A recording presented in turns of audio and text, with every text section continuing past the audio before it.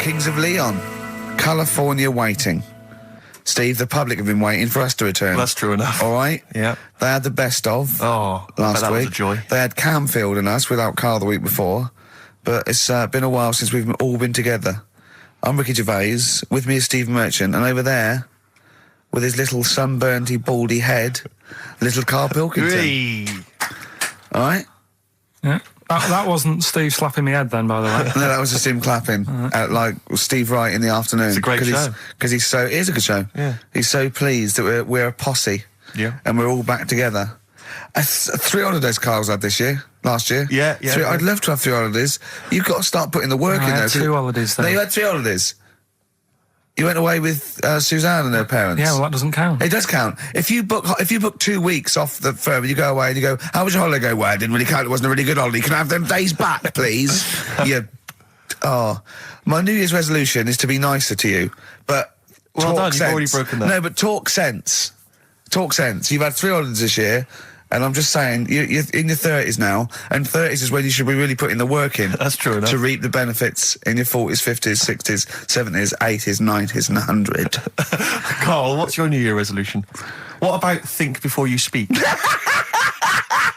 worth... See, I'm allowed to laugh. I'm allowed to laugh at things other people say, Carl. That is a good suggestion. How was your holiday, Carl? It was all right. Right, brilliant. But that I don't see on the ratio of good to bad in Carl's mind. That might be amazing because we never hear him singing the praises of anything. I'll tell you what. Can we have a cracking little tune and then come back and hear about Carl's holiday? I'd love to do that. Let's keep it tight. Love to Tear Us Apart by Joy Division.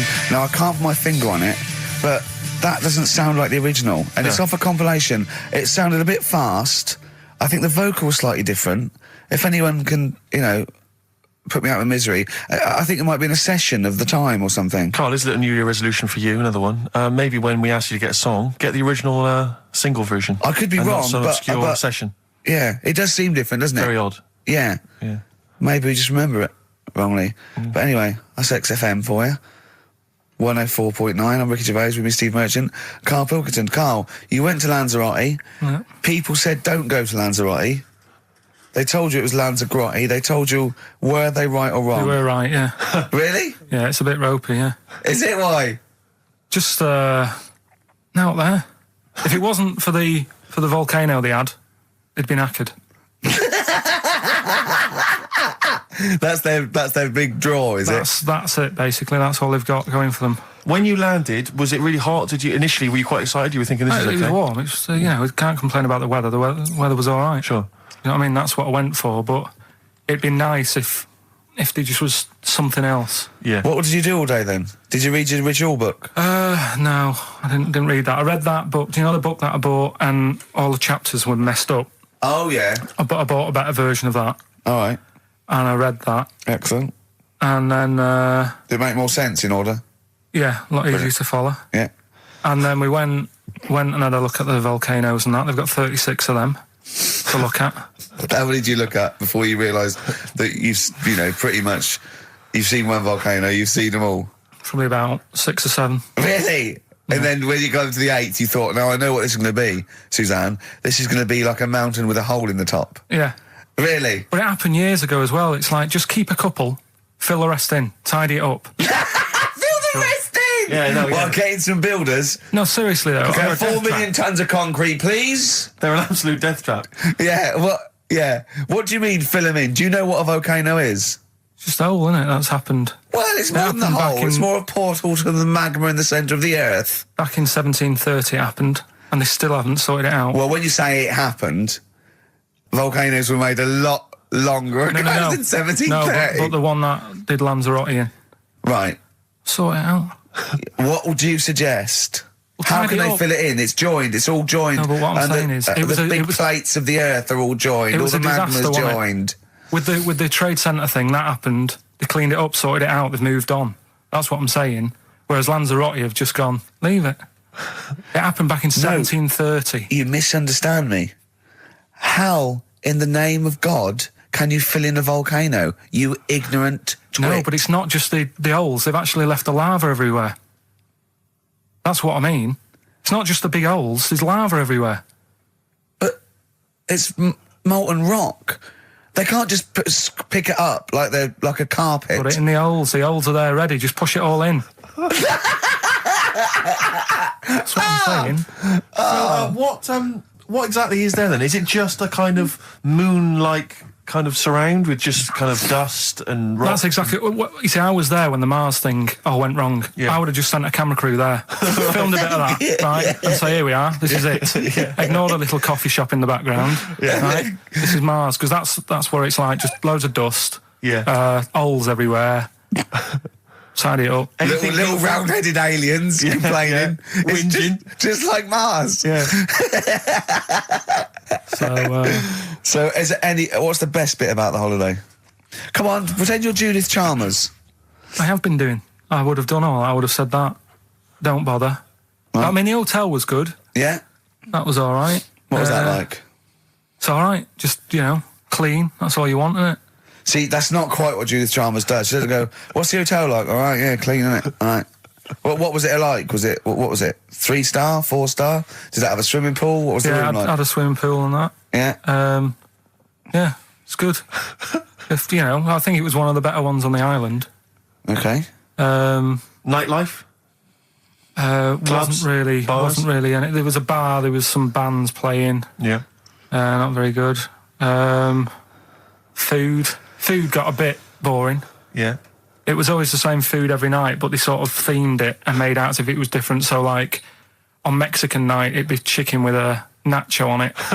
Right. And Chinese night, sort of chicken with a little prawn cracker on it and stuff. Sure. But that got a bit boring.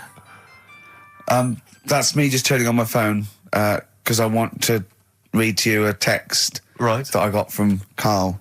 I think you sort of sum up the holiday in this text, don't you? Do you remember it? I can't remember. Let's have a look. Let's have a little look. Instantly, what did Suzanne, your girlfriend, make of it? Similar view to you, that they should fill in the holes? Yeah, it's just that thing, you see, I went on a coach trip, right? And you go and see the volcanoes. Like I say, there's 36 of them. Yeah. Which, how many do you need? And when we're on the coach going round all these volcanoes, the fella on the front's going and look out your left window at the moment, and there's a volcano. And if you quickly look out at the right-hand side there, there's another one. Right. And on the left, he's just like, all right, we've seen it. Sure. Do you know what I mean? Yeah. And that trip, we'll talk about that trip in a bit. Right, this is the text I got from Karl, right? All right. Been up to a volcano. Been in some dead artist's house who built his house in the lava. They said they would show me science with volcanoes, but all they did was chuck some water in a hole and it shot up in the air. No dwarves in the canteen, no scousers here, but there is a Swede woman with a big head. She looks effing gormless with a cap on. All right? So a little reference there to... A Swede woman? What's that mean? Do you mean Swedish? Yeah. Or she looked like a vegetable? No, the Swedish woman. But they've all got sort of quite big bill, aren't they? And I sent him a text. Oh, well, it's just good to be on holiday because, I'm working. He sent back, so am I. Just been watching Sky News. There is a school for monkeys who want to get a band together.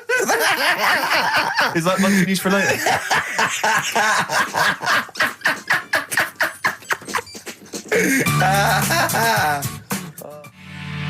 Oh My Corazon by Tim Burgess. I can't get enough of that. I love that chorus. On XFM 104.9. Ricky Gervais, Steve Merchant and little Karl Pilkington. But it was a nice holiday. Yeah, it's all right. It's just, I went there to relax and that. Exactly. Did a little bit of that. Trying to think of some new, features and stuff. Sure, always working. 3 holidays a year, Jesus. Oh, well, not really 3, not 2. It's all one big sort of like work thing to me and Steve. 2 holidays, isn't it? Work hard, you need the holidays. So, yeah, the things that annoyed me was like, you get bored sat around the pool after a couple of days. I'd read my book. Yeah. There wasn't much going on the... Not even any crabs to throw sand at, was there? No crabs or anything. They wouldn't bother with Lanzarote, right? So, decided to go on a little trip. That's when I saw the volcanoes and that, 36 of them. So, we go on the trip, And the thing that annoys me, it does happen every holiday that you go on. If you go on a sort of package thing, they have these trips, right? And you pay about 40 odd quid, and they give you some wine to sort of make it feel like you're getting your money's worth. But how many of these trips have you been on then? Loads. Probably about 12. More holidays than I've had. Go on. So anyway, so you're on the coach, right? And they take you for the volcanoes. They took us in the middle of nowhere. Yeah. Right. There's nothing else round there. Sure. It's like I say, it's like Mars, but with holes in the ground. Yeah. Right. And they sort of drop you off, and they go, right, everybody, see you back here in an hour. There's loads of volcanoes for you to look at, and a coffee shop over there. And you know for a fact, right, you don't need an hour there. You could just say, well, just keep the engine running, because I'll have a look in this hole, we'll get back on, give us 5 minutes. Don't need an hour. Absolutely. Yeah. But you know that they've got something going. It's a backhander, definitely. What, with the coffee shop? Definitely, yeah. They go there. And they get everyone to have an ice cream and a coffee, and they sit down, have a fag, talking to the bloke. Yeah, and it's like, cousin. Yeah. How much was the coffee? Was it probably about €3 euros? So I think it was $3.50. Sure. Yeah, which is, I don't know, what, that's about £2.5. Yeah, they've stitched you up. Well, I remember we were on a family trip to France once. We went to Paris. We got a coach coming back from Paris to one of the ferries, one of the ports, Calais or wherever it was. Coach trip. It was quite a long coach trip. And at one point we were thinking, we're on the motorway, this is fine, we're making good progress. Suddenly we came off the motorway. We must have gone like 40 minutes out of our way, end up in this street, completely empty, little French town. And it's pulled up outside this, what appears to be a restaurant. And a guy jumps on, dressed like a Butlins red coat. He's French, but he's putting on a kind of English accent. He goes, hello, thank you very much, top of the morning, good morning, hello. Come in, we've got food, drink, go upstairs, we've got rooms if you want to have a rest, or play around. No, it's up to you. And we all had to funnel off this thing into this restaurant, and this one family went, well, we don't want to go in the restaurant, we brought sandwiches, we just want to get to the port, we're not interested. And they said, well, you've got to come in the restaurant. They went, we don't want to come in the restaurant. So the guy said, well, I'll have to lock you in the coach. So this family were locked in the coach while we all traipsed off in, and I could just look, but I looked back and just saw this little kid with his face pressed up against the glass. Take me with you, I want to go in the restaurant. They were just stuck in there, absolutely livid, as you would be. But that's definitely a backhander. But we went inside, and it was extraordinary, because initially you had to pass through a souvenir shop to get into the restaurant. Perfect. And it was catered entirely to English tourists, so there was like pictures of the Queen and Prince Charles on the wall. It was done out in a kind of mock Tudor style. It's absolutely extraordinary. I mean, it was so bizarre, because it was so out of the way. Did that come before the coach sort of scam, or did the coach guy, he knows it, is it a brother of his? I don't know how those things come about, but is is that going on in this country? Yeah, with French and German tourists? Yeah, I'm sure it is. Is it? Yeah, they say, I'm sure people say, look, if you bring 30 people to this restaurant, I'll see you all right. It would, wouldn't it? If, you got your favourites. Because you don't have to, the coach driver's pretty much God on those things, because those people don't know where they're going anyway. Yeah, but at least here, there's other stuff around. You don't really get that in the middle of nowhere situation in this country. Well, not really. Not if you're going from London to Manchester. You could stop off anywhere. They don't know where they are. There's places with nothing to do or see. It's that those attractions. There's loads of it in America, but there's a few here, like Sheep World, and you go out to Gloucester, and there's a town. It's got the biggest cotton reel in the world, and that's it. There's a tourist shop, a big cotton reel, and some bloke at the gate going, it's £1 to see it. There it is. All right. I went to I know it's quite I went to a Shire Horse Centre once. Yeah. But when did Shire horses become so popular that they got their own theme parks? Well, I think there's a museum for everything. Yeah, possibly so. I mean, I don't think you could think of something that didn't have a museum somewhere in Britain, because obviously museums start off sometimes by fans. But did people keep coming around going, I hear you got a Shire horse, I'd love to see it? Yeah. Well, people coming all the time to see my Shire horses. You should get another one, because I'd pay double for those two. I'd pay good money to see your Shire horses. Yeah. Shire horses. I know. Have you seen them? They don't do anything. They're not like monkeys. They're just not like grand, monkeys, elegant creatures. But you look at them in a picture or look at them in real life, pretty much the same thing. They're not doing anything. If they could train a Shire horse to swing on a rope and masturbate, exactly. I'd pay double. You pay good money. I'd pay double for that. Yeah. There's a museum in Italy when we went there a couple of years back. Suzanne had one of those little guide things. Museum there just for spaghetti. Yeah. I mean, we opened a restaurant. Yeah. Yeah. Was it interesting spaghetti? Spaghetti in different shapes? Don't know, didn't go. I went to see a big hole in the ground. Sure. Can't get enough of them. Well, but out of 10 then, what would you give it out of 10? All in all, food, location, Right. relaxation, enjoyment. Yeah, that's 6. Okay, brilliant. 6, yeah. Next week, where are you going next week? You're not on holiday next week? Going Cool. away with Suzanne's mum and dad again. 5 holidays. Been roped Play a into record. that. You've got to put some work in. You're in your 30s now. You've got to knuckle down.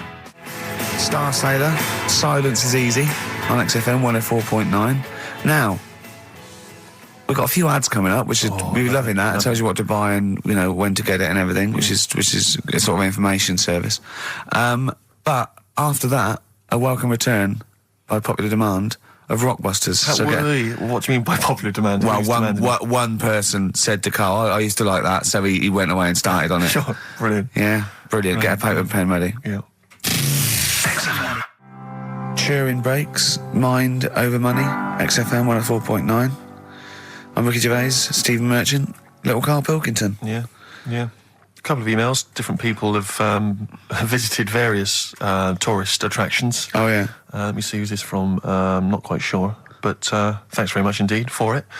So, there's a link here. It's apparently in Devon. Barometer World. Brilliant. It's the world of barometers. It was established in 1979. And By one bloke who had a lot and thought, I can charge a quid Yeah. for this, definitely. Here's the... Out of his own house, probably. Converted back scuttle. Exactly. Yeah, that's not a euphemism for a sexual act. But look at the webpage here, Rick. There's a picture of a beautiful barometer being held by a beautiful lady. Lovely. Who's definitely his daughter. Yes, Definitely. Come on, Kathy. All that. Dad, no. Come on. Undo your top a little bit. Dad, definitely made to do that. Yeah. Oh. That slight look of I hope no one I know sees. Yeah. Just check out Barometer World. Barometer World. Yeah, that's available. If you want to check that out, www.barometerworld.com. That's Now, all the... barometers, one, do they work? They're to do with checking, is it the air pressure? Well, everything. But I think that's what it's based on, isn't it? Sort of low and high pressure, so it's going to rain, it's not going to rain. Yeah. Or going to be windy, but I wonder how accurate they are. I think in the days before satellite sort of weather surveillance systems, probably essential. Yeah. Nowadays... As essential as hanging some seaweed out by the back door? Probably. I think it's probably similar. I think it's the same one as holding a needle and thread over a pregnant woman. If it goes clockwise, it'd be a boy. Yeah. Yeah. The thing about a barometer is how far into the future can it predict? Exactly. 'Cause How do you know? If it's a case of you may as well stick your head out the window to see if it's raining. Exactly. This barometer goes, oh, it's going to be windy and rainy. When? The barometer goes, soonish. Yeah. So can't say, but it will, well, within the 7 days. I don't want to be or the- specific because you'll have me. Yeah, You'll yeah. I don't want to. But I mean, I'm just a barometer. I'm not really a weather reanalyse person. the information. Yeah, brilliant. What's in there? What's happening in there? What chemicals are being affected? How does it work? I have no don't idea. know. I assume it's probably something. Wait a minute, let that's- me email Barometer World. What could it be? It quite interesting. It could be mercury that's based on a sort of temperature. It goes up with. Oh no, it's not temperature, is it, barometer? It's pressure. So it's probably just very fine. It's like a fine, very, very fine needle, isn't it? This is almost as embarrassing as last time we were on. We couldn't figure out what the name of the leader of China was.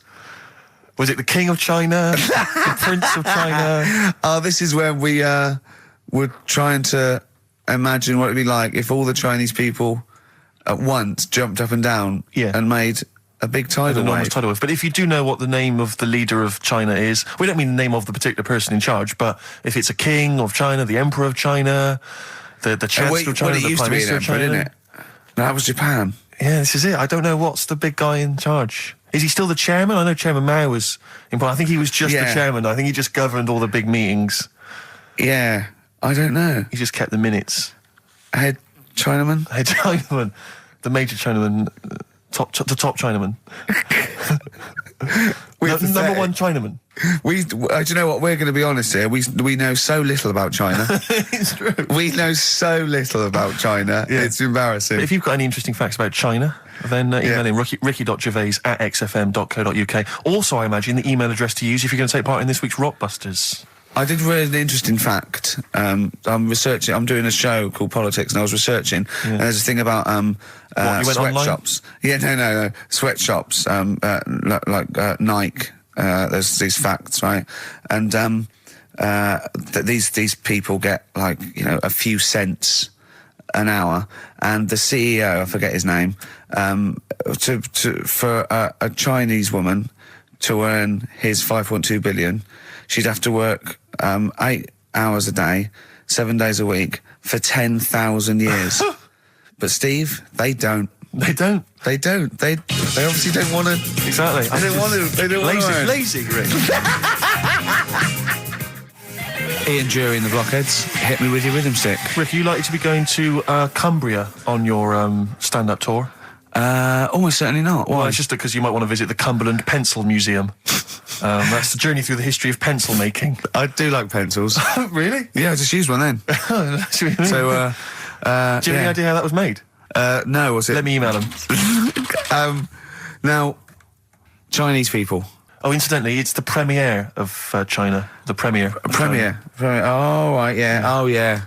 Sure. Yeah, I remember now. Yeah. Well, when you were away, Carl, we worked out if there's 1 in 10 people are sort of like gay in some way, with 1 billion Chinese people, there's 100,000 little gay lesbian Chinese fellas of some sort.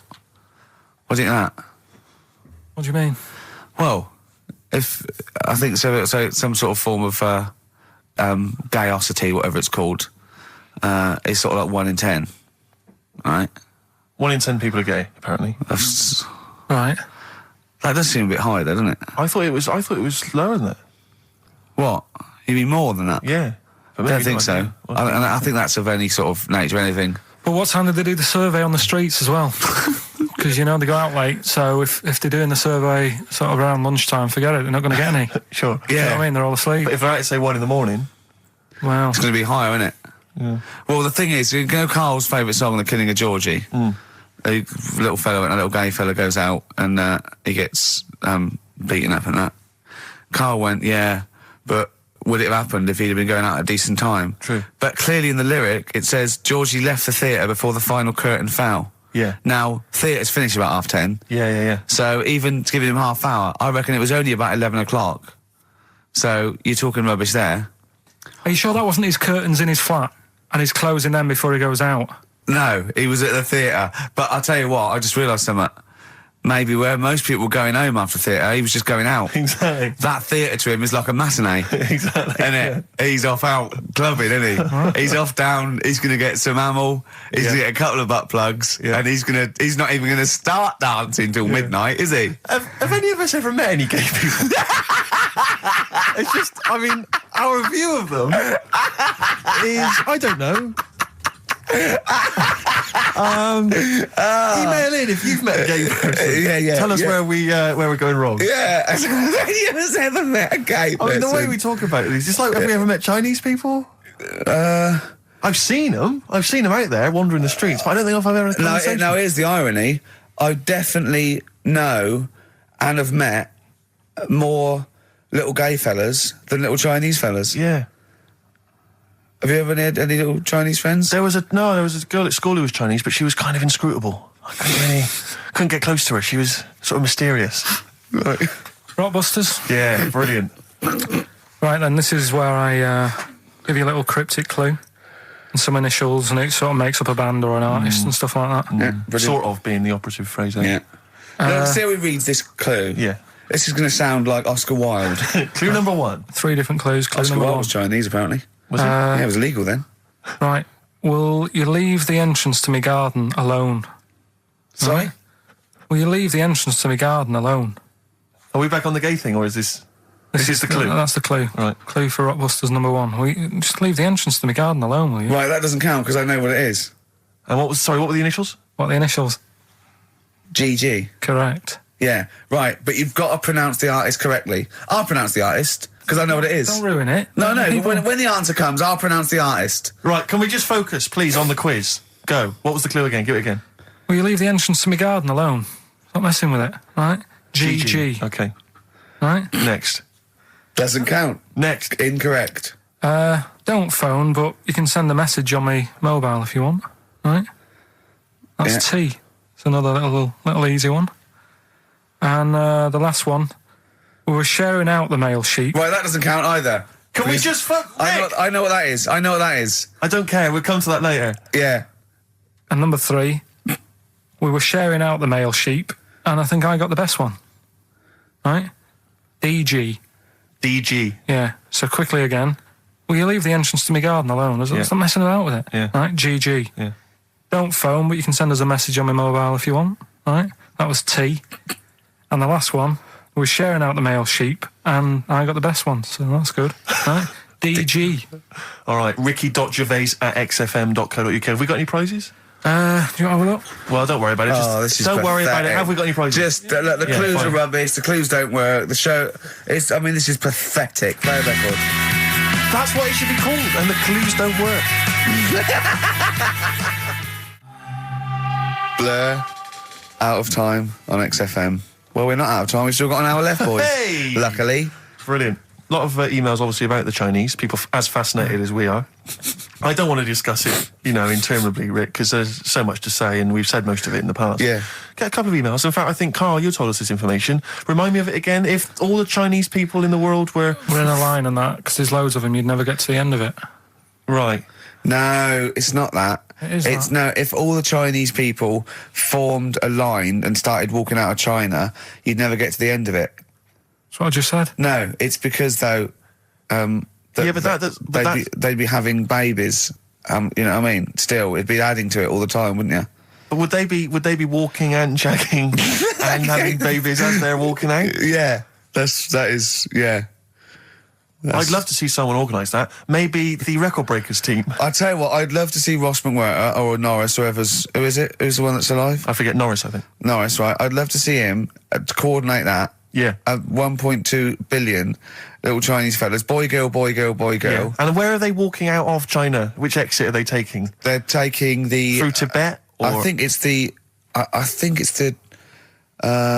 Gate 9 Slip Road, the M43, right. to St. Petersburg. Right.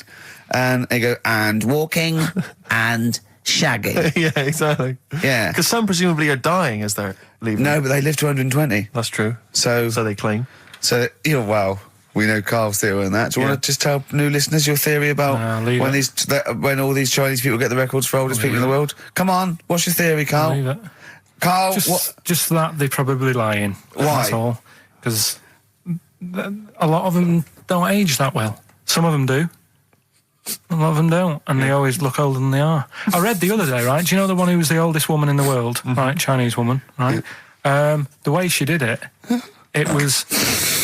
She didn't die. That was her secret. Yeah. What she did, she got up every day and didn't die. No, she was like awake and that, and then she'd have 2 days just sleeping. Right. So she wasn't really that old. What do you mean? Well, she'd only sort of lived half of her life in a way. Well, we all live 2/3 of our life, don't we? No, but she was like awake and that, and then she'd go, I'll go to bed, and then that'd be it for 2 days. Talking of sleeping, oh man alive, I went to see the last part of the Lord of the Rings trilogy.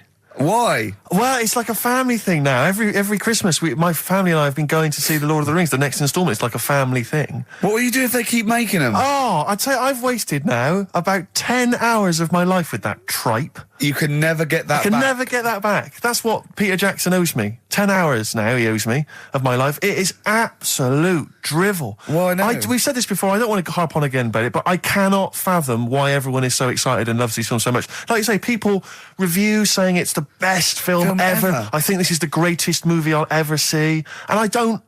It's like they go, oh, but look at all the fight sequences. But Tolkien being up there in literature, like, you know what I mean? It's sort of like Shakespeare. Tolkien. No! Yeah. No. But what is it that he's writing about exactly? I don't know. Little midget fellas who can't get shoes.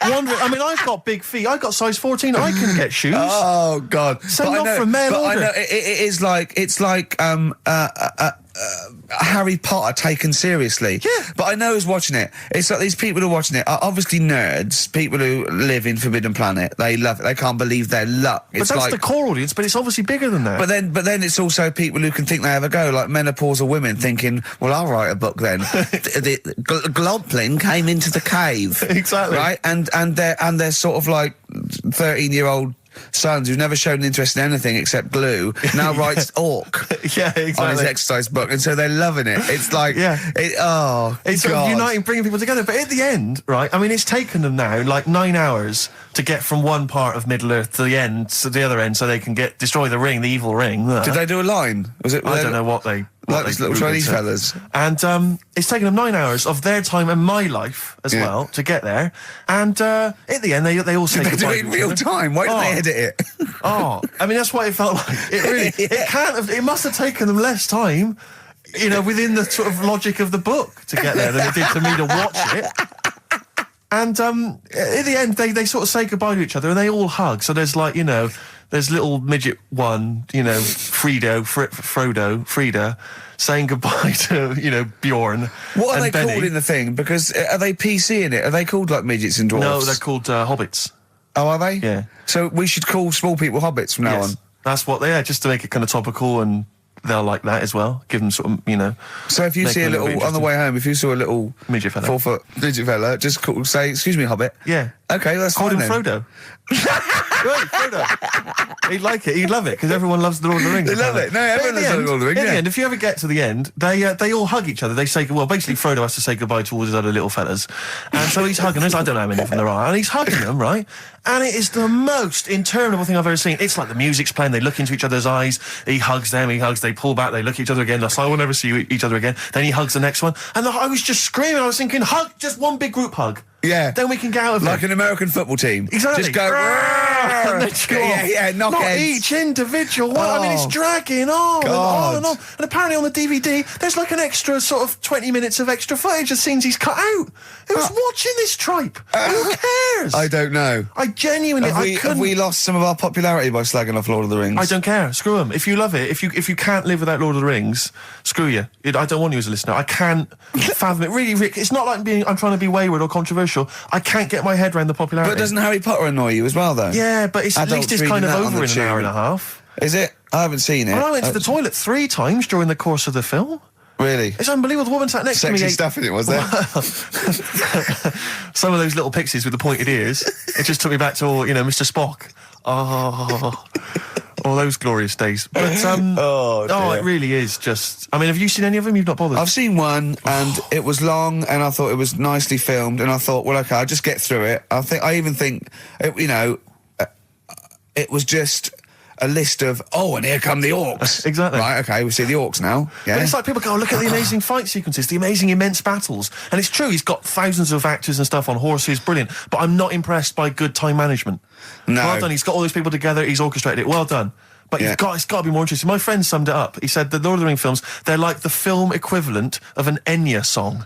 Yeah. And that to me is exactly right. Lots of billowing dresses, slow musical moments. That's good. People riding majestically on horses. Enya. Constantly riding majestically everywhere. Dido's taken over from Enya in that. Well, So possibly I've got a so. confession to make. Go on. I like that latest Dido song. I'll play a song. Let me just, I know. I thought I'd never. I don't Rick, know what's what to going on? say. Let me explain something to you about Dido. Oh, God. Biting Bottles, Richard Ashcroft on XFM. We've had an email which I suppose puts my hatred of Lord of the Rings into perspective. It says, yeah, you may have spent 10 hours of your life wasting your time with Lord of the Rings, but imagine how many hours of people's lives this show have wasted for our listeners. Yeah, that's true, So I yeah. suppose it does, balance. 2 it out. hours a week for a couple of years. We can never give that back to people. I know, it says it mounts up, doesn't it? Yeah. We should be doing some kind of community service for people, maybe popping around. Well, this is community service, isn't it? Because Carl, it makes his brain work a little bit. True. And it, keeps him, from going on holiday, sort of for 2 hours a week, which is good. We spent New Year's Eve together, me and Carl. Oh, yeah. It was me and Jane, Carl and Suzanne. Her hair doesn't really look like Dave Hill. I must You didn't confess. see it when it was done, though. Yeah, she had the coat on that you bought her to say sorry, though, didn't she? Yeah. And Martin Freeman and his girlfriend Amanda, and Glyn, and we all went for a meal, and then we all went back to ours, and sort of saw in the new year and all that, and saw the fireworks. And then in the wee hours, when just the drinking seriously starts, we started playing parlour games. And do you know that game when you go round, started off like with pop bands or rock bands, you have to say a band, and then they have to come up with a band immediately that starts with the letter that your band ended with. Right. So Suede, E, Erasure. Do you know what I mean? Go round. And we did that, right? And then we had to change that because people were sort of using the same ones crop up. So I said, well, let's do Animals. We're doing Animals. And I gave Karl one. I think Karl panicked. You know, do it quite quick. I want to just test it on you. Okay. Is this bands? What is it? I said... Now, what did I say? So basically, I said an animal, and it ended with E. Okay, so I go skate. Eagle. There you go. Yeah, but hang on. I think I was the third person. Right. So think of another one. Hurry up. Eel. Yeah, I had that. Yeah, I did that one. All right. Right. Yeah, a lot of E's coming up. Elephant. Yeah. Do you know what Karl said? Go on. Ready? Yep. Egg.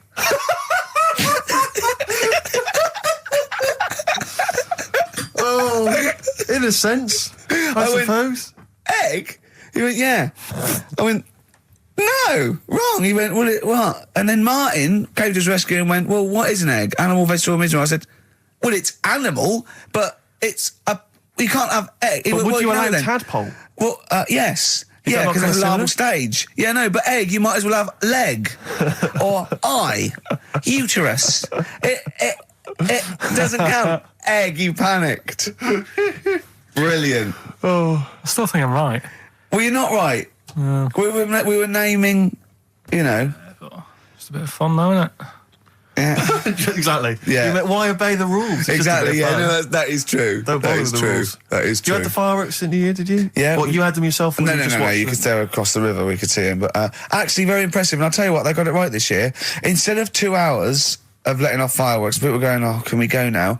It was 3 minutes, and they spent £1 million on the 3 minutes. Yeah. And that's it. That's all you can stand, 3 minutes of fireworks. Oh. To me, fireworks are like watching Lord of the Rings. Exactly, I've absolutely. never been impressed as a child. Never been impressed. I've never been impressed as an adult.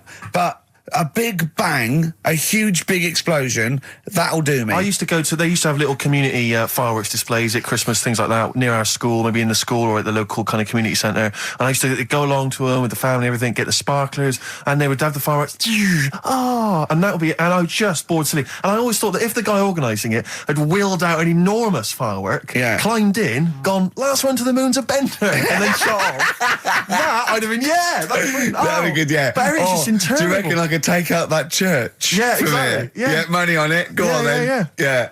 That'd be worth it, wouldn't it? But little zoom, another one. Oh Christ. So a friend of mine was telling me that they once had some indoor fireworks, which apparently is just, I mean, imagine that. Who needs indoor fireworks? Well, I think that's just little. Yeah. I think one of the things we got indoor fireworks once when I was little, and I remember one of the fireworks was that little celluloid fish that you put in the palm of your hand. Of course. And it Predicts goes, the oh, future." you're sexy. Yeah. What, it curled up because of the heat of your hand? Yeah. Oh, you're dead. It didn't curl. Actually, it's Grandad. He's dead. Yes. His hands are cold. Oh, no. That's the only way that would be... Oh, yeah. So that's the only test And when it did you can discover do. he was dead? We used one of those predictive fish. It came out dead. Yeah. Just flat. Yeah.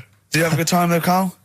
What, at your place? Yeah. Yeah, it was a good night, wasn't it? We danced, didn't we? A bit of a dance. What, the two of you together? Yeah, Amanda had got one of those DVD films. No, straight to, DV A video cameras. camera, It goes right. straight to... DVD. Yeah, Okay. amazing, right? And Karl was doing his moonwalking. I was sort of doing some sort of jazz step, wasn't I? Sort of like Michael Jackson.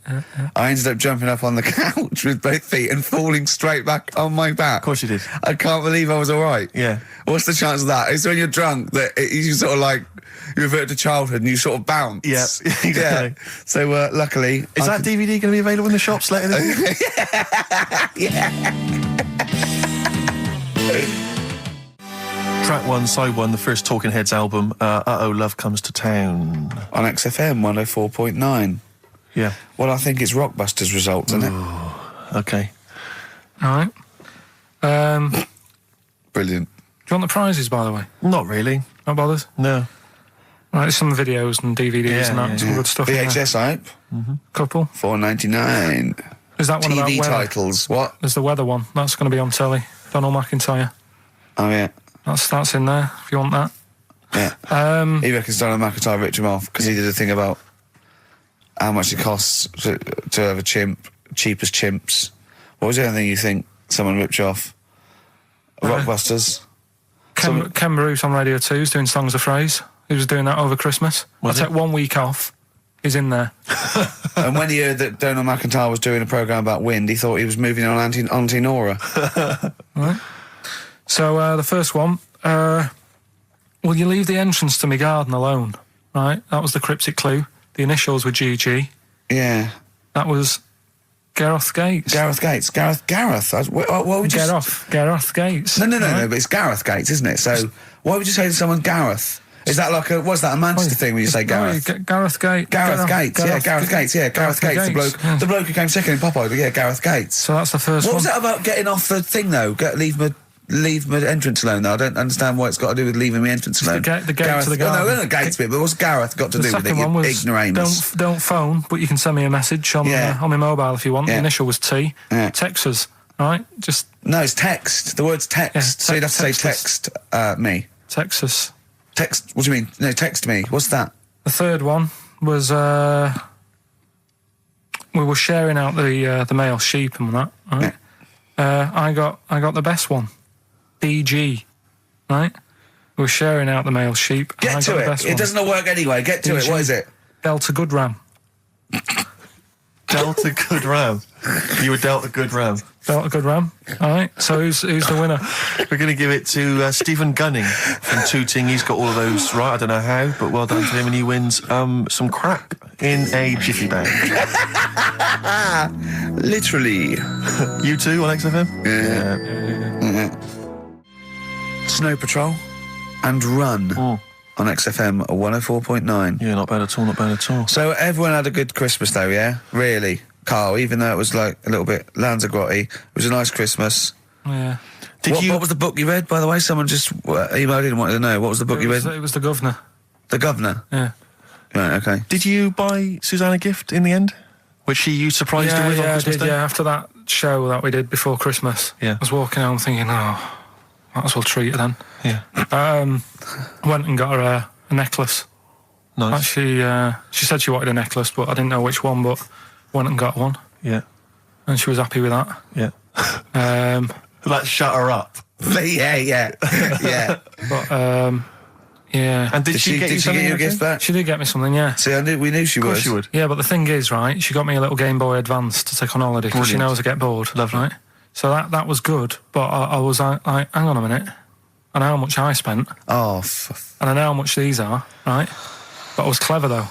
When I got to the airport, I bought her to get me an extra, bought me an extra game for it. Yeah. Got the value. Of course. When you were growing up, did you wait to ask your mum for sweets right at the counter so the woman would embarrass her into getting you it? What, you mean just slip it in the basket? Well, no, just wait till there's some, a stranger watching before you ask for sweets. Mum, can I have a Kinder Egg? Did you sit in front of Suzanne when it got to Suzanne, can you get me something else? Because remember I spent more on that necklace than you did like Game Boy Advance. And the woman in Dixon's goes, oh, you better get him something else. And she goes, oh, bloody hell, all right then. Nah. She did well, though. You know what I mean? She's done well to keep you, hasn't she? Done well. Because you're such a find. You're quite a catch. Yeah, she must wake up every morning and go, ooh, I am the luckiest girl in the world. Well, she told you that the other night. What? She said the other night how good it is living with me. Oh, yeah. I said to Suzanne, it must be great, because I only see him 2 hours a week and I like to squeeze his little head. You can do that all day, every day. Does she ever squeeze your head? No. No? No. It's like that thing, though, isn't it? It's like when you work in a chocolate factory. You get sick of it, don't you? If it's there all the time. Yeah, she must think, well, I could squeeze that head any time I wanted. It's not worth it. I'll just, yeah. What about your Christmas? My dad, I'm wondering if you're turning into my dad, because he bought my mum a bracelet. He won't mind me talking about this, because he said you'll probably talk about this on the radio, and you're right, Dad, I am talking about it. He bought my mum a little gold bracelet, lovely gift, you know, it was a lovely thing. She opened it, she loved it, and everyone thought, what a great gift, lovely gift. He wouldn't stop talking about it. He wouldn't stop talking about the gift he bought. He kept on grabbing my mum's arm and showing it to people. Look at that. Look at the gleam on that. Steve, look at the shine on that. Look at the gleam there. Look at that. Gleam. And do you know what he said the great thing about that's pure gold. He went, it's an investment. That's an investment, that. It's gold, it's always worth something gold. I love that when people get a gift and it goes an investment. I love it. But what? Not only does it sort of take away any of the romanticism of it, but it was the way he constantly was talking about how great a gift it was. I haven't heard the word gleam for 30 years. Look at the gleam on that. The gleam. Look at that. Look at the sparkle on that. And look at that. It looks like rope. That's what he kept saying. It looks like rope. It looks like gold rope. And he just can't. And I heard it. He disappeared. We were opening gifts. He went disappear. I could hear him in the kitchen going, "Think about that's pure gold. That Elaine, that's pure gold." I might melt that down. Yeah.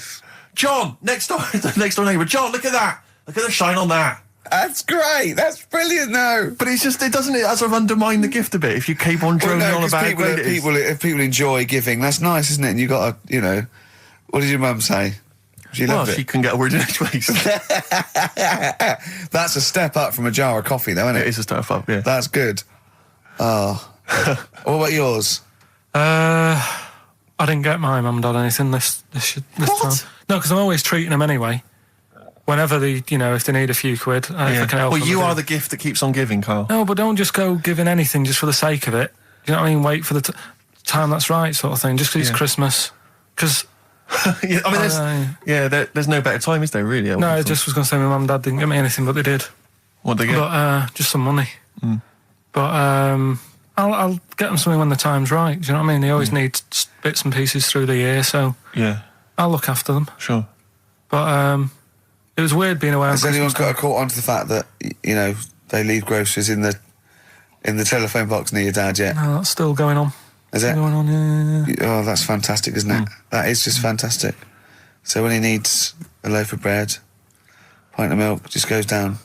Does he ever give that as gifts? Now listen, are we doing the film thing in a bit? Oh. Got more prizes. Yeah. Is it better than Rockbusters? It's all right. I did it in a bit of a rush because I was only in yesterday, wasn't I? Sure. Well, yeah, if you take 3 holidays a year, then there's not enough time for the work. Me and Steve like to, put our priority into, doing the work, coming up with a good product, and getting a holiday when we can. I haven't really. I love a holiday, Rick. I love a holiday. But I don't do the holidays for me. It's for Suzanne, isn't it? She's the one who likes going away. With you? I'll just go, so I'll go with her, do me bit. When you were playing Game Boy, right, and you'd looked in the hole, and you were reading your book, what is she doing? She'll make things seem more interesting to me. Do you know what I mean? So, like, when we're at the Owl, and the bus driver said, "You've got an hour here," I said, "Why have I got an hour here? I go to a funeral with someone who I loved in the ground and don't spend an hour around it. Why do I want to..." Do you know what I mean? Why do I want to spend an hour looking in this? Wasn't that terrible when your auntie just shot up in all this magma? Yeah. That was terrible, wasn't it? That was the worst funeral you'd ever been to, wasn't it? But she'll I'll tell you, that would make funerals more interesting. If they it was a cremation and a burial. Yeah. You just put them in a volcano and they go 2, 3, here they go, wee, up to heaven. I was having a conversation with my flatmate about songs that would be inappropriate to have at your wedding, at your funeral. And Horny, surely is one. It, yeah, was what was we were thinking. Really? Yeah, that was the first one we came up with. I'm horny, horny, horny, horny. That was the first one we came up with. Isn't Robbie Williams' Angels one of the... Yes. Biggest and ones. I think Wind Beneath Your Wings, I think is apparently quite popular. Oh, yeah. Yeah, I play that on Auntie Nora's, can't you? Bit of Boston? Yeah. A bit of who? Busted? Boston, more than a Boston. feeling. Right. It's much more than a feeling. Boston, more than a feeling. XFM 104.9. Well, another big moment here. We've had Rockbusters. Now we're going to have Carl's film quiz thing, isn't it? Yeah, it's a film quiz thing. I've done Planet of the Apes, right? Because one of the things we did in Lanzarote, went on this tour with sort of 3 northern blokes, and they didn't really know what they were talking about. Joking. You're joking. What? Northerners not knowing what they're talking about. You're having a laugh. No, they'd obviously sort of not had much luck here, right? And thought, let's go over to Lanzarote, buy some vans, right? Get people in it. We'll do a tour of the island. And whenever someone asked the question like, what year did the volcano happen? They go, we'll take you to the visitor centres, you can read about it there. So they never actually answered anything, right? So they were useless. But one of the things that they told us was that Planet of the Apes was filmed in Lanzarote. Right, okay. right? That makes sense. A bit of it. Well, does it? Does it make sense? Well, what do All you right, mean? well, maybe does it was, maybe it wasn't. Okay, anyway. No. I mean, if they wanted to show sort of an Aaron, sort of barren, sort of post-apocalyptic sort of subject, choose where you went on holiday. Yeah. Obviously. Yeah, but when we were there, well, he took us to this sort of beach, and I said, "Is this where they did it?" And he was like, "Yeah." I said, "What? Right there, yeah." And I watched it, and I couldn't see where I was.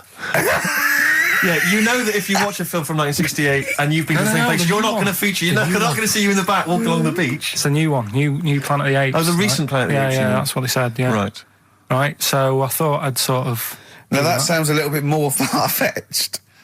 I'd have thought that was probably a lot in Hollywood. Yeah. Well, anyway, is this the current Planet of the Apes or the old one you've done? Current Planet of the Apes. This is the recent one. All right, there'll be a question at the end of it, so listen on that. Is this entertaining to anyone, this? I mean, just take the last 4 minutes of conversation. But seriously, Rick, who cares? I don't. Do you? No. I don't.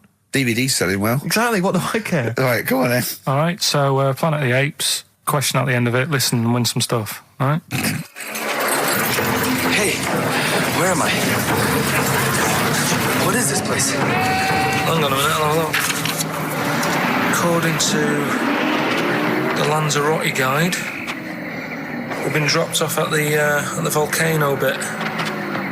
Apparently there's 36 volcanoes here to be seen. I hope you don't mind my saying, but this is a waste of time. I know what you mean. Don't know why they need 36 volcanoes. Just keep one. Fill the rest in. Like a car park or something. Excuse me, guide. Why's the bus drops us off here? What's so special about this place? Well, according to our holy writings, that is where creation began, where the Almighty breathed life in the time before time. Wow, it's amazing that, isn't it? All this has been stood here for years and years. What about the coffee shop there? Is that old, is it? Well, nothing. You're out to rip us off. I raised about £4 for a coffee there. Always ripping people off. That's what annoys me with these trips. You get us in the middle of nowhere, we die of thirst. Well, I'm not able to do without. The reason I've come here, I believe this is where they did Planet of the Apes, innit? Love monkeys. Especially the ones in Planet of the Apes, because they talk and that. Talking monkeys can't exist. Joking, aren't you? Of course they can. Getting up to all sorts of stuff. I read about a monkey the other day who worked on the railway. Right, there was another one about a chimp that did a bank job and went off to Spain to sort of... Shut up! Oh, hey.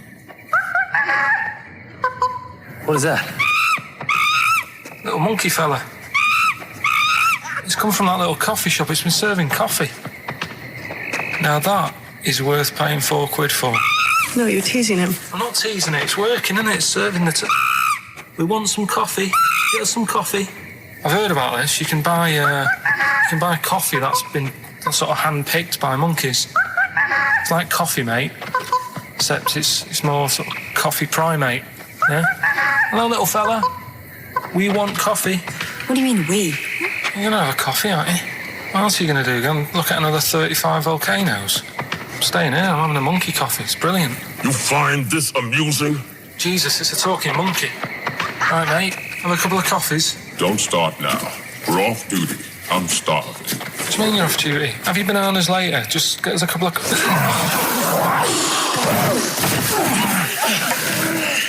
Alright, I understand that you're tired and you've probably been on your hands all day. Just forget the coffee. You go and get some lunch. After you've got some coach, you lazy ass. You damn human!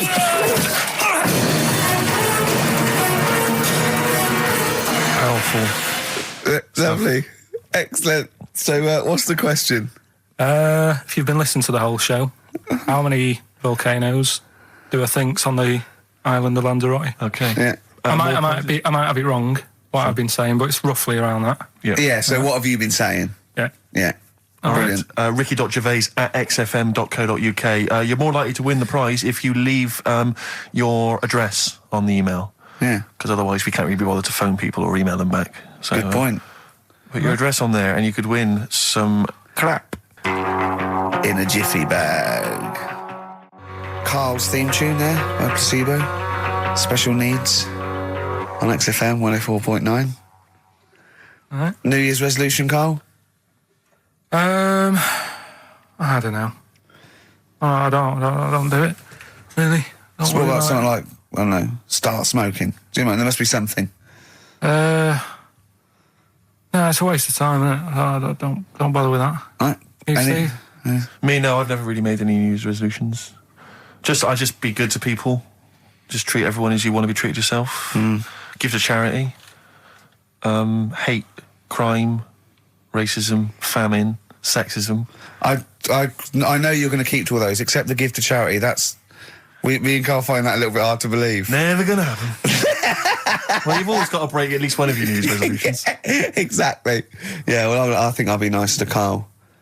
What about learn more? I was thinking that. I want to I'm learn always more. teaching you stuff. I've got... I watched... I'll tell you what, Christmas telly was dreadful this year. I don't know if I've hit that age where I think... But I think consciously I thought this is worse than usual. Yeah. And I ended up watching Discovery Channel and History Channel again, and I watched 4 episodes in a row of this fantastic documentary, 1418 War, narrated by Dame Judi Dench, and it's brilliant. I just can't get enough of it. I hated history at school, and now I want to know everything. Yeah. And I think that's mine. Learn all the stuff about stuff. I like learning though. I Yeah. always say that to you. I'm always looking up stuff. When I was on holiday, even though it was sunny outside and they had big holes to look at if I wanted to, I stayed in and watched Discovery there and was watching stuff about scorpions and that. Yeah, what did you learn? Well, nothing, because it was all in Spanish. But I just watched it. What I found out, right? What I found... Scorpions, have you get it? It's only about poison. You get it. What I don't understand is with scorpions, right? They have like this sort of weapons, don't they? They have the poison and stuff, right? Yeah. Which can kill a man. Yeah. But there was a couple of little animals and that were its sort of enemy, Yeah. and it stung them, and it didn't kill them. So what's the point? Well, firstly, not all scorpions kill a man. Some of them, This one did, they said. Yeah, well, they range from like bee stings to so much venom it can take down a horse on things like spiders and snakes and scorpions. So it depends. But a scorpion that will kill a man would kill a rabbit. So I don't know what you're talking about. No, there was a snake that it stuck its thing into, and some sort of beaver, and they were just like running about. There's nothing funny about that, so why are we laughing? Well, the snake wasn't running about, was it? Well, it was slithering about a bit. Yeah. What was the beaver doing when the snake... Just sort of, I think it ate it in the end. What? Ate what? Ate the scorpion. Just wandered off. Well, it wasn't a beaver. there you go, There's you've no learned that. way it was a beaver. All right, an otter. It was This is what you've pieced together from a show in Spanish. I'm just saying though, how come it can't kill something that small, yet there's someone on holiday that's no sort of danger to that scorpion. We're not going to harm it, right? And yet it can kill a man. So you Shut say, up, but I Carl. don't believe it. Shut up, mate. Seriously, this is gobbledygook. Taught you something again though. That's what I'm No, saying. what have I'm you always- taught us though? What is that? What is the fact that's come out of that? A scorpion can kill a man, but the beaver was dancing with a snake. Then it ate it. You do that That's all the not time, a fact. though. You That's put not a everything fact. down. New Year's Eve I taught him something, right, about dead people. No, you know, it things that taught me. I was saying you're talking shite. He says they found out your soul weighs an ounce. Your soul. Yeah, your soul weighs an ounce. Right, who found this out? I read it. Your arsehole weighs an ounce. Yeah. There's no such thing. A soul weighs an ounce. You're talking drivel. All right. Have you got any right. monkey news? So what did they do? They measured. They weighed someone who was alive, and they will wait for you to die, then weigh you again. There was Isn't someone it, you've who- lost an ounce. Yeah, oh, sorry, it must be your soul shooting off to heaven. It was someone who was really ill, and they Yeah. said, we can't do anything for you here, but we've got a bit of an idea that we want to do. We've been wanting to do this. Stuck him on some scales. He said, right, you weigh 9 pounds and an ounce or whatever, because he was wasting away. He died, 9 pounds. Right? Fine, well, that's proof if proof be needed. Talking shite. Monkey news, we might as well leave it. Now, come on, No, come on, tell monkey news. No, it's nothing that great, really. Is it worth playing the jingle? Quickly? Go on then. Oh, chimpanzee, that monkey news. Right, it's about a monkey. 2004, four. It's about this woman monkey who was born in 1834. Right?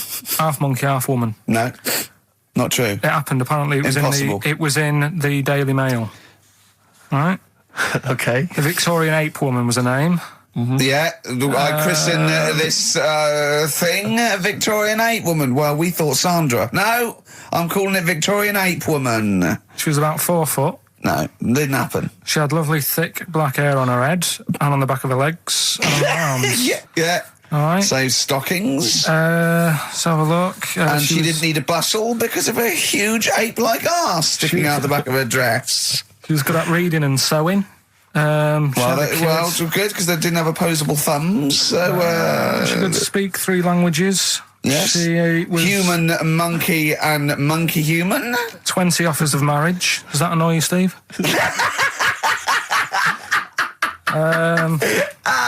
Absolute twaddle. All right, well, more rubbish than your soul weighing an ounce. Let's leave a it there. Victorian monkey Let's woman. leave it there, then. See you next week with some more twaddle. I was worried we wouldn't have the old magic in 2004, but we're still talking shit. Merry New Year. So we're looking into animals that we get rid of. I've spoken to someone about snails. I've spoken to someone about jellyfish and that. And looking at cockroaches today. She's an expert. She's just not just some random person. No, she works in a museum, a good museum. I said I'd give it a plug. It's the one near Knightsbridge. It's got dinosaurs and that in it. It's worth seeing. Natural History Museum. Yeah. So, It's not sure. He's not sure. This is what happened.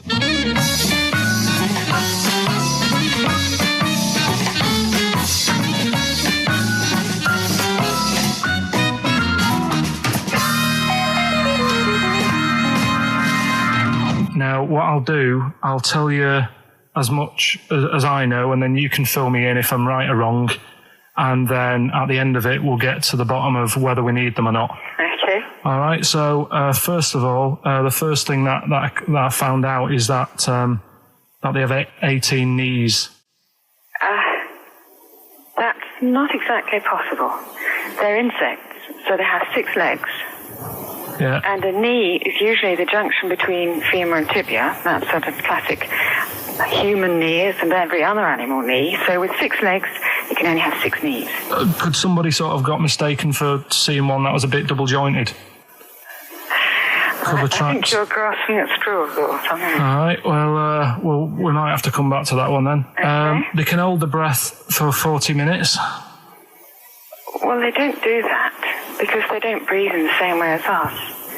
They breathe through little spiracles, holes down the side of the body. So,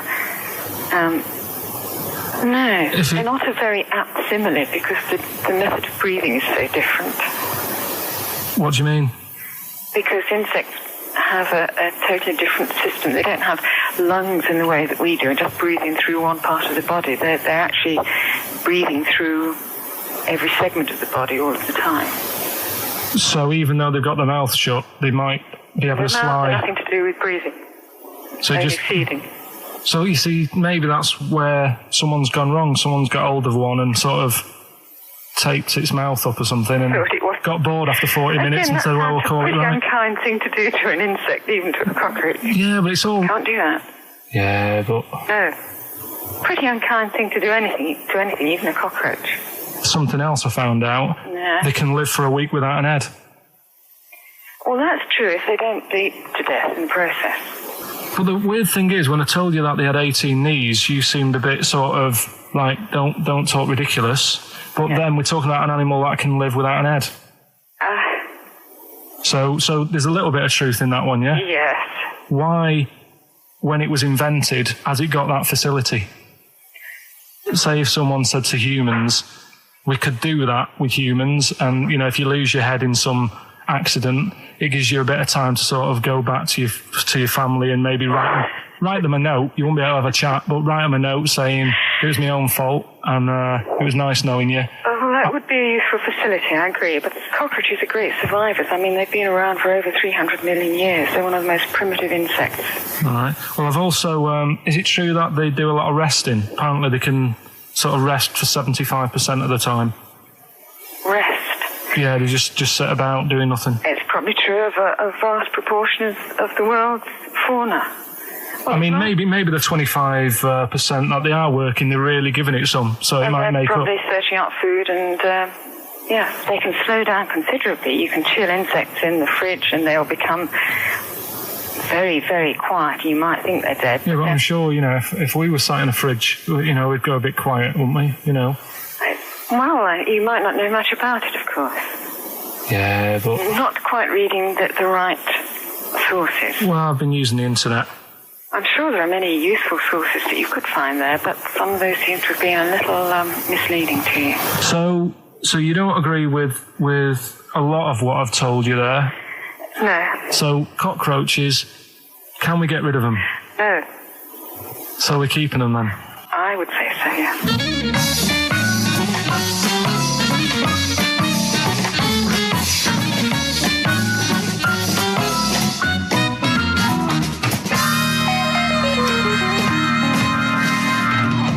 I think we should get her on more often because she sounds like she'd be a bit of an ally, really. Because she knew immediately that you were talking nonsense. She even said, I think you should be more concerned about your sources, which I've been trying to tell you for a year, right? The fact, I mean 18 knees, where did you get that from? It was on the internet. They can hold their breath for 40 minutes. I mean, I don't know what you read and take on. Mad world, don't it?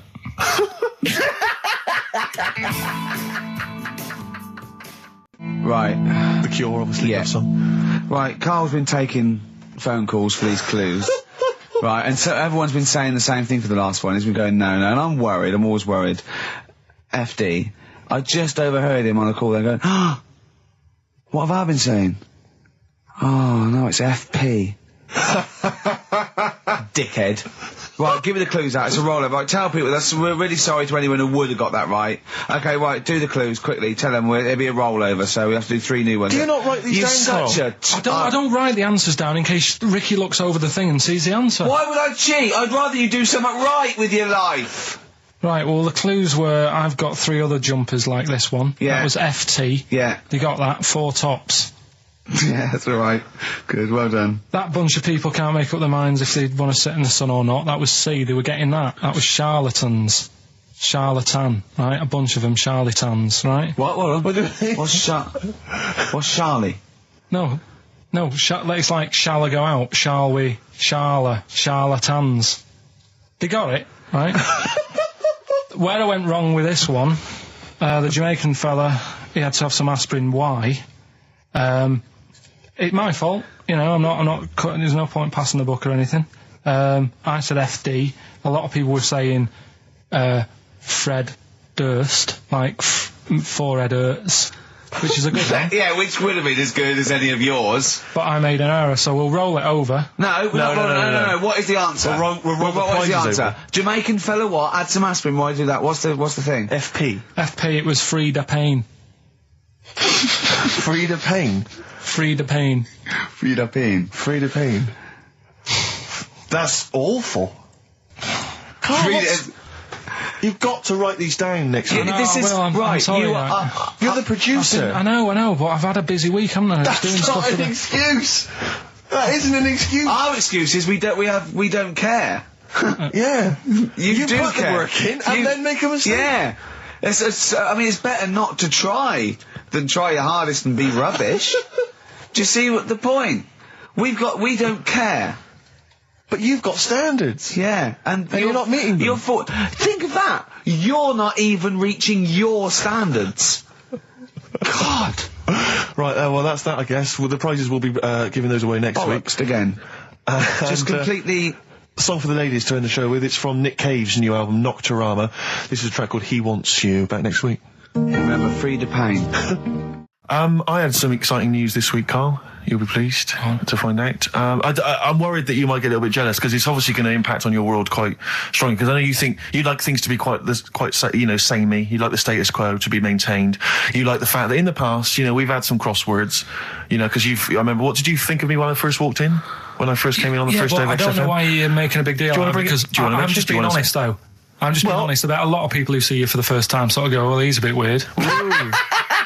I don't know that, Steve, that you brought it up, and then you're again. But I'm sure that wasn't what he said before. No, did he say before? Yeah, well, he was a bit weird. Yeah, well, he looked at you, and I knew. I could see by the look on his face. You know when you know your kid, and your kid's sort of scared of something, and they go, "Why's your kid?" He goes, "Oh, he doesn't like pigeons or spiders." Right. It was like that when I saw Carl, and I brought you in, and I went, "What do you think of that, Carl?" I could see the look on his face that he was disturbed. Sure. And then, as he said, you get used to it, don't you? Yeah, you get used to it. And you have changed a little bit. Your hair's a bit smarter now, and you got some nicer glasses and that, I think.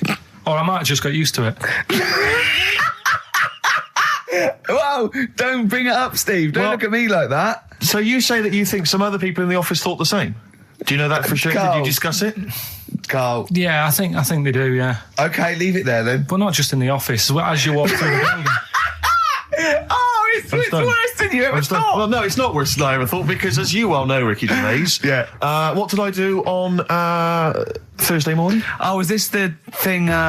For those that perhaps are not of the female persuasion listening, there's a magazine. Apparently it sells quite well. It's one of the sort of female, kind of issues magazines. I think it's called Company Magazine. It's like your sort of, I guess it's a bit like your Moore or your Vanity Fair or whatever. Anyway, they run every year the 50 most eligible bachelors in Great Britain section. Ding dong, hello. Who's in there this year? In the 50, in the top 50 of the entire country. And then they vote, and they put them in order and see who's the most eligible bachelor. But that's 50 people, right? It always annoys me slightly because bachelor, it kind of seems like a more sophisticated word for loser.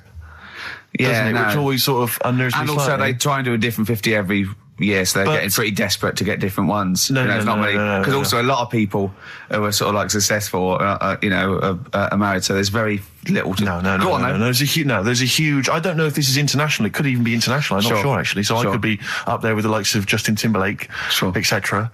So Fred Durst... Yeah, that sort of person, So anyway, this is what's exciting, right? Although I'm slightly frustrated because they were telling me that last year, all right, because what happens is the readers of the magazine, they vote for who they think is number one most eligible bachelor, right? Last year, the prize was a 2-week trip in the Bahamas. Okay, this year, I'm rather annoyed because all I'm going to win is a moped. That's the prize this year. That's the prize this year, a moped. Whoa, backtrack. What? Sorry? Last year was a 2-week trip to Bahamas, and this year just a moped. All I'm going to get is a moped. All you're going to win is a moped. Yeah, you got no chance. You've got no chance. Who else is in it? Well, I mean, I don't know lots of people you'd never heard of. I know Duncan from Blue. Ding. So you're second to him at least already. I imagine you're going to come behind the other 49. But because there'll be people voting for me. They get to vote for me. Yeah, Steve. They'll see my photo and then they can vote for me. Yeah, according to Heat, I was 22nd most sexy man in the world. I better take that helmet back. I would. Here's a problem that someone's emailed in. We're taking emails today. If you've got a problem, a concern, or just a general query that you think Karl could answer for you, it could be about anything. It could be about some of the big kind of philosophical questions. Yeah. It could be something to do with war or famine, anything like that, or it could just be a personal dilemma. Something that's happening locally. Anyway, this seems one that I think you probably have. You and your father have probably come across this sort of dilemma in the past. And I'd be interested to know what your take is on it. Let me see. This is from Lee Matthews by the look of it. He says, he lives in a suburban area where the local teenagers also live on the same road, and they're running riot. They're smashing wing mirrors off the cars. They're crashing into parked cars on their skateboards. And they're just generally making mayhem, night and day. What can he do to stop this going on? The parents of the kids don't seem to give a damn. Anyone who complains to them, they just say, "Oh, piss off." The police are useless because they never catch them in the actual act of violence, which is what they got to do to apparently convict them. So they don't know who to turn to, really. It's rather like when a little old lady went and got the A-team, and he was dressed as an elderly Chinaman. Exactly.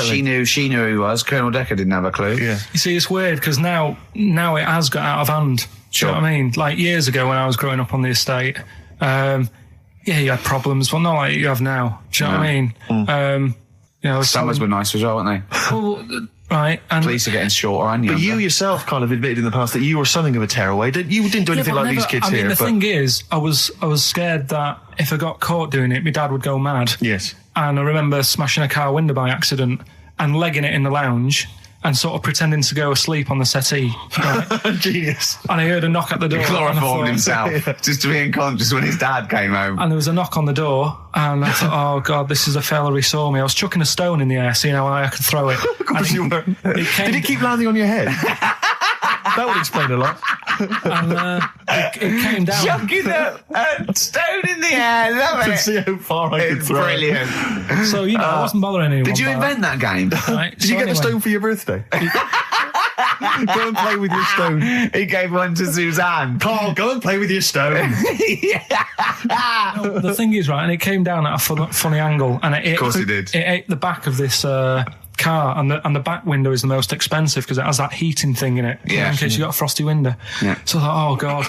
So I legged it in, got on the settee, went to sleep, knocked at the door. Genius. It's a brilliant plan. It's a brilliant plan.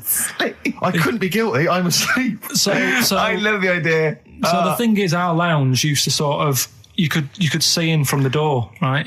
So this family who saw me do it saw me asleep on the settee, and my mum said, "Go and get the door." And I sort of went, "What?" As if I'd been asleep. Yeah. I went to the door, like rubbing my eyes, and the fella said, "What did you run off for? I saw you." I was like, "Oh no." And I didn't see my dad. I went out. It was when he was working sort of evenings. So I went out so I didn't have to see my dad. And then the next day I came home from school, and my dad said, 45 quid. Ooh. That's all he said That's all when he he said. looked at me. And then you fell asleep when he went, wake up. You know what I said? No, 45 quid. Now the thing Carl. is, he didn't have to do anything. £45, Carl. Now, I know you were saving up for a brick, but you can't have it. Yeah. Just Equally, if you're doing a bigger crime, a bank job or a murder. Remember to take the stocking off your head, because if they wake you up and go, why have you got a stocking on your head? Just go, oh, I had a weird dream. Right. A quick query for you. This is from Jay. He's got a problem here. He says, my parents won't let me ditch my studies. He's currently reading modern languages at London University. Sure. He wants to follow his dream, but his parents won't let him, of being a dancer. Carl. Worse than that, he says that they're trying to arrange a marriage to a bunch of minging daughters of people they know from good families. He doesn't know what to do, so he's got the arranged marriage coming along, and he's also got, he basically wants to be a dancer. His parents are forcing him into something more practical. Well, the first thing, right, I don't think Live your dreams? The arranged marriage thing is such a bad idea. Okay. Because I think too many people go on looks. Right. And then you soon get bored of that, and you find out the person who you're knocking about with is actually not your type. Right. Why don't you arrange marriages for people? Well, I'm just saying, right, so I'd say, Jay, go along with that. I wouldn't worry about it. Okay. I mean, if they're really ugly, then, don't go along with it. But if they're half bad, put up with it. That's Sure. all right. The dancing. Brilliant. Right. That's that solved. Brilliant. I wanted to be a dancer. After I did the boxing, right, I joined a dancing thing just near Man United's ground, right, called Twiggy's. Went along, I wanted to learn some moves. How old were you? Well, it was when Michael Jackson was, like, pretty big, so about 83, 84, 85, something like that, around there. Wanted to do it. When I went, it was shut, and it had become like a warehouse for toilet rolls. So in a way, I wonder what would have happened. Sorry. How is that an anecdote about you going through dancing? You've told me before you did boxing for a while, you did dancing for a while. You had a true fight in the boxing. You didn't even get in the. That's not an. Imagine if that was a film. This is like a boy's dreams of becoming a dancer. Oh, it's shut. Next on. I mean, how is that a story? Yeah, that was Billy Elliot. Do you think it would have won quite as many awards? Yeah, brilliant. Footloose. All right, Yeah. I'm fed up. They banned it. Let's go. Oh, it's shut. Flash dance. First, there was. It's a warehouse. Never mind. I'm just saying, you'll find something else. I think I got a go-kart after that. I bought a motorised go-kart and kept myself busy with that. So. There's always other just things. think, Alan Bennett has to sit down and really sweat over his stories. Yeah. He just opens his mouth. You are a living Alan Bennett character. So that's solved. Well, Jay, don't worry about that. There's no emotional problems I can foresee if you follow that advice. So the advice there is do an arranged marriage. If she's not ugly. minging, she's not completely minging. Yeah. And don't worry about dancing. Get a go-kart. Cheers. Great. Last week when I did Do We Need 'Em, do you know when I called up one of the museums and I Science Museum. Yeah, are you talking to me? Yeah, I'm just saying, I wanted to tell you before when the song was on, but you're so busy listening to it. Yeah, was I so busy listening to a song I was playing? Yeah, but we're doing a radio show, aren't All right, we? what's your point? Well, I just wanted to say, she emailed in to say I got her name wrong, so I'm just apologising for that. What did you call her? I think I called her Jessica. What was her name? I don't know, I've got it on email somewhere. This is not an apology. No, I'm You've just got saying. it wrong again! You've not even said her real name. How is that an apology?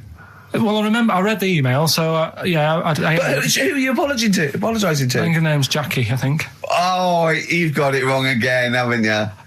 Well, anyway, and she just said if you want to see dinosaurs and that, go to the museum. You were complaining about that as well, weren't you?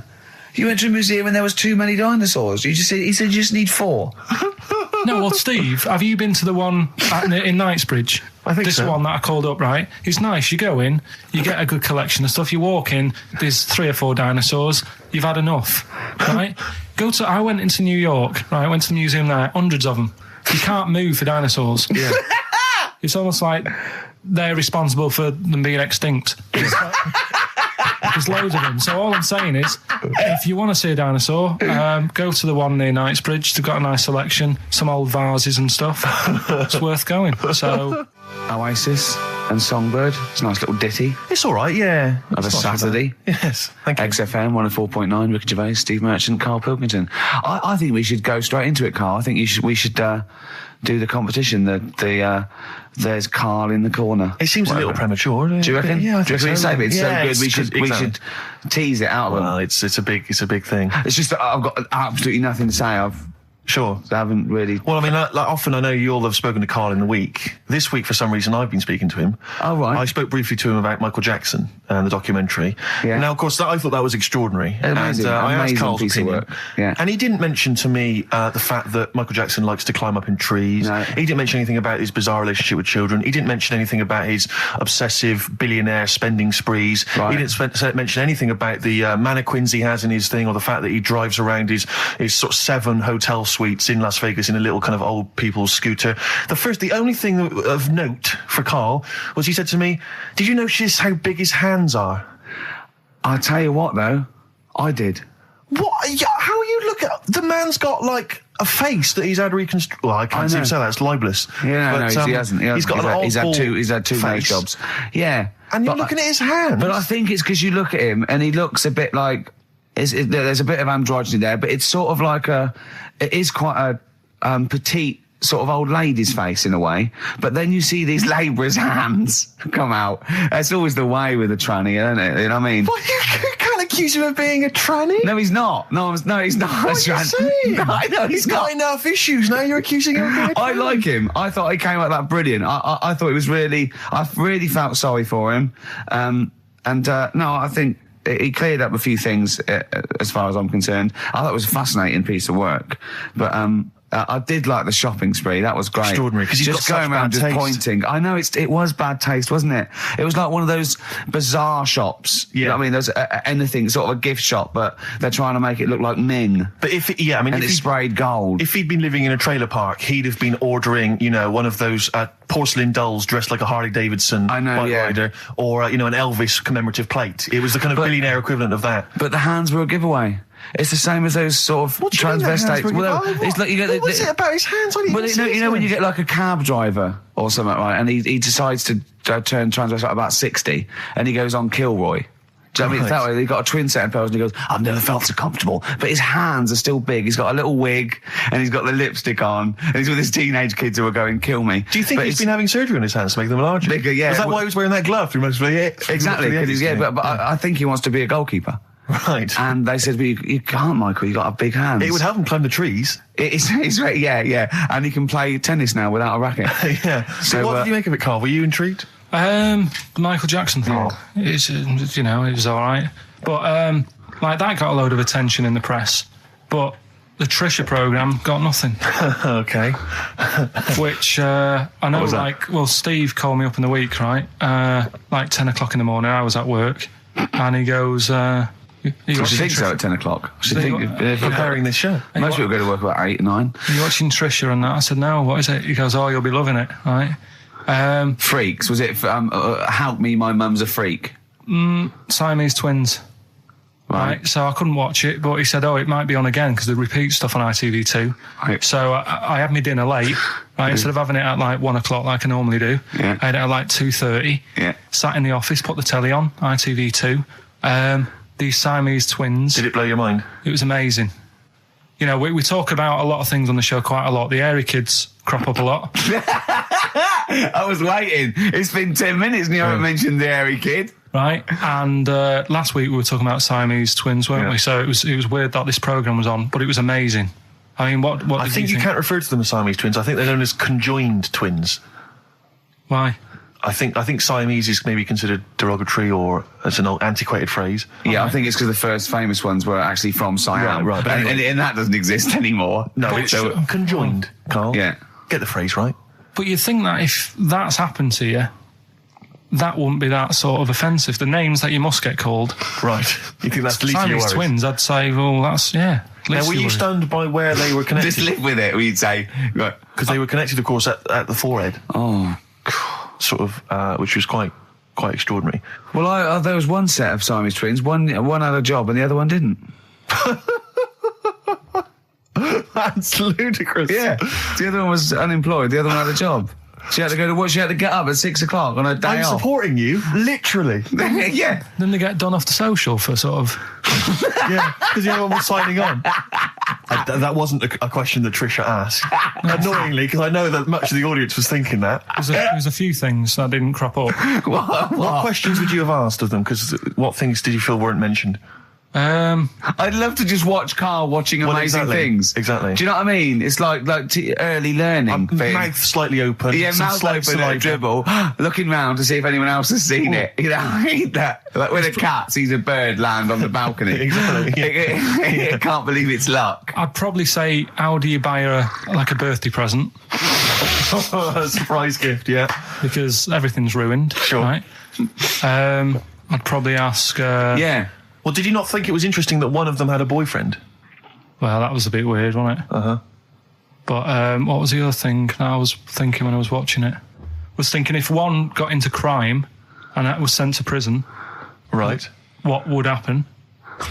How would you handle that? It's brilliant. It is brilliant. If a chimp could talk. And what was the other one? The other thing was, what did he talk about?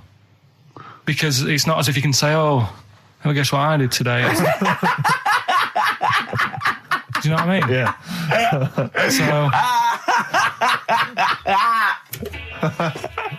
Taking the mickey. The really weird thing about all this, right? And it's annoying because you were saying about, what should have Trisha have asked and all that. Yeah. But one of them mentioned that one of them was adopted and the other one wasn't. Don't talk rubbish. No, seriously. I didn't understand it, right? Of course you didn't. And then Trisha sort of said, well, let's have a chat. And they were like, no, don't want to go into that. What do you mean one was adopted? That's what he said. One of them... don't quiz me on it, but that's what was said. Hello there, I'm a multi-millionaire, and I've just seen your orphanage. I'd love to adopt one of your children. You'd like to adopt one? I'd love to adopt a children, because I've got loads from around the world, so I'd love to adopt one. I'd give you $10,000 towards your orphanage. We're speeding through then, yeah. Okay. We've actually got 2 left. I only need one. I'm only interested in one. Yeah, I don't need any more. They're sisters. I know it would be tragedy to break them up, but I really only need one. Now, break up. There's the rub, you see. Sure. You just need the one. It's $10,000 now. You can have that. I'll sign it now, but I don't want to discuss it further. I'll bring her around. Brilliant. Okay. Ding dong. Hi, yeah, brilliant. You brought my kid round. Yeah, there she is there. That's a joy. Yeah. Okay. Just standing next to a bush. Yeah, can you bring her out to No, me? there's nothing behind the bush, so you just want... I just want to be able to walk 360 degrees round her. Do you want her or not? Yes, I can't believe it. What's that little trolley? She's talented. Oh, dear. You're talking nonsense, Carl. Well, whatever. Well, listen, still to come, right? We've got the monkeys thing. Oh, chimpanzee that. And when I was out last Sunday, right, at Johnny's birthday party, Steve was there. Yeah. Got talking about stuff. And a debate that we didn't really finish cropped up. It blew your mind, didn't it? Amazing. Oh, I know about this. Steve told me. This is the infinite amount of monkeys. Or or a monkey with a typewriter and an infinite amount of time would eventually come up with the works of Shakespeare. Yeah. There was no debate. It's a philosophical, mathematical problem. There's no debate. It's true. It wouldn't happen. No, listen, Carl, listen. Infinity sorts it all out for you, right? An infinite amount of monkeys at a typewriter, right? They do everything. They type everything. Infinity just sorts it all out for you. There's no getting to it and they're going, oh, well, let's have a look what they've done. This one's come close. Did Romeo and Juliet. It would do it all. It would type everything ever possible, conceivable. Yeah, but... It's a mathematical... Well, infinity we've heard your side of the argument, Rick. And I'll be honest with you, it's a persuasive one. But let's hear Carl, because he heard about this in a pub last week. Yeah, so what's he's got some strong What's your ideas problem with himself. it? What's your problem with it? Well, first of all, right, you're saying it's a load of monkeys. It's not just one monkey It depends. that can live forever. No, wait. It's either a chimpanzee with a typewriter with an infinite amount of time. He would eventually, by definition, mathematically, type everything ever possible, okay? Or it's an infinite amount of chimps with typewriters, and one of them will type it first time. But already that's not right. You either need to have What do you mean? monkey. What? You mean Let's hear his employment point. laws? He What do you mean can't- it's not right? Let's hear him out, please. If it's one monkey Yeah. with a typewriter that's got loads of ink in it and that, right, at least it knows what it's done in the past. It's not... Keep going. Crime. If you've got a load of monkeys, it's like if you have too many, what's that saying about too many chefs? Too many chimps spoil the soup. Right, well, it's the same thing. It's like, well, I didn't tell you to put salt in it. I was going to put salt in it, and it messes it up. Whereas if it's just one, they know what's gone on. So what I'm saying is... just leave him go. I can't be bothered. I want to hear. I want to hear the rest. This blows my mind. He doesn't know what this does to me. It's a mathematical problem. I want to hear the rest. Well, it's just, I just don't think it will happen. What do you mean you don't think it'll happen? Infinity works it out for you, by definition. Well, what's stopping them typing the same thing again? They would.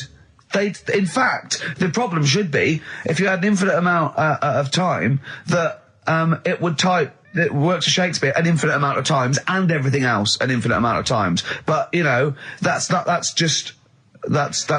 But not Shakespeare. Oh! Shut up! You idiot! Rick, do you know what he said to me? I said to him, I explained it to him. I said, God. you've got an infinite number of monkeys, infinite number of typewriters. They will type the complete works of Shakespeare. He said, have they read Shakespeare? You're an idiot! Play a I said, record. no, I'm not having this they're not conversation. doing it from I'm not having it because it really, really winds me up. But you're saying they'll do it with no spelling errors. Well, they do it an infinite amount of times. And they do it wrong an infinite amount of times. And they spell the last full stop wrong an infinite amount of times. And they get one thing wrong in Hamlet wrong an infinite amount of times. They do everything an infinite amount of times. But are they going off a story that they've... Play a record, Carl, because I'm going to knock you out. I'm just saying... Shut up! Do they know the story? Oh, They're monkeys! Oh, Christ. No, right, okay. Right, Carl, she's a girl and I'm a man. Good that, innit? On XFM, 104.9, Ricky Gervais, Steve Merchant, Karl Pilkington. As ever, Rick, there's always someone who steps in to defend Carl. Okay, what is the defence? What is the defence? Here's an email from Scott Coomer. He says, Carl is actually right. I've got an A-level in statistics and probability. It doesn't matter how long they have and how many monkeys you have. You cannot guarantee they would type the complete works of Shakespeare. Infinity makes it probable they would get it right, but not definite. Yeah. Well, yeah. Yeah. That's what I was saying. No, you weren't saying, Carl. You don't understand it. Infinity sort of sorts it out. That if they do anything, they nearly do everything, won't they? No, I mean, they'll give it a good shot. No, that's not the point. But the I'd point be is surprised if they did one page right. Right, listen. It's not to do with consciousness. It's not to do with them aiming. They are just bashing away at the keyboard. It's like they're used to show that there isn't consciousness. They chose the chimpanzee because it can type, presumably, hit the keyboard. It's because they hadn't come across you at the time.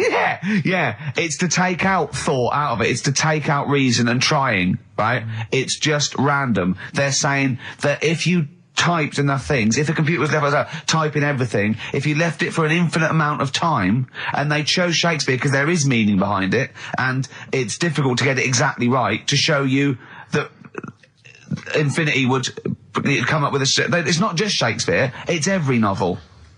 It's everything. Fairly eloquent there from Gervais. A quick riposte, please, from Karl Pilkington. No, I'm just saying, what I don't understand, if it hasn't read it, then how does it know where it's going? Listen, right, listen, right, Can I just explain to people, right? Some people have said, why are you cruel to Karl? He drives me mental with things like that. What do you mean, let me just take a breather. How do I do your editing? He keeps coming in the week. You know that I work here properly, in the week, don't I? Yeah, I've got a proper job, Yeah. Should be 9 to 5, but I normally get in at about 8 o'clock and work A lot till of people about getting 8. 8 o'clock. Working hard, trying to do my job. 3 times this week, I've been rushing around. I walked past my little studio. He's sat in there, all right? Now, because I've got this sort of job, I can get away with it. I said to him, if I was a doctor, would he keep coming to me practice? If you were a doctor, there'd be severe problems with the NHS. Imagine that. The standards would have lowered so much if you can arrive at the hospital you're a doctor. Pop in, I'll go to lunch, don't we? We have a little lunch break, don't we? I go, come on, let's go now. He goes, I'm busy. I go, come on, let's go now. He's going, no, you're doing me head in. Well, when I was talking about the monkey conundrum with Karl, he said to me, right, if I had a day off work and I was, say, watching the TV and with one hand I was typing a typewriter, would I type Shakespeare? I mean... Yeah, but you see, there's certain things. We were talking a little bit about this stuff the other week, weren't we, when we said you were going on about Einstein, and I said he's not that good. E equals MC squared. It sounds good, but I've never used it and that. Right? I've never used it! You haven't used 2 and 2 equals 4, Karl! The fella with an apple fell on his head. It could have been anyone sat under that tree. Do you know what I mean? It's just annoying. Lucky. And it just happened to be a genius. Newton gets all the credit for his laws of the universe. Well, other people were working whilst he was having a lunch break under the tree. So in a way, it's like he didn't deserve to have that success story. Again, forget the apple and the tree and whether he was sitting down having a lunch break. It's totally irrelevant. Yeah, but what I'm saying is there's certain things that will just happen. It's like, I think we were talking, when we were out eating the other week, we were talking about Noel Gallagher. Well, this is the reason the monkey discussion came up, right? Noel Gallagher... I don't know what to say. I don't know what to say. Rick, I don't want to misquote Noel. I'll be like Herbert Lom in Clouseau. I'm going to get a twitch whenever he opens his mouth. I don't know where to start with some of his statements. Well, as I say, this discussion began because we were talking about a quote that Noel Gallagher supposedly gave. Now, I don't want to misquote Gallagher, but the gist of it was that he said, had I... written Wonderwall or whatever, instead of the Beatles writing Strawberry Fields or whatever, I'd be the one that was considered the great songwriter and it wouldn't be the Beatles. It's just the fact that they came first that meant that they get all the credit as being the greatest band. I don't know where to start with that statement either. I mean, that's Gallagher's thing and he's, well, whatever. We know what we think of that. What was your point, Karl? You agreed with him, didn't you? Yeah, I reckon, right? Do you know we've talked about putting a baby in a room before and it'll know what colour it is and stuff? If you've got a room that's painted red... Right, but forget that, because that's going to confuse Hear him out. Listen to me. Say if they did some new TV show, right? Like, what's that film with Jim Carrey in where the Truman Show. The Truman Show, right? So they make up a little room, and some woman has some kids, and you say, right, let's put the kids in this room, and they don't know what's going on outside. They don't know anything about, like, EastEnders and that. It's like their little world, right? They don't know anything that's gone on. How could a child survive without EastEnders? Right, listen. So, you sat in the room, right? And then, when they're all asleep... Right, wait for this bit. Someone... Have you heard this bit? Wait for this bit. They're all in a room. Yeah. They're asleep. Yeah. Someone pops in, puts a guitar next to the bed. Right? Nips off out again. They wake up in the morning... And one of them goes, what's this? They don't even know it's a guitar because they've never seen one, right? They're talking English, though. Yeah. We just left guitar out of the vocabulary. Right, so... There's plenty more to come. So, one of them will pick it up, and they'll go, I don't know what it is, and they'll start strumming, they'll go, that sounds good, doesn't it? Give them a few weeks, they could come up with Hey Jude. Whereas, typing Shakespeare... A monkey that can't even spell. I see that.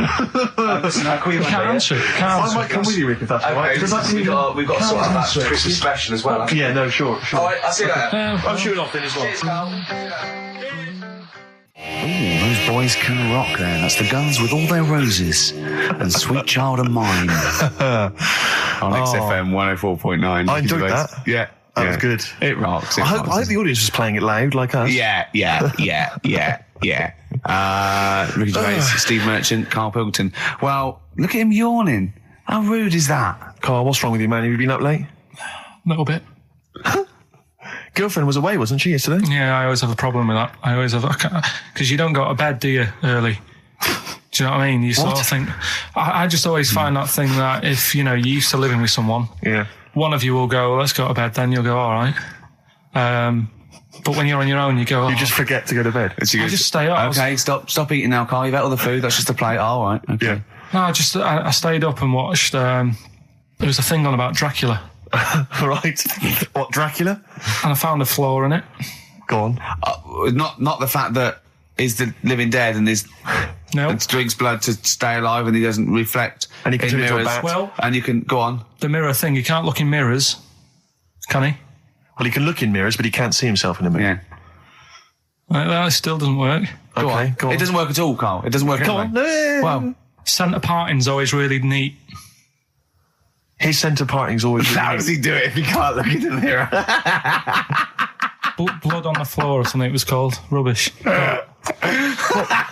I love the flaw in the Dracula film is that his centre parting's too neat. How did he do it without a mirror? Oh. Was it a documentary about Dracula? No, there was... The real Dracula. Yeah, the real Dracula. It's just a film. It had blood on the floor or something. It's called. Yeah. It's rubbish. We had a little lunch yesterday, didn't we? We did indeed. That was a nightmare. Yeah. I hate going out with you two. I was explaining to Carl, right? I like to excite Carl's imagination, right? And if it involves chimps or monkeys, all the better. Brains he likes, parts of the body, deformity. I know where to, what buttons to push. And I told him about this thing. I don't know if any of you out there know about this, but there's an experiment they did in the 50s, a clinical psychology experiment where there's your two hemispheres of the brain, okay? They're joined by a thing called the corpus callosum, right? Which is just a little flap of skin, like a little scarlet lead that joins your two hemispheres. And what they did, they cut that in half, and they thought it was a cure for schizophrenia, but what it turned out to be, or epilepsy, I think, I can't remember, was that your two sides of your brains didn't function together. You couldn't get information. I was telling Carl all this thing, and one of the things I told him was that they did it on a monkey, and it fought itself over a nut. Like its right arm was connected, by its left lobe of the brain, and it was fighting over itself. And Carl went, instead of like thinking this is amazing experiment, he went, would it have been happy if you'd given it two nuts? Yeah, I know. Well, you started off by explaining it. I remember you mentioned, because I was watching the two of you as you were describing it to me, you said, of course, one side of the brain deals with symbolism. And as you said the word symbolism, I noticed Carl drift away from looking at you, pick up his mobile phone and start pressing buttons randomly. And I thought it was the word symbolism that got him. And I noticed it took you just a moment longer. And I think the first thing you said was, when did I lose you? Yeah, I knew I'd lost him. It's extraordinary. And he doesn't even try to disguise it. I said nomenclature at one point as well. Right, yeah. And I knew I was dicing with death there. Yeah. But I told you tried to look it up, didn't you, on the web? You didn't find anything about it, did you? The spelling of it's what is it again? What's the word? Corpus callosum. Yeah, so I couldn't do it. No, there's no point. Don't bother. Give up. Don't bother. Give up. So if anyone knows any interesting facts about that but yours hasn't been cut in half, has it, Carl? That would again might explain something. I'll tell you what we will be talking about later. I don't know if you're sort of aware of them, Steve. Go on. Bonobos. Oh, I don't know much about bonobos. I told him about he was looking for stuff. I said put in bonobo. He was having no luck with chimp, and they're a form of chimpanzee, but they're even closer to us, evolutionarily speaking. They've got their social groups are more like ours. They're more intelligent, and he was loving it, weren't you? So is it human bonobo Carl? Is that how it works on the evolutionary ladder? Chimp Carl. Yeah. Talking about him. So we're talking about bonobos. You're excited about that? Yeah, That's coming up in monkey news? No, I think it's a bit of a monkey bonus. Something else we're giving away. The Shining. It's just more throwing away, isn't it? Once again, is it on video? Once again, it's on VHS. Just because you buy it out of your own money, Carl, stop being so mean. And I want to watch it tonight because it's one of those films that... So you're going to watch this video and then you're going to send it to someone as a prize? Yeah, it's one of them films that... Sorry, what, you just said yes to that without blinking? Oh, yeah. You don't think, like, Les Dennis doesn't have a quick go in the car on Family Fortune before he gives it away? It costs $5.99. Jim Bowen has a go at those his and her towel racks. It costs $5.99, Carl. Okay, this is Carl in the classic The Shining. And what's the question? Well, we might ask that afterwards. Okay, then. Fine. Still trying to write the book then? Yeah? Yes. Good. Funny, someone told me the other day, weird thing about a typewriter, the top row of letters, the longest word you can write is typewriter. I'll just show you. That's weird, isn't it? It's just the typewriter being... You're not in the mood, are you? You're in one of those grouchy moods again, like you get into when you're writing. I'm not being grouchy. I just want to finish my work. Yeah, just being a bit funny, a bit offhand and that. Let me explain something to you. Go on. Whenever you come in here and interrupt me, you're breaking my concentration. You're distracting me. And it will then take me time to get back to where I was. Understand? Yeah, but I just was coming in to try and cheer you up. You know, if you... I mean, I'm full of ideas as well. You know, if you're having a problem coming up with stuff, got loads of ideas you could write about. The other day I read about this airy Chinese kid. What do you want me to do about it?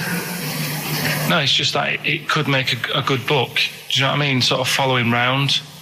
That's swell. Well, I'd buy it. You know. But if you don't want to know, we'll have to... Don't bother doing it, but... Do you know what I mean? It's just airy Chinese kid. It's weird because they're not normally that airy over there. Yeah, this kid caked in it. But if you don't care... I wouldn't touch one hair on his goddamn little head. You won't have to touch any hair on his head. Like I say, he's covered. Leave the head alone if you want. Touch his hands. He's totally covered in it. But I love the little son of a bitch. Well, don't go that far. You haven't met him. But I can sort it out. I'd do anything for him. I don't think you'd expect that much. Just take him to the barbers 3 or 4 times a week. You know, he's a good little kid. In fact, I'll do it. I think I'll write a book on him. Yeah? Do you think you can handle that? Yeah. You're not too busy, are you? Well, yeah, I'm pretty busy. I've got to sort out some monkey facts for the show this Saturday, but I reckon I can still... Why don't you start right now and get out of here? All right. I will. If you're going to be like that. Couldn't borrow a pen, could I?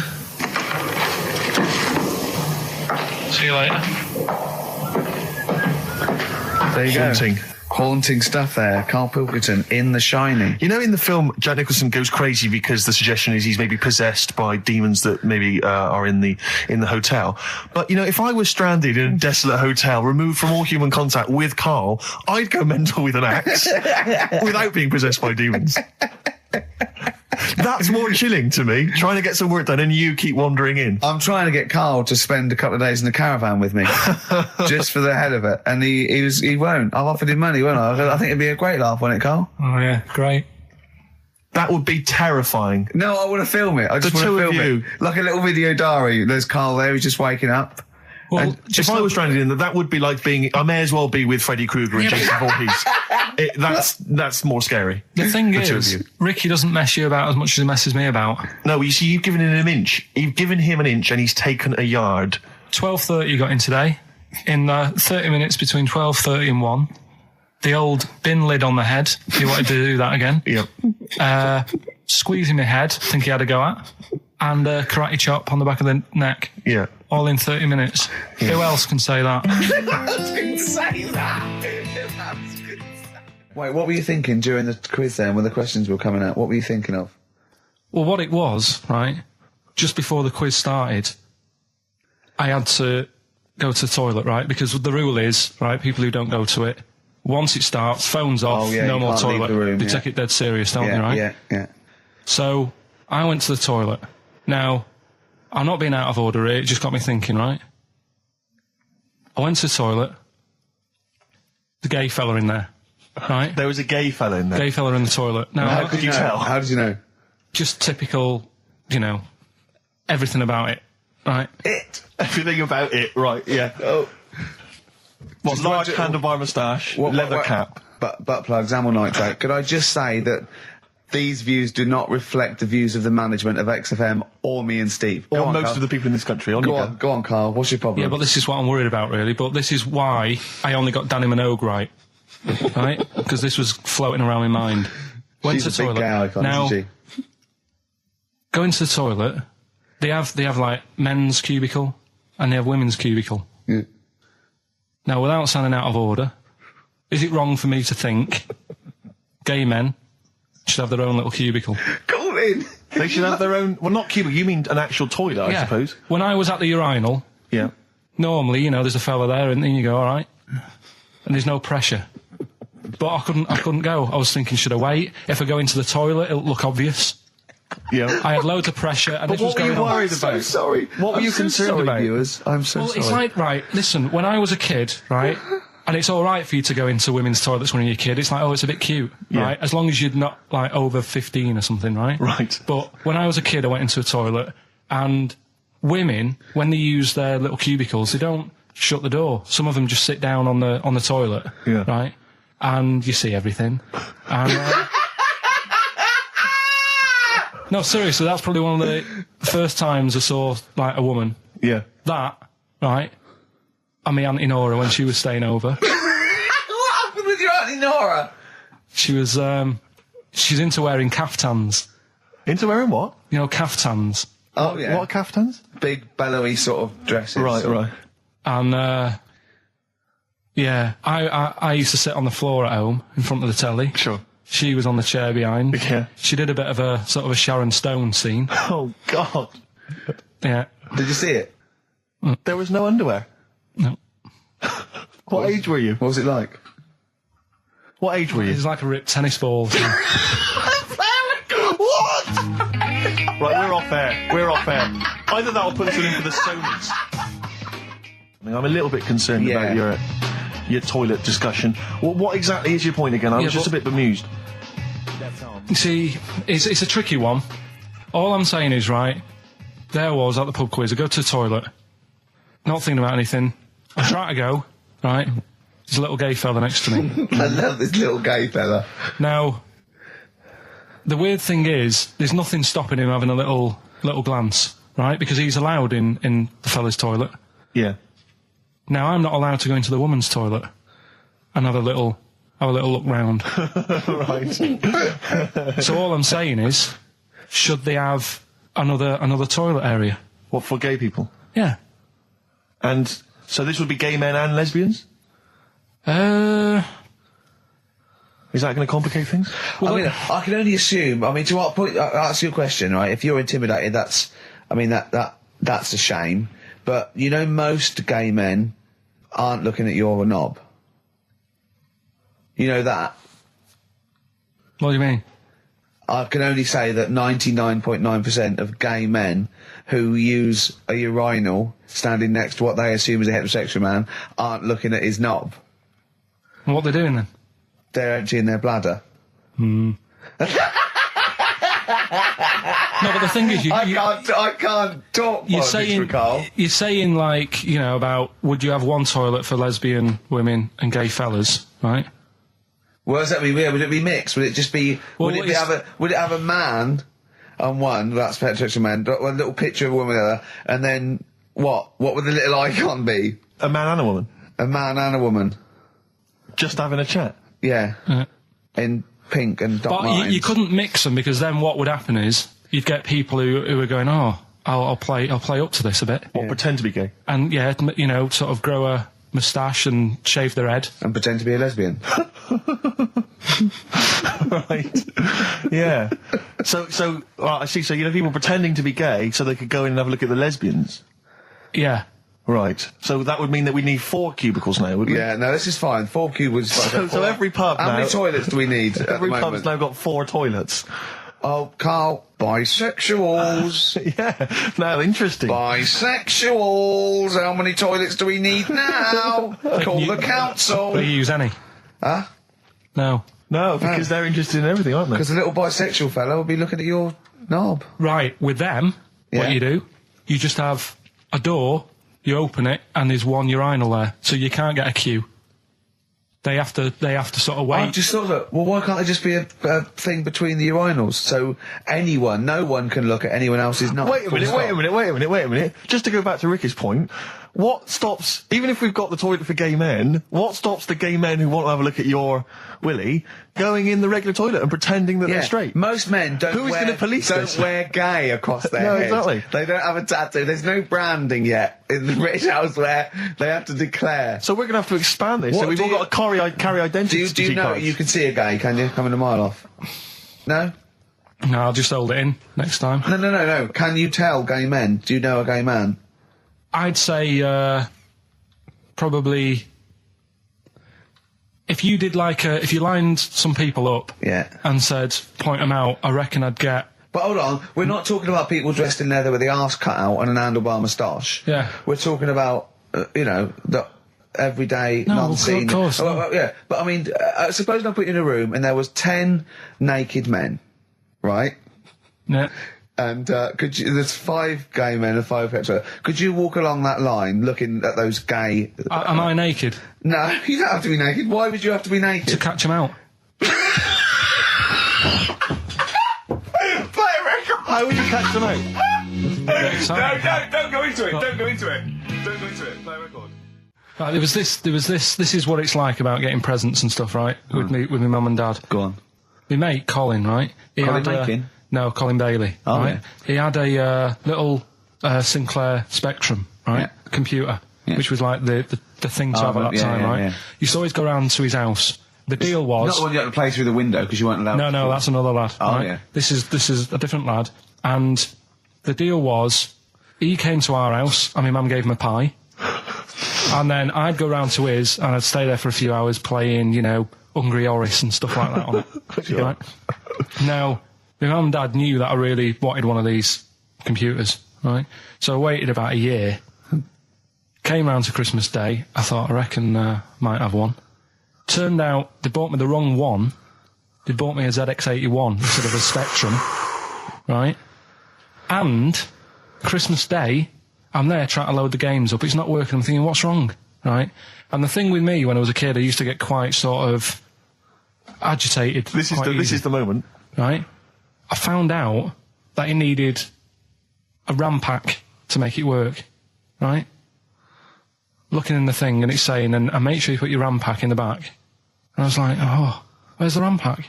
And my dad's going, I don't know, I've got you the main bit. That's it. So I was that wound up, I just was sick, right?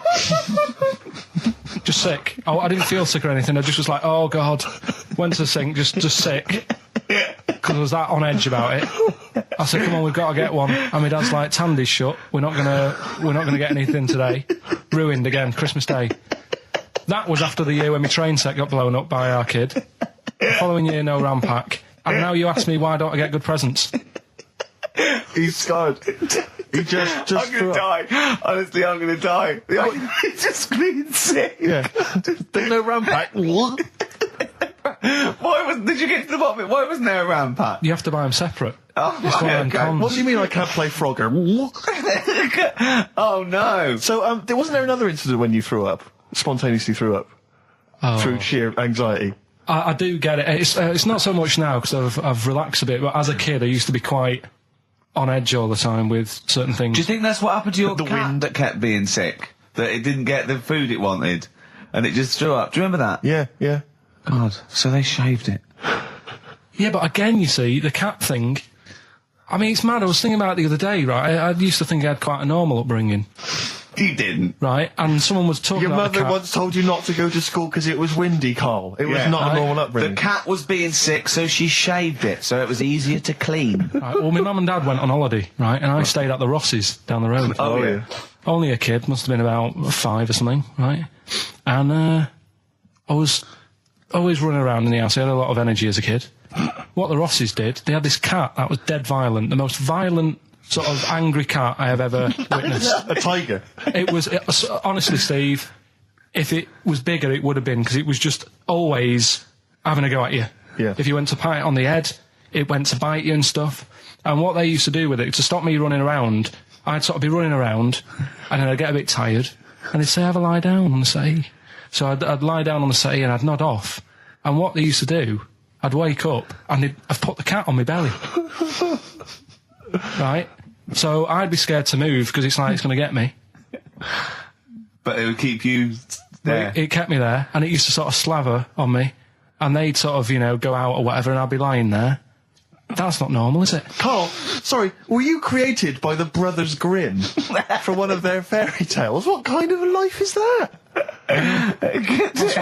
A cat paperweight to keep Carl in place. He keeps blowing around. It's windy. We'll have to weigh him down. Be careful. Your mum probably told him that it's a windy day. You got to get something heavy on him, otherwise he just gets blown into the road. God bless him. Rick, I sometimes get off at the Tube at Tottenham Court Road if I want to look at the record shops before I come into XFM, and I always cut through Chinatown. Oh yeah. And every time I come through Chinatown, the same thought always strikes me. I always feel like I want to just gather all the little locals, all the little Chinese fellas, just gather them round and just go, guys, in what way is this a town? It's not, is it? This is not, at best, what you've got here is a novelty street. Yeah, Gerrard Street is not a town, no, mate. It's not a town. You've had this for like 100 years. It's not expanding. Yeah. You can't just call it Chinatown and claim it's a town. If I was them though and you stood there, I go, what are you talking about? It is a town. It is a town. It's our town. It is a town. It's our town. We got all lots of stuff. Where's your church? Where's your mayor? We got a betting shop. Not enough. It is. See, all you've got here is restaurants. No. No. Got a little supermarket with snacks. What does it sell? Snacks. Specifically, I would imagine crackers. Yeah. Do you want to buy a dragon? Do you want to buy an ornamental dragon? If I wanted to buy one, this is where I would. Do you want to buy a gold dragon? Is it made of gold? No, it's made of plastic, but it's sprayed gold. Do you want to buy that? It's not a town. It is a town. It's not a town. Yeah. And it annoys me because when I first came to London, I genuinely thought Chinatown was going to be this amazing, what they've got there is you'd hear a gong and every time we went in there, and there'd be rickshaws and people walking on those little sort of wooden shoes. You know those ones? They're brilliant. They are just comping around in them, but nothing. It's nothing. It's just. Yeah, exactly. Yeah. It just reminds me of, have you ever been to any of those sort of museums? You tend to have them up north where they've got you sort of sit in a little cart and it sort of rides you through kind of, I don't know, it might be Newcastle, the Victorian era. Yeah. Can I have half a pound of those sweets, please? Exactly. Of course you can. If there were some animatronic men, it would just be an exhibit. Yeah. Although their concession to being 100 years ago is that there's some scales in the shop and there's a horse outside. Yeah. That's it. That's it. Exactly. Yeah. The traditional sounds and smells of old England. And the voice of going, of course, there was no television. Exactly. Amazing. Yeah. Amazing. Brilliant. Yeah. Welcome to Chinatown. Ding. So it's not, it's a good point. Is that a piece of traditional music? Ding, ding, ding, ding. Yeah. Is that some traditional Chinese music, or is that music that someone in this country wrote, thinking it sounded like Chinese music? I think it was the Vapors, wasn't it? Oh, is that what it is? That? That's the music, isn't it? But are you sure they didn't take that from some other source? It's that pentatonic scale, isn't it? What is it called? It's the black notes on the piano. Right, that's the one I can play along with EastEnders.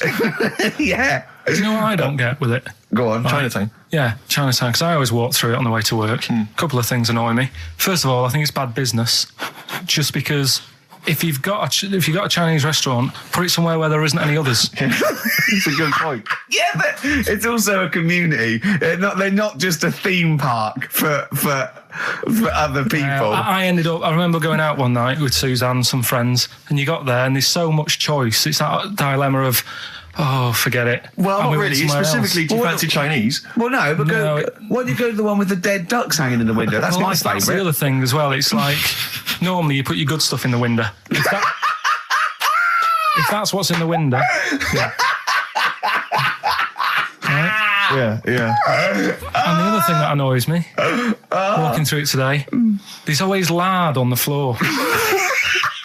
What, in the street? In the street. It is, honestly. I'm scared I'm going to slip over. It's because of all the restaurants and that. But why is it? That's another point. Well, it's not oozing out of the restaurants. No, but why is it?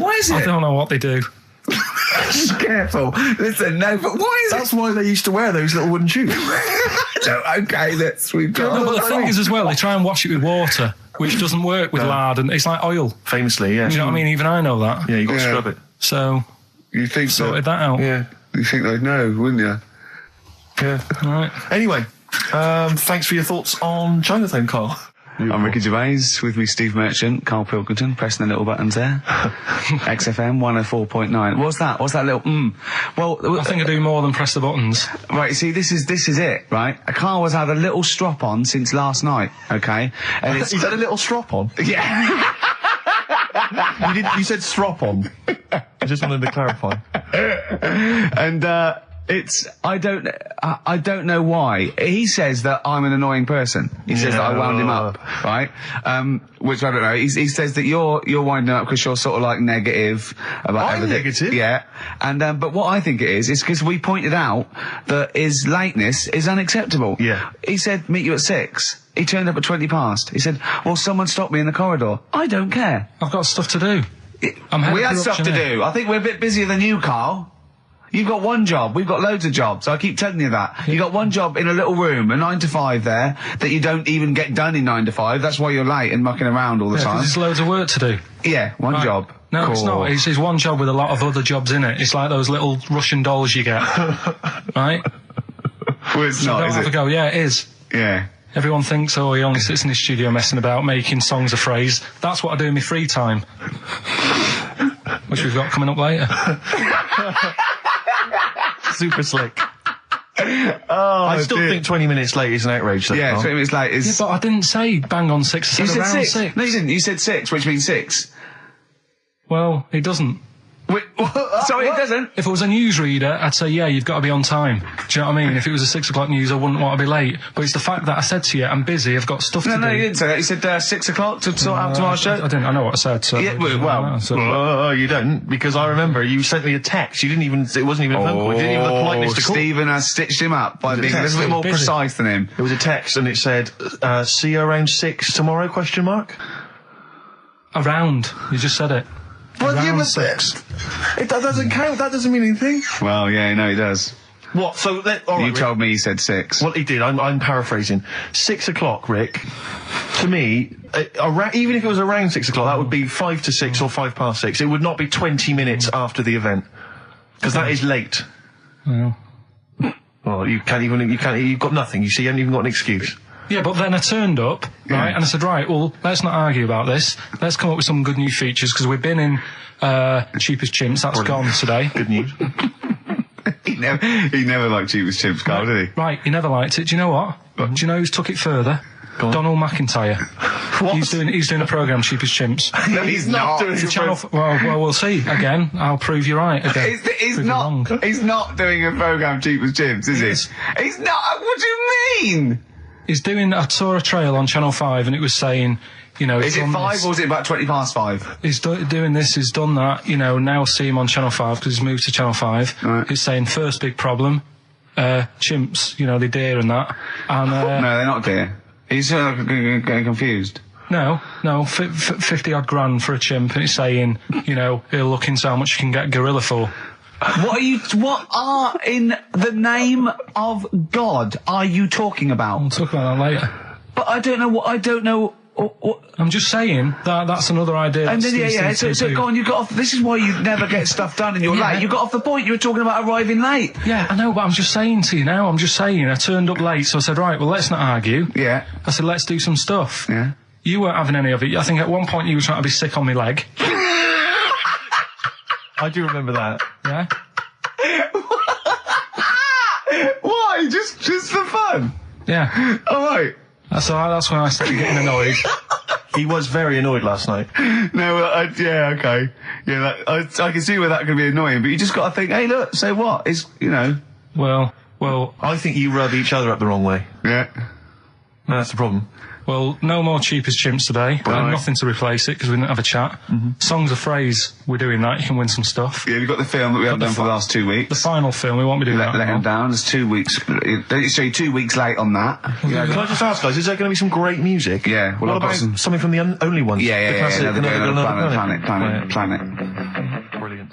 Yeah, but it's all the time. It's not just, I mean, you haven't done that with me, taking your clothes off and that yet. But, like, last night we were sat in the pub and I was saying, right, you know, let's not even worry about new features then. Let's get the current ones, you know, going. Like what? Good. Like, the one that I was trying to work out, the Cheeky Freak of the Week. Think of that! Yeah, but I was think of that, though, as a normal conversation. Yeah, but I'd looked online, right? I didn't find that much. I found... actually, I'll tell you what I found later. Brilliant. We're looking for them, right? And then at one point, I think you said to me, go and, you know, what about the Guinness Book of Records? Yeah, you know, they'll have, like, the best freak in the world or whatever. Yeah, ever. So I said, yeah, bring one in. Now, you've got one at home. Yeah, I got a couple. But you couldn't be bothered carrying that in today, so I had to go out of the pub that I was at. Yeah. Nip into Borders. Yeah. Buy a Guinness Book of Records. Yeah. Out of my own money, $18.99. Yeah.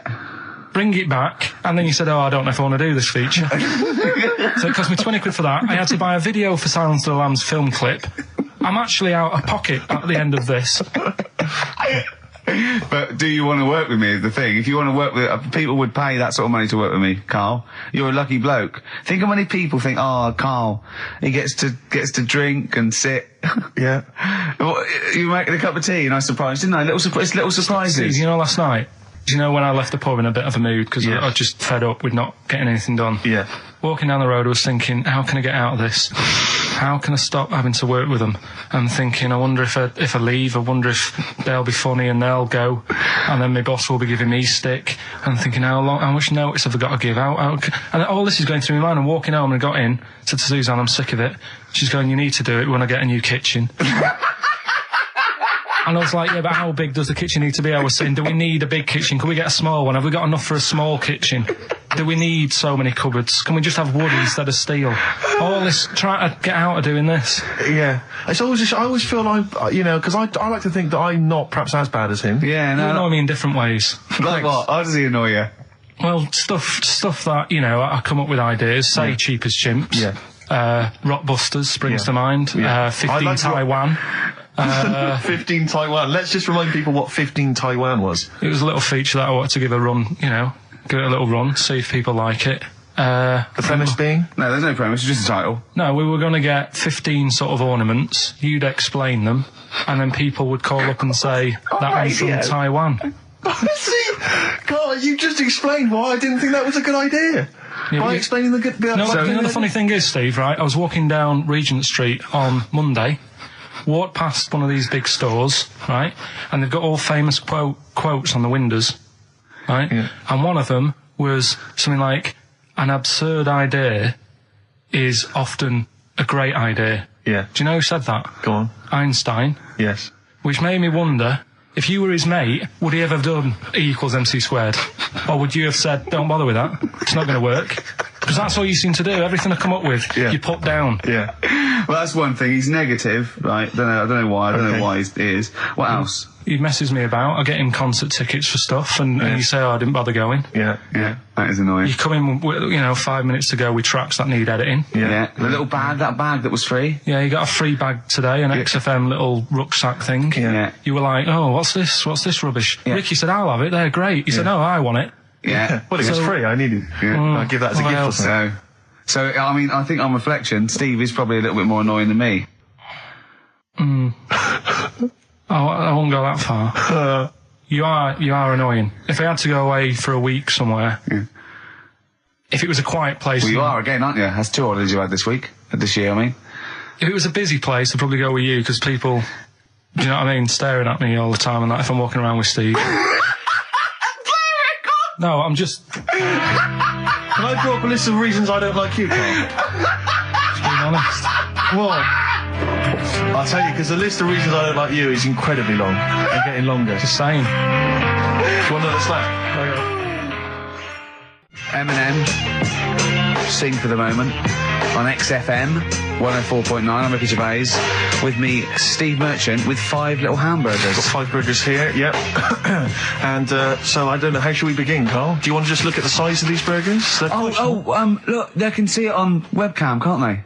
They can see us stuffing these burgers into your mouth. And by the way, I'm filming this, Steve. Look, brilliant. Look, I've got a camcorder. We'll put this on unseen footage on a DVD or something. Or maybe on the website. On the Oh, Carl, what if you break the record? Okay, Carl, I'm coming round now to just monitor this and adjudicate. What's the web? If people want to see this on the webcam, what is it? XFM.co.uk. Right, okay. Hold on. Can I, Steve, I'm can not I do being that? funny. I'm not being funny, right? But I think I have got like a bit of a wheat thing. You've got a bit of a what? A wheat allergy Oh, thing. don't give me that. No, seriously, my head's... I've been eating a lot of shredded wheat recently. And my head's got a bit bigger. Carl, I don't think you can let us down now, mate. So you just got to put that for us. No, I can't put that like that in my mouth on its... I've got to break it up. I've got to break it up. Can't break it up. Can't break it up. It doesn't say you can on the rule thing. It does. It doesn't. I can't look. I physically can't. Try it. I can't look. I'd have to be Jay Goody to get it. Seriously, look. Try it. Yeah, I know, but you're not approaching it right. That's it. Come on. That's all. Oh, God, he's not going to do one. Keep going. That's good work. Keep going. How does he get three in? Keep pushing. Ease it Keep in. pushing. Ease it Keep in. pushing. Get one in at least. Ease it. Get one in at least. Get one in. Ease it in. Get one in. Push it. That's one. Let's go for another one. I reckon you've got to rip it up a bit. Okay, do that then. See how many you can get in. You've got to get in two. No, just one. No. Well, it's don't three, I think. pack it in. What do you do? I Pack your swear. cheeks first. Honestly, Steve, my head is swelling a bit because I have got a wheat thing, a wheat allergy. That'd be good. There'd be more room. Right. Okay. Look, Carl is now just sticking it in his cheek. Yeah. Don't eat any. You can't swallow any. It's like a hamster. You've got to work it like a hamster. Yeah. Stick it in. Come on. He looks like Marlon Brando in The Godfather. Come on. Don't lose any yet. Right. Pack it in, then use your fingers to pack it in. Come on. Wedge it in. Like you're grating the bath. I can't do this either. Keep going. Keep going, don't give up so early. This is part of the problem. You just give up, Carl, too quickly. You failed again. It's like your history O level. Come on, Carl. Come on. Do something well. Succeed at something. Push it in. You've got nearly half a burger there. Oh, I'll come round there. You're chewing. Don't chew. I've got a bit of food. I don't know what he said, but... Is that a whole one? No, it's not. I can see bits left. Come on, Carl. Come on, keep working at it. Keep working at it. Look, there's so much space in your mouth, I can see it. He's going red. Okay, we're doing another one. We're doing another one. That one then. We're doing a... Oh, are you alright? Are you going to be sick? Are you alright? Alright. Oh God, should we play a record? He's making my eyes water now. I'll find a different one for you. Find a different one for What him. about most grapes eaten in 3 minutes? I'll go. Do you want to do that? Grapes are easy, aren't they? That's easy. Great. Come on, grapes are easy. You've got to have a handful of grapes and you've got to press song 2 by Blur.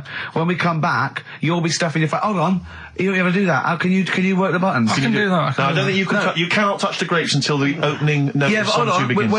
When the Blur 2's, when song 2 stops, can we just push up the fader so because you'll be stuffing Don't worry, your face. we're almost. Let's go. If we go.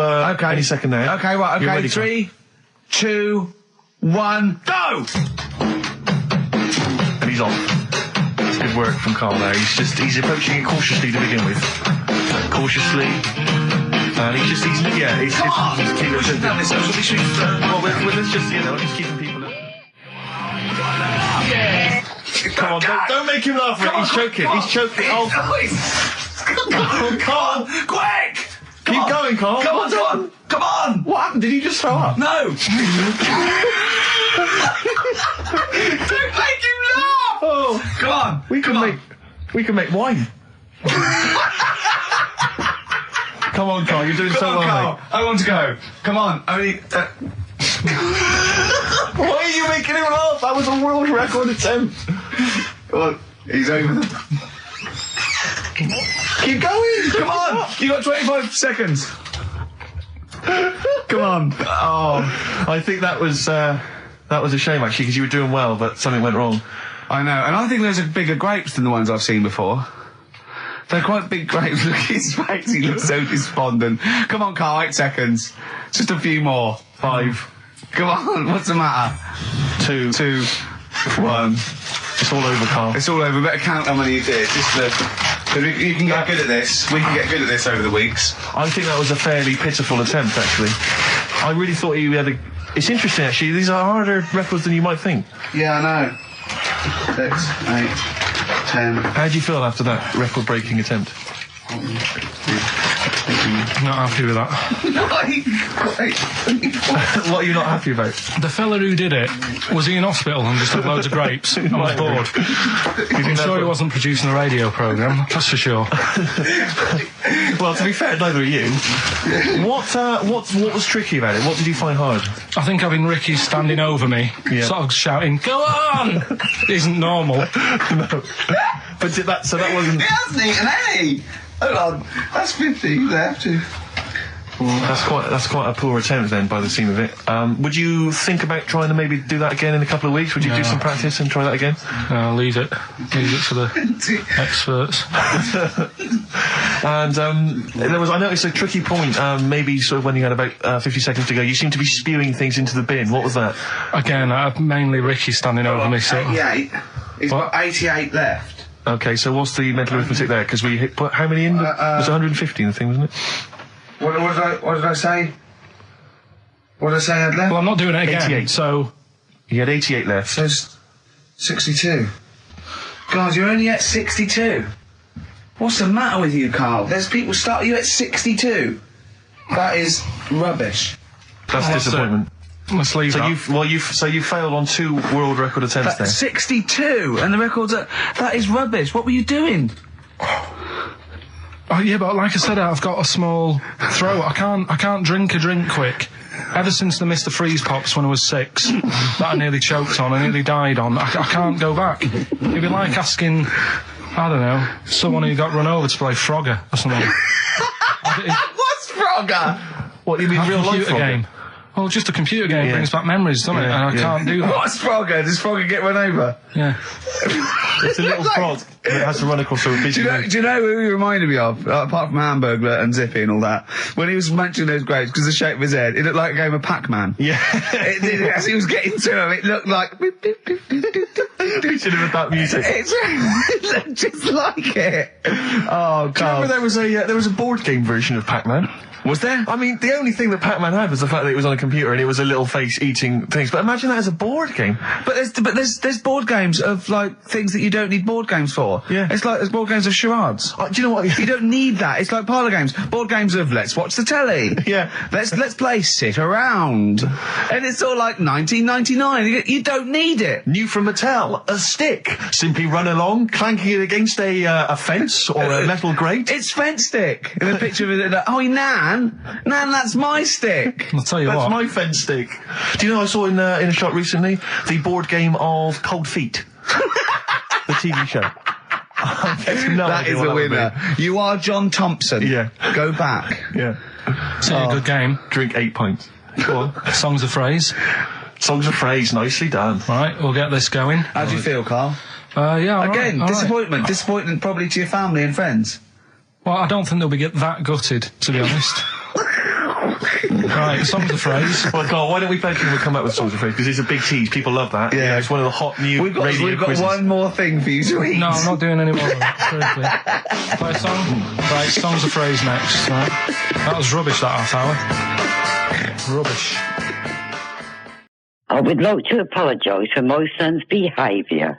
He is a filthy little who's been a most of his life and treats me like a So, Doris Stokes, right, is dressed like a dominatrix, right, and she's dripping hot wax onto the naked torso of Arthur Millard. Yeah, of course he is. Right, and he in turn is being pleasured, right, by Dusty Springfield. Oh, Dusty Springfield's not dead. What? You twat. Dusty Springfield's not dead. Yes, she is. No, she isn't. She is. Of course she's not. She's dead. Of course she's dead. Of course she's not dead. Who am I thinking of? I don't know. Dusty Springfield's alive and well. And playing with Arthur Millard. No, she's not dead. Oh, God. Well, excellent. Oh. It was going so well, wasn't it? Oh. I like the bit up until then, though. Yeah. I like the idea of her and Mullard. Well, that's all true. In a farm. We can't do that anyway. Still, see, you can't do that on the radio, talking about that sort of thing. I think I'll tell you what, though, if we're going to pick on a dead person, why pick Doris Stokes? I don't know. The one dead person you don't pick. I know. God. I'll have to convince her she's dead. But even in real life, she'd harness the powers of the dark side, so we don't really want her to get on our, She liked the dark side. Getting on our That was her backs. favourite. She's getting on our backs. Don't get me started on that. Oh, goodness me, it's just nothing but innuendo and Dusty libel. Spring, I don't believe it. We're in trouble now. We're in trouble. Oh, God. You should have picked someone like Scylla, who is dead. Muff Shandy says turn it up. Earplugs are gay. Earplugs are gay. Hear what I say now. Earplugs are gay. Get them out the way now. Feel the need to make them bleed. My brain needs noise to speak. Mother. The new single by Muff Shandy. Earplugs are gay. And the bloke with the gimp mask and the umbrella said, Doris, I'm not doing that. Gervais, we're leaving it. We're leaving it. Go on, sorry. I was talking to my parents on the phone the other day, and I started swearing, and I've never done this before, and it's a terrible thing because I've crossed this barrier now, across this line, which I previously for 23 odd years I'd managed to sort of stay the right side of. Yeah. I'm talking to my mum, and she mentions to me that I'm going to lose a lot of money. I don't want to go into it, but I'm going to lose a lot of money. And she told me how much. It was £5,000 or something. She went, I went, effing hell. Obviously, I said the real thing. Yeah. Effing hell. She just stopped. She just went, pardon me? And I thought, what have I done? I thought, I can't explain myself, because she didn't know that I knew those words. So I just said, that's a lot of money. That got you out of it. That got me out of it. Yeah. You know what I mean? That crossing that step. Yeah. It's quite a terrible thing. It's like, I look forward to the day when I can bring a girl home and say, look, I do know about sex. And twat. No, you can't. But, when I was a kid and I first went to senior school, I started to learn all these swear words that I didn't know. Of course you can say the word twat. Right. You're not meant to. I started learning all these swear words, and I went home and I started using the word twat. I just thought it was a slightly stronger version of twit.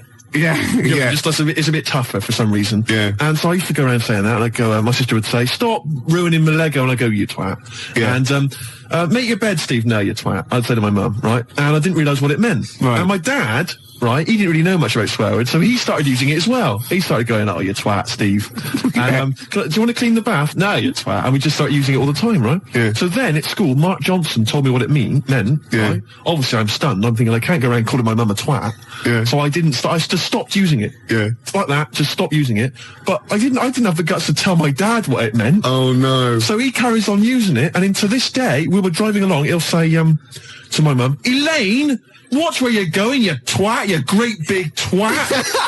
And I just want to say to him, Dad, don't say that to my mum, because she knows. Oh, she knows what it means. Oh no, but really? She's not going to say to him, oh God, Ron, would you stop saying that word? Because same thing happened to me. My dad still says fouch. Does he? Yeah.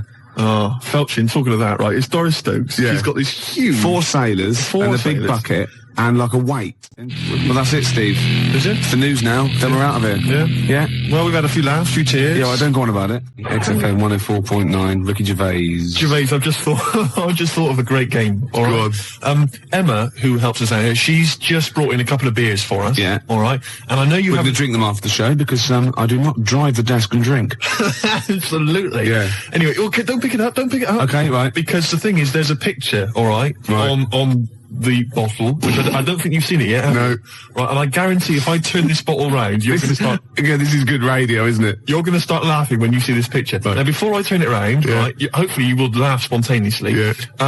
It's a new competition, all right? You can fact us in pictures. You can send pictures in the post, all right? Yeah. Any picture which I can then, during the show, hold up and show to Gervais. If he laughs spontaneously, you'll win a gift. You'll win a prize. That's a great competition, isn't Gervais. it? And great radio. And great radio. They'll be laughing at the picture at home, won't they? Exactly. They'll be going, no wonder he laughed. Look at that. Well, all right, there's simple things like that which don't work, but the point is... The point is, right... Anyway, you'll still try, okay. Let's test it. He's going to turn this little chubby pint of beer around, whatever it is. Just calm yourself. Okay, all right. Don't want you to... Hurry up, I want to drink it. You ready? Yeah.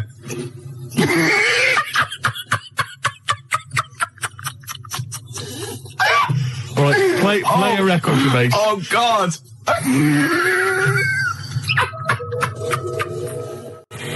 Blur. And Tracy Jacks from 1965 there. Cheeky little monkeys. Well, I think we've established ourselves there now, Gervais, as radio gods. As radio gods. Yeah. We've come up with possibly the most enjoyable radio game in the history of all things. Basically, what we want you to do is send in pictures, drawings. Is it as good as this? Gervais, put it away. We want drawings, pictures, photographs. Okay, and what I'm going to do is I'm going to show them to Gervais midway through the show. You'll never know when. They might just suddenly pop up, and we'll see if Gervais laughs hysterically. And if he does, you win a prize. I guarantee it. Yeah. It could be that you'll win a couple of pulp tickets if we've got them to give away. Yeah. It might be that you win a crate of beer, anything. Yeah. Whatever we've got to hand, you'll win it if you can make Gervais laugh simply by me showing him a picture. The address is XFM, 97 Charlotte Street, London W1P 1LB, alright? And you can fax us, of course, 0171 580 1234. I must warn them that I really have been desensitised now because I sit opposite you. Well, exactly. Do you know what I mean? Do you know how hideous and, like, ridiculous they've got to be to make me laugh? The pictures have got to be pretty odd. Yeah. The address, XFM, 97 Charlotte Street, London, W1P, 1LB. Apart from bad lyrics as well, I like it when pop stars and marketing managers of record companies try and get clever with their, titles for albums and stuff. Remember Wet, Wet, Wet? Popped in, sold out. Nice. Oh, lovely. Beautiful. And you know, Tony Banks out of Genesis, he did his solo project, and what he had, right, was the album there, and he had Banks across the top, right, and using the S to start the next word coming down was statement. Clever. Banks statement. Oh, I was watching Tony Banks, is he not the sports minister? Oh, I don't know, he was in Genesis when he was younger though, wasn't he? I don't know. I think so. I don't know how it works. Well, because Phil Collins is Minister of Shite. Right. When I'm alone, right, and Jane's out, I sort of channel surf. I never watch a programme. Right. I sit down to it and I think 2 minutes. You shocked me. Yeah, yeah. And I just sort of going through and I was going back and forth between the Waltons and, like, the Box. Right. Music Television, You Control. Yeah. MTV. VH1. Ooh. And I got a glimpse of Toya Wilcox, which I stopped, obviously. Yeah. And she's on one of these religious programmes. I think it was on BBC Two. I don't know what it was, but it was with that bloke. Oh, God. I can't tell this anecdote. I can't stand it if I don't know the name. It's sort of like a Jeremy Paxman type thing. You know, he went to university, he was going to be a serious journalist. He wanted to be K80, but he settled for Les Dennis. Oh, one of those sort of people that was on That's Life. No, I'm not telling it until someone phones in. Toya Wilcox on a religious programme. What's that bloke's name? Then I'll tell it. 0171 580 2000. Gervais, have you ever watched an entire documentary all the way through? You don't know one, don't you? Beautiful. You don't look. Now, New Order's your favourite band of all time, isn't it? Yes, that's right. Paul Wright called. It was John Stapleton. Oh, was it? It was one of those, you know what I mean? It was sort of like the Paul Heine, Kieran, Prenderville, and Chris Sale, all that sort of type of thing, you know what I mean? Right, so, and this was on BBC Two. And it's always one of those, they're those people, you're sitting with people and they go, oh, I went to university with him. I know. And they suddenly realise it's not a proud thing, you know. I know. Oh, and they just go quiet. It's never impressive, is it? It's never Prince. No, exactly. Or, I don't know, somebody really great and groovy. Yeah. It's never, I don't know, say Rick Astley. And then you start realising that you're around someone's house and they go, and he comes on, you just don't say anything. Yeah. And then someone goes, didn't you go? No. No, I thought I did. It was the other one. It was Chris Sale. Did you go to anybody, school with anybody? Michael Jackson. Did you? Yeah. Incredible. Yeah. Incredible. Yeah. Odd that. You went to school presumably in the States. No. He was in Reading for a lot of his life. Right. Yeah. Was he some kind of exchange program? Yeah. We sent them, Charlie Chaplin, funnily enough. Did you? Yeah. Did you? Took a long time for them to get round it. You know what the Americans are like. You're making this up. Yeah. Anyway, Toya's talking to John Stapleton, and I suddenly realised it's a religious programme straight away, because it was over in the church. Right? And, oh, nothing gets past you, mate. No way. Could be archaeology is us. So wait a minute, whoa. Yeah, so people, Toya's on some religious programme. It's not worth it. John Stapleton. Yeah. Okay. And I'm just flicked through and I went, hold on, it's Toya. And he goes, it was very spiritual. She went, yes. And I realised she was talking about a wedding. She was going, it was very, very spiritual indeed. And he said, but no hymns. She went, no, we had silence instead.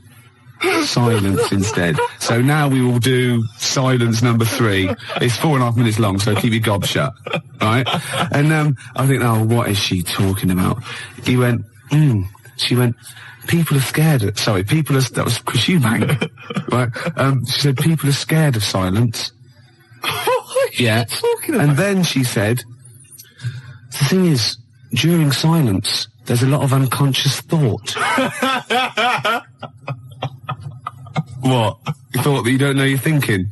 You said it was 3.5 minutes. I didn't think a thing during that. I better plug into my unconscious to find out what exactly I was standing up for 3 minutes, going, who's the women in the hats? What are we doing here? What a load of pretentious twaddle that Well, I've never liked her. I've never liked her. Oh, she's alright. That's all the more reason to hate her. No, I don't hate her. All those people I just mentioned, they don't come close to Lenny Henry. I saw another bit of him doing his stand-up in America. Oh, God, it's so nauseating. He's got another series, apparently. Does anyone like Lenny Henry? Oh, well, obviously. It's a massive star. Does anyone listening to this show really like Lenny Henry? Yeah, yeah. Or is there anyone that annoys me more than Lenny Henry? I should answer that one, shouldn't I? Yes. Do I win a prize? I think what you want to do there is you want to speak correctly. It's another simple thing, Gervais, which will help you out in your radio career. Oh no, I'm a Swerve Driver. That's 3 minutes 41. I've got to pick one. 7 minutes to the news. Gervais, whoa. Before you move on, can I just tell you, because you know we talked about celebrities and going to school with celebrities and things. Yeah. I have a very famous second cousin. Really? Yeah, I'm going to tell you who it is in a minute. Really? Yeah. And I've got the best joke in the world. Have you? I should have been trailing that. That'd have kept them on their tender hooks. Why are they sitting on tender hooks? So we've got... What are tender hooks? I think it's tenter hooks. I don't know what they are, but I don't think it's... What? Oh, okay. 0171. Who annoys me more than Lenny Henry? No one. You've won that one. So don't bother phoning in. But who annoys you, the listener, more than Lenny Henry? Yeah. Oh, that's a good one. Clever. Because then it's thrown it to them. Yeah, it's their opinion. Oh! Simple thing. Excellent. I noticed again you didn't bother to give the whole phone number. What did I say? You actually just said 0171. It used to be, as I recall, 0171 580, which is about half of it, but no, just 0171 now. Oh, Swerve Driver. XFM 104.9, Ricky Gervais Show. Well, it's nearly over, but I have got a great joke, and we've got a simple rule here. That you only have to tell a joke on air if it's about going into a pub. That's right. Okay, you ready? Go on. Penguin goes into a pub, goes up to the bar, and says to the barman, "Have you seen my dad in here?" And he goes, "I don't know. What's he look like?"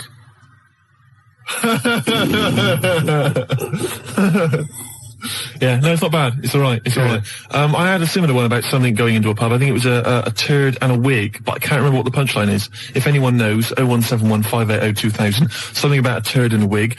Gervais, I've also obviously got my celebrity relation, which I'll tell you about in a minute. That's about it then. Yeah, we've enjoyed ourselves. Oh dear.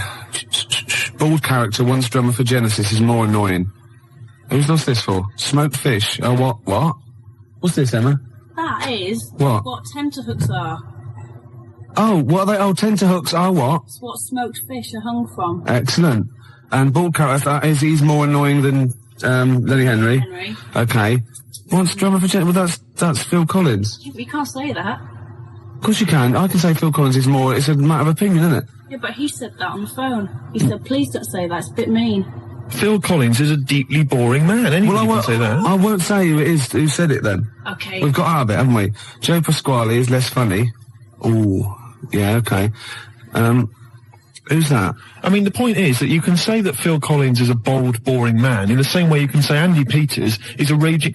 Gervais, Jilly thinks I'm adorable, apparently. Gervais, I don't think we've got time to really talk about this. Okay, what have we got to do next week? Oh, we can't say who your celebrity was, but I just thought we could phone in who you think it is. I mean, I've got a few ideas who your celebrity second cousin is. Your mum. Mr. Ed? No. Godzilla? No. The point is that this is a real celebrity, so, I mean... Okay. Celebrity. So, I'm not making it up. It's not going to be as exciting as, whoa, it's Elvis or whatever. It's not that goofy, but it's still... they do share some of your genetic material? No, you wouldn't know it. Really? No, Normal? You will, yeah. Symmetrical? A good-looking person. Blood reaching the surface? A good-looking person. Really? Yeah. Fantastic. They probably denied your existence, or they're obviously going to deny that they're related to you then, aren't they? Well, I'd say I tried to get some of their money. No. What else do we do? Send me some hideous pictures. Yeah, I'll just give the address again. XFM, 97 Charlotte Street, London, W1P. I've got to go in the pub. 4 o'clock again. Yeah. One computer's not working. Is it not? No, this all sounds funny. What's that one? Is that the one I listen to? Just press a few buttons. No, I'll put it on there. Oh, you got? Desktop. I don't know. I don't know what these do. Is your mic working? Sorry, I got a bit of a cold. Oh, God, I had a big list of things to talk about as well. Did you? Yeah. Oh. No. Rocking from the Crypt. Oh, it's a good start. On a rope, which is appropriate because we've got a little Gravediggers track to play later, haven't we? Oh, yeah. Called Suicide. It's one of my favourite tracks, Gervais, by the Gravediggers, but it has got a bit of bad language. Well, that's okay, because you've played it to me a couple of times, and I reckon I've got it off pat. Really? I'm going to be bleeping it out live. You're going to do a live bleep out? I should say, we usually have a few beers and we get throughout the show and I get steadily drunk, which is unprofessional. This saved a bit of time, turned up pissed. You turned up drunk today? Yeah, so that it's weird. I'll tell you what. I'll be honest with you, Gervais. Normally, if someone gets drunk, their speech begins to slur. Yeah. They talk rubbish. Yeah. No difference. No, with you. That's the beauty of it. Yeah. That's the beauty of being me. Yeah, exactly. You know what I mean? How drunk are you? I had a little bit of wine. Did you? Couple of glasses? It's a lovely. I might get a little bit melancholy. What about the little baby kangaroos have to crawl all at their mums? I help them. Got a fax here for you, Steve, actually. Oh, lovely. Good news. It's from Becky. She's listening to us in bed. She's been a bit lazy. She's been on holiday.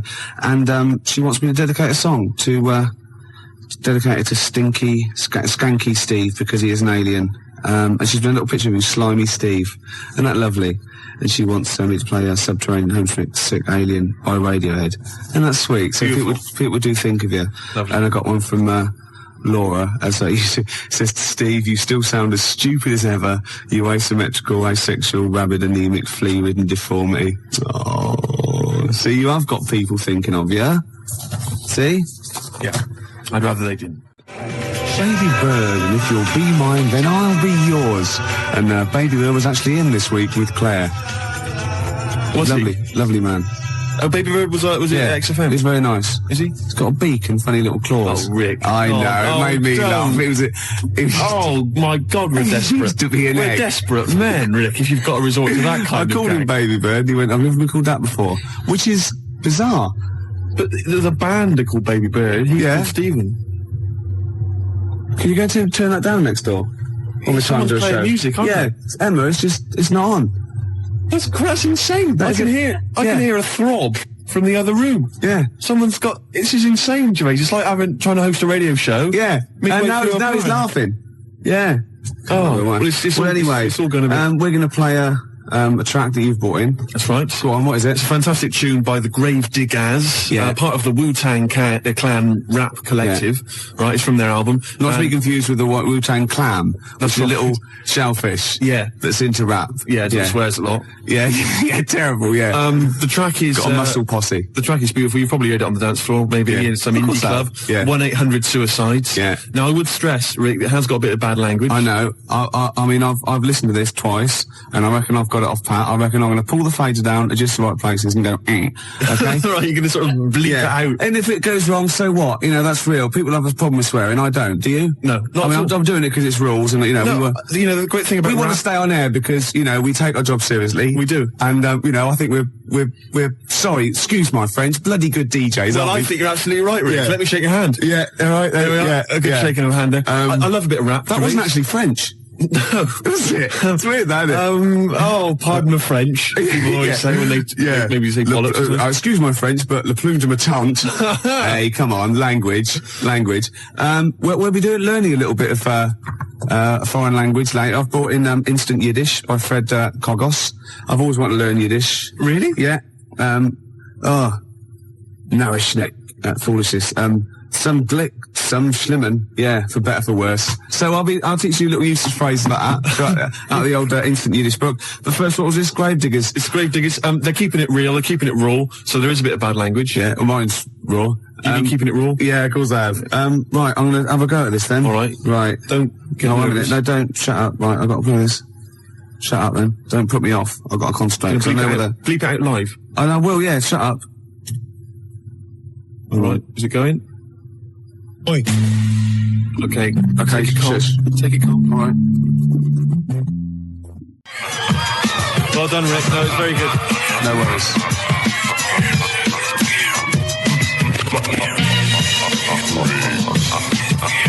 That's Gravedigger, isn't it? What's that called? 1-800-SUICIDE. I'm going to buy it, I think. Can I get the actual mix with me going on Yes, you can. Yeah. And that's for Steve Vox, who's listening in Reading. It's from Lee to him. And Steve is the president of the Geeks, Nerds and Losers Society, the GNL. Lee's the vice president. I got thrown out of that. What embarrassing walking down the street with you. Exactly. Oh, it's a terrible state. Yeah. Gervais, it was Saturday night last night. Yeah. And I didn't get to sleep until 6 in the morning. Ooh. Flatmates having a party. Yeah. Not invited? No. Next time though. Well, maybe. I don't know. I don't know why I hang around with them.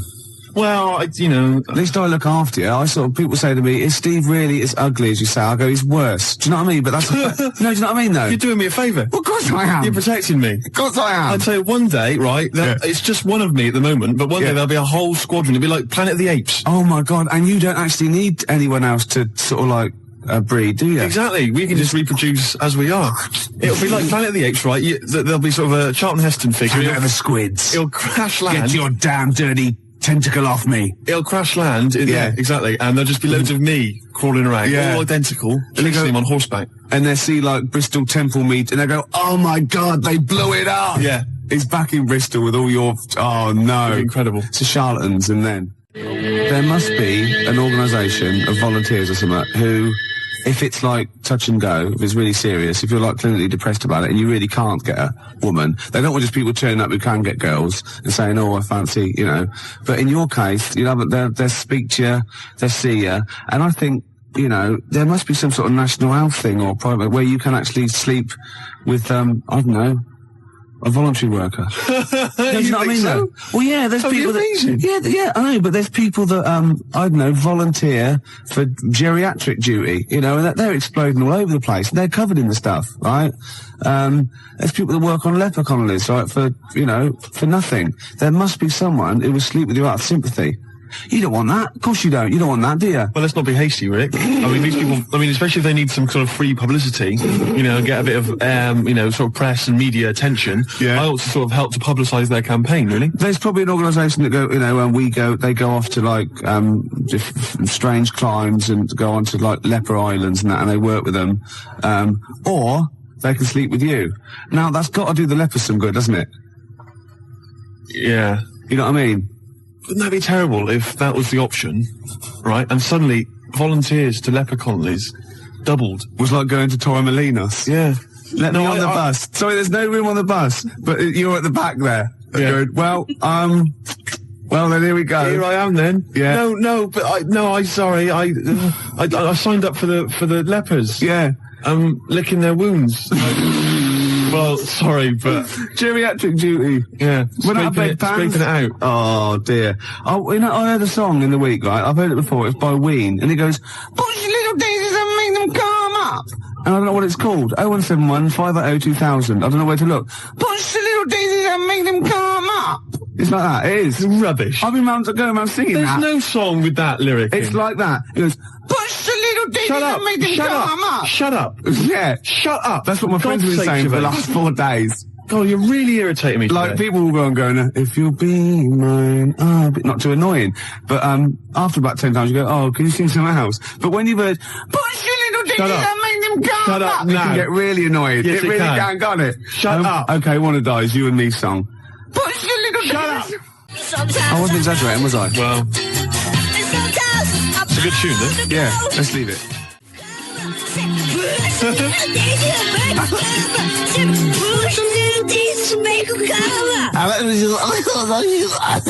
It's great. That's just going to gag. I love that one. It's great, actually. Maybe we should play it again. Well, maybe later on. I'm not that mad about it. I like that. She's not quite as irritating as me. No, but then who is? We were talking earlier about how hideous you, how you look, and you can't get a woman because you're quite nasty as well. And Emma, our producer here, who thought, oh, look, this is not fair, you know, because Steve is quite affectionate. When you get to sort of know, like E.T., when you first watch E.T., you go, ugh, and then by the end you think, oh, do you know what I mean? It sort of like gets that deeper. And she went, I remind you, Steve, what I said when I first met you, and this is like her best, you know, stab at a compliment to make you feel better. She said, oh, I thought you're really not that ugly. So the assumption is I am ugly, yeah. It's just not as bad as it's made out. And that's like, you know what I mean? Yeah. And she's like, no, don't be silly. You're really good. You're really not that ugly. Yeah. It was a good effort though, wasn't it? Yeah. You know, that was nice, Emma. That was really nice. It was a good effort, but it was shallow and futile. It doesn't mean anything. Look at his little face. Oh, look at that fax over there. Check that fax out, right? See, Ricky, Steve's skin problem closed up was actually what they've silicon got, carbide particles. Someone sent in a fax, right, and they've got these sort of hideous kind of mutated cells, whatever, and they've put on the fax to Rick, Steve's skin problem closed up. You've never said I've got a skin problem. No, I haven't. You haven't got a skin problem. They're just assuming. No, it's almost translucent. His skin. It's very pale. It's like, you know, those newborn fish when you can see all the hearts, can't you? All the hearts.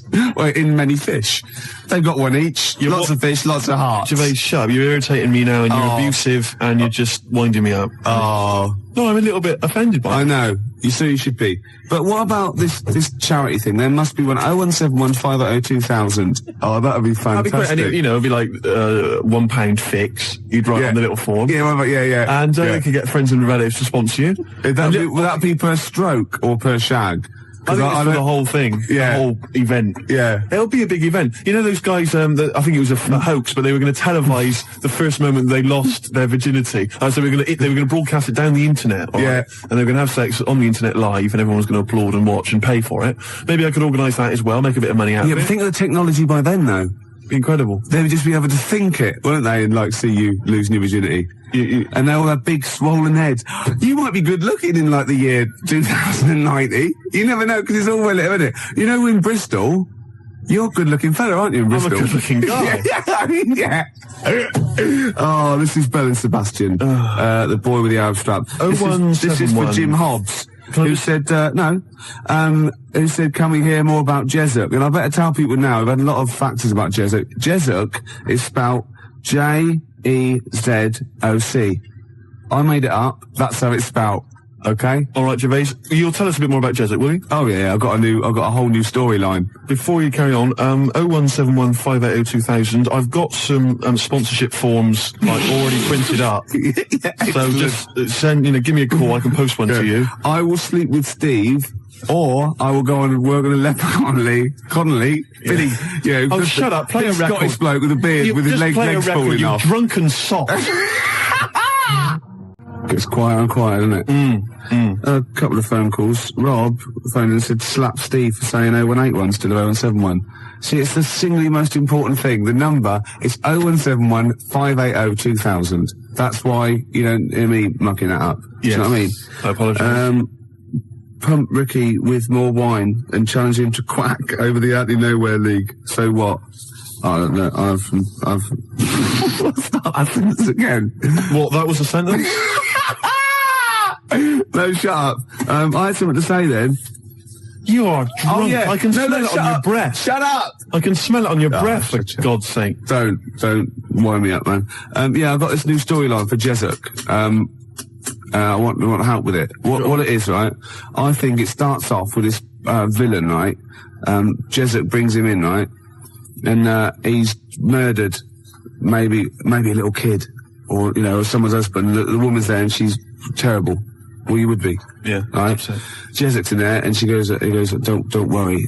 He's gonna, by the time he gets out, Steve will have a girlfriend, right? She goes, oh, right, it won't bring my boy back, will it? No, but you can have one of mine. I've got loads or something, right? Anyway, he goes to the court, right? And he's only tampered with the jury, and he's a nasty piece of work. Oh, not the murderer. Yeah. He walks free, and he sort of like winks at Jezuk on the way out. Do you think Jezuk's gonna let it lie? Jezuk's not gonna let that villain, what, has he got a piece of evidence? Well, no, he goes after him, shoots him anyway. Because, you know, it's just done. It turns out the bloke didn't actually do it. But, you know, as Jezik says, better, you know, kill innocent people than let one, you know, guilty person go free. That's Jezik's philosophy. Yeah, yeah. And shoot first, ask questions later. You know, you don't want to be stitched up. He's got a reputation. And then he gets off with a woman, and they have another kid, and it's all right. Yeah, I'll stop you there. Why? Jezik just killed an innocent man. He's your superhero. He's your, you know, your heroic hardboiled cop. He just killed an innocent man. I'm a little bit disappointed. Oh, so he's got to be perfect, has he? Well, I'm just a little bit disappointed. Well, no, he can't be perfect. He's got things to do.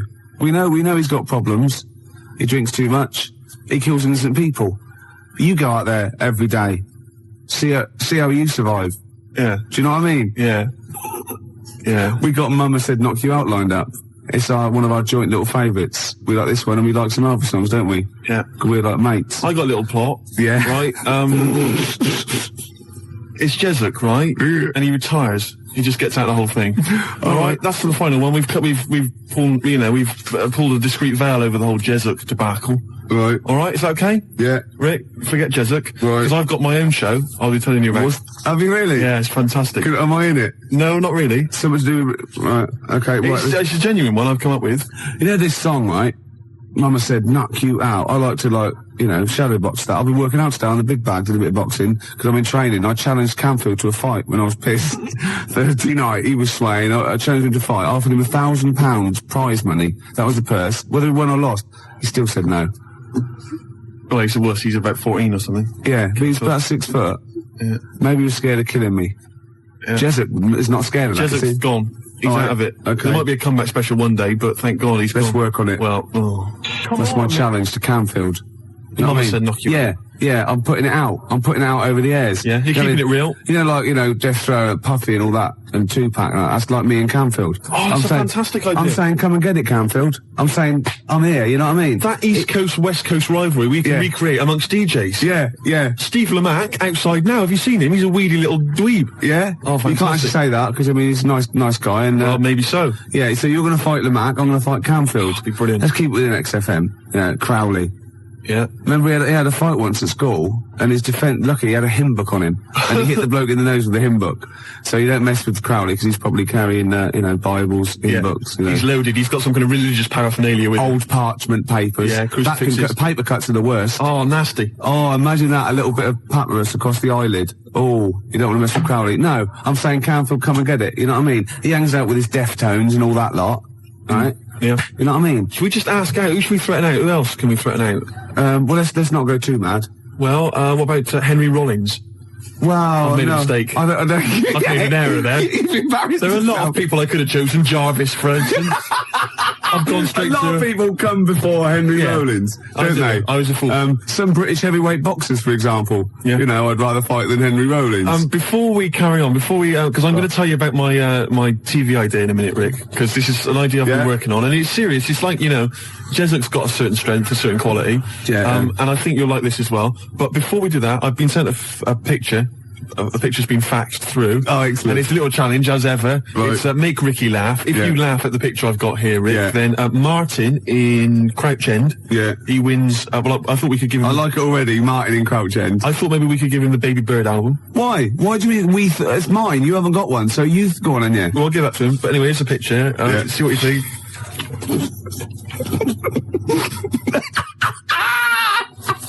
I like it, because there's a little explanation as well. And it's subtle, because I had to get right to the end for the big line.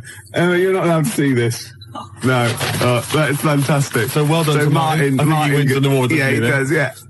Yeah, okay. So if you want to win something tasty, give us a call or fax us through a picture. 0171 580 1234. Your pictures, please. Make Ricky laugh. You know your idea of this new show, which I haven't heard yet, right? But we should start getting together all the other stuff, or we're going to get ripped off. I sounded just like Albert Tatlock then, in the early 80s.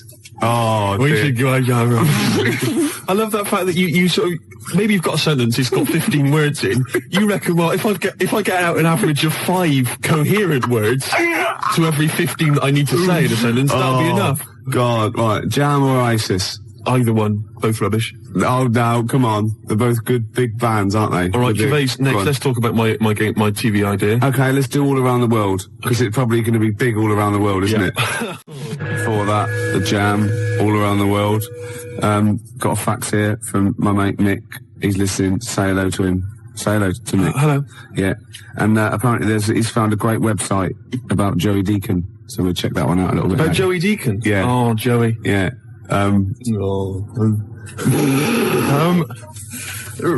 We've had loads of ideas, haven't we, in the past? Yeah. And actually, I was wondering whether we should put out the phone number 0171 580 2000.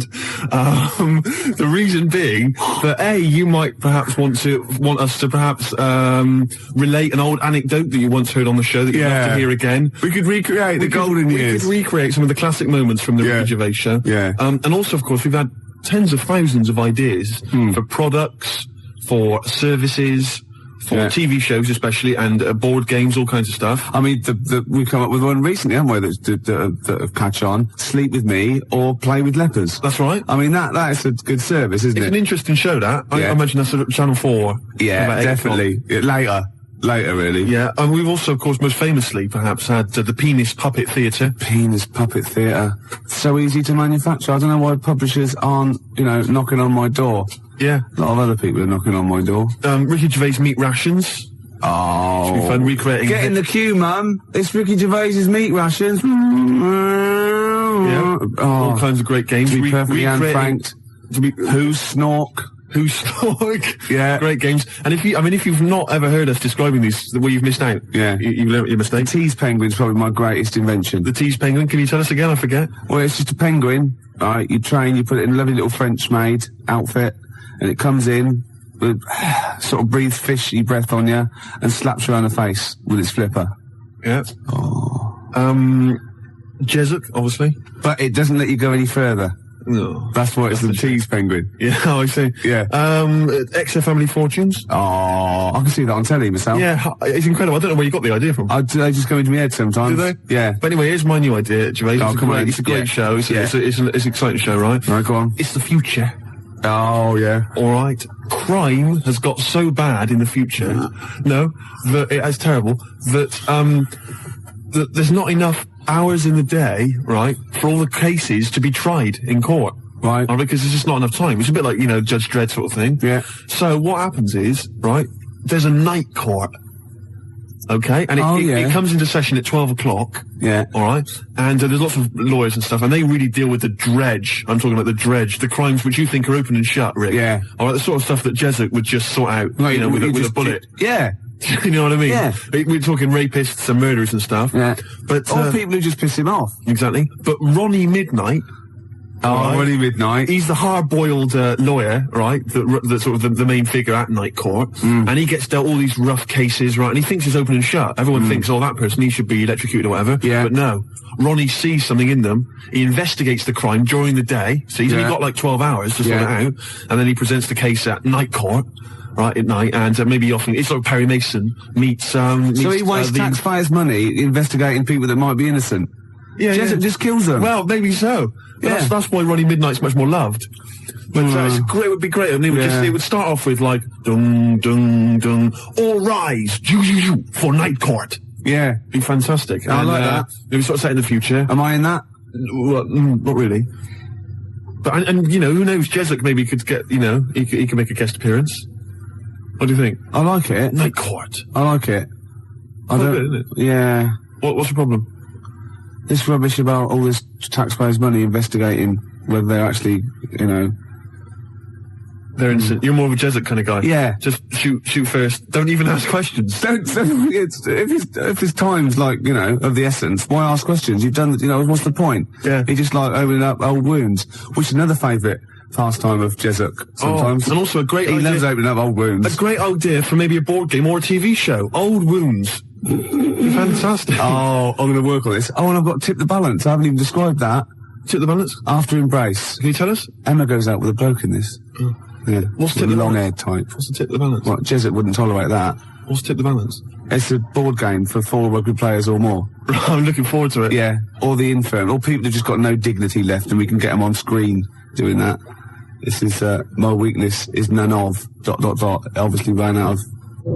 I was, reading News of the World on the way here, and, I didn't know this. You know, Tony Blair is the Prime Minister. Oh, yeah. Tony Blair.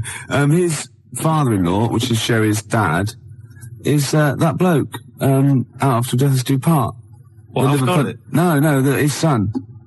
Oh, blimey. Something about I don't know, I should get this right really, because it could be libelous, but it's something to do with some sort of doll cheat or something like that. What? Yeah, apparently. Cherry Blair's dad's a doll cheat? Yeah, something like that. Really? Or he's claiming some sort of benefit fraud, I don't know. But he was always the same when he was living with his dad, Alf. He was married to Una Stubbs, wasn't he?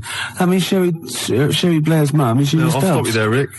I'll stop you there. It's so incestuous, isn't it? Fiction. I've tried to explain this to you before, haven't I? The stuff on the TV, a lot of it is real. Some of it's fake. They're not really those people. Understand? EastEnders, for instance, that's not real. That's not real people. Yeah, well, obviously, because obviously that is real, because I've seen them in real life. They were at Phoenix, a couple of them were playing football, so that is real. No, that was the actor. That was the actors. Phil Mitchell was there, and Ricky Butcher. That was the actors. We have been through this before. Because I went through this the same day that I explained to you that only in the cat world can you piss on an object. I got a new stereo that way. They just get out of the shop, but it was too late. I got a new stereo, and it doesn't. It sort of shorts out because I actually weed in one of the back of the speakers. Did you? Yeah, but it's mine. I've got to get that. We've got after the success of last week, Rockbusters. Okay. We're doing that again. Sorry, were you on the same show as that? I thought it went all right last week. Yeah, okay. Good. Right, so we'll be doing that. Got some nice prizes, which... what prize? What arbitrary films have you got? Have you got... Don't tell them yet. Don't tell them. I'll tell you what, if it's Children of the Corn 2, then can I enter this competition? There you go. No. What is that? He's got some different prizes. Maybe I should just tease the audience with those a bit later, Rick, because there's some exciting stuff there. It's going to be amazing. Yeah. Right, so I don't want to give too much away, Rick, but one of them is a copy of The Office on DVD. Is anything like maybe Burt Reynolds' straight-to-video film? Are there any of those in there? Sadly, nothing quite as classy. Fist. Yeah. Right. So we've got that lot to give away. Yeah. No, it's a great feature. I just think you need to be a little bit more careful about what you consider to be education. Funny. I fell over. All right. Well, we'll work on it next week. Play a tune and. What have you got for us? Because we've got a big competition. We've got to do the competition. We've only got 25 Yeah, well, come on, Don't worry about it, Carl. Play a tune. We'll come back with Rockbusters. What are we playing? Let's play a bit of Tupac. Oh, that's what I'm coming out to, isn't it? Yeah, The fight. exactly. Yeah. Imagine it. Whack it up. Tupac, California Love. Yeah. And that's the big tune that Ricky will be coming out to when he has his celebrity boxing match. We're all looking forward to that, Rick. Yeah. Competition time, Carl? Oh, Carl's looking forward to this. He's just getting all stressed about his half hour. Pete. Oh, go on. No, it's just, we should have done this a lot earlier. Why? It keeps them hooked in. Right, if you haven't heard the game before, I'll give you some initials, bit of a cryptic clue, and those initials and the cryptic clue makes up some band.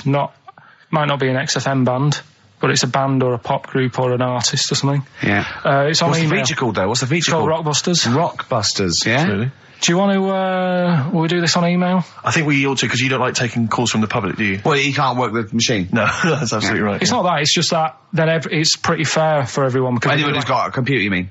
So it's open to anyone who's got, a computer or a laptop at their disposal at this precise moment.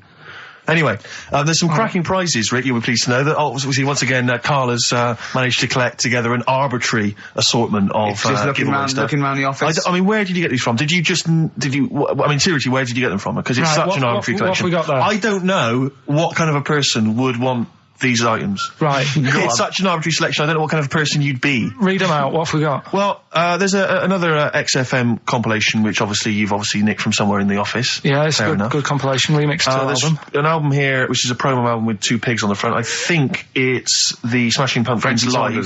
I can't be certain. This is the album. Didn't we give this one away last week? This is just an arbitrary compilation album. Again, one of those kind of... Is that the actual one you didn't send, Carl? No. We've got a couple of got a job lot of them. Surprise, The Office on DVD, which is ludicrous.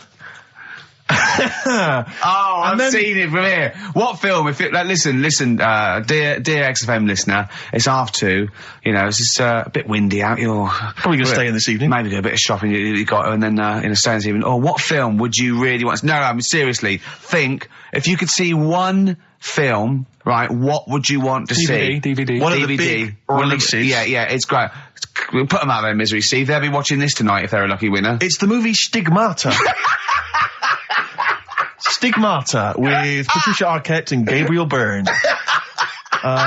So look forward to that. That's great. That's the big one. That is brilliant. You're playing look at Carl's face. He's actually offended because he's the only one that puts any work into this show, and he's got competitions. He's got Educating Ricky, Rockbuster. He's got the song with a story. He's got song with a story to come that he's like gone through them. It's unbelievable. Yeah. So you're playing for that collection of arbitrary goodies plus the big prize this week, Stigmata, featuring Gabriel Byrne.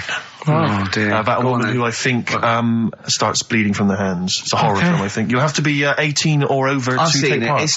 It's not terrible. Sure. It's all right. But is it better than Children of the Corn, which was the big giveaway last week? I haven't seen Children of the Corn. Go on then. Right, so next week, Teen Wolf 2. Go on. Here's the... and Tony Banks's own solo album, Bank Statement. Tony Banks, remember, is the musician from the much-loved Genesis, but we've got that album to give away. All right, then. So, right. To win those exclusive prizes. Go on. Yeah, you've got to email in ricky.gervais@xfm.co.uk. I saw a sellotape dispenser out in the office. There's a pair of gloves that I don't know who's out, but they're out there and they've been there for a week. So let's send them pair as of well. gloves, a sellotape dispenser, and Tony Banks's solo album, Bank Statement. Yeah. Okay, go on. Right, first one. Initials JT. Initials JT. What's the cryptic clue? Cryptic clue. At the moment, I'm in a river full of logs. Hold on. Yeah? JT, and what's the clue again? At the moment, I'm in a river full of logs. Full of logs? Yeah. Okay. So, who could it be? JT. At the moment, I'm in a river full of logs. Yeah, go on, right, next one. Second one, there's 3 of them you got to get. Letter is W. Yeah. The clue, that lad's got bad asthma. That lad has got bad asthma. I've got that one already. W. Yeah. And finally, the last one is the letter C. Yeah. And the cryptic clue is Carl is one of these. Mousetrap is that musical, isn't it? This isn't the clue, by the way. It is called Mousetrap, isn't it? There's not a musical. It's not a musical, but it's a whodunit sort of thing, yeah. Yeah, that's fine. Right, here's a clue. I saw that... Imagine that. Imagine that on the real Blockbusters. Yeah, mate. Bob Owen is going, can we stop a minute? Oh, you with the 9 teddy bears there. Mousetrap, that's a show, isn't it, in London, isn't it? I think so, Bob, yeah. Right, okay, here we go. Yeah, carry on. So camera's back on? Yeah. So the letter is C, and the cryptic clue. I saw that Mousetrap the other night, but the heating in the theatre was knackered. What? The heating in the theatre was knackered, right? Ruined it. Well, I've got that one already as well. Yeah? I mean, these are... the first one's hard, but the So just a quick reminder, JT was the first one. At the moment, I'm in a river full of logs. Full of logs? Yeah. Okay. Second one, W, that lad's got bad asthma. Yeah. And the last one, C, I saw that Mousetrap the other night, but the heating in the theatre was knackered, and it ruined the whole thing. Okay. And ricky.gervais@xfm.co.uk is the email address. You can win. I'm confused. Various treats, including I'm in a Stigmata. I'm in a Gabriel river full of logs. Yeah. I'm in a river full of logs. Well, we'll do it in about 20 minutes. Yeah, you've got to stay tuned for the answers. It's not the quickest, so don't go rushing and sort of messing it up. Think about it. And it's random email anyway, so there's no rush, all right? And if you want to email, you're welcome to say, please do not send me the prizes even if I win. Welcome to put that on there if you don't want that junk in your house. Right. The reason we usually sort of play a record out of an outbreak, don't we? Yeah. Carl is so concerned with his little competition, he hasn't got a record ready. Sure. Got one. Okay. Sorted, are you? Yeah. Do you want to do a quick recap? I can't bother to even just say it. I'm not interested. I'm just not interested. Yeah, go on, Recap, quick. Still send your emails in. JT, it's some initials of a band, just in case you didn't hear it last week. If I said AK and an exploding pet, that would be Atomic Kitten. Yeah. Right? They know what a clue is. So JT, at the moment, I'm in a river full of logs. Yeah. W, that lad's got bad asthma. And C, I saw that Mousetrap the other night. The heating wasn't working, it ruined the night. And, that was it. ricky.gervais@xfm.co.uk. Some stuff. Stigmata.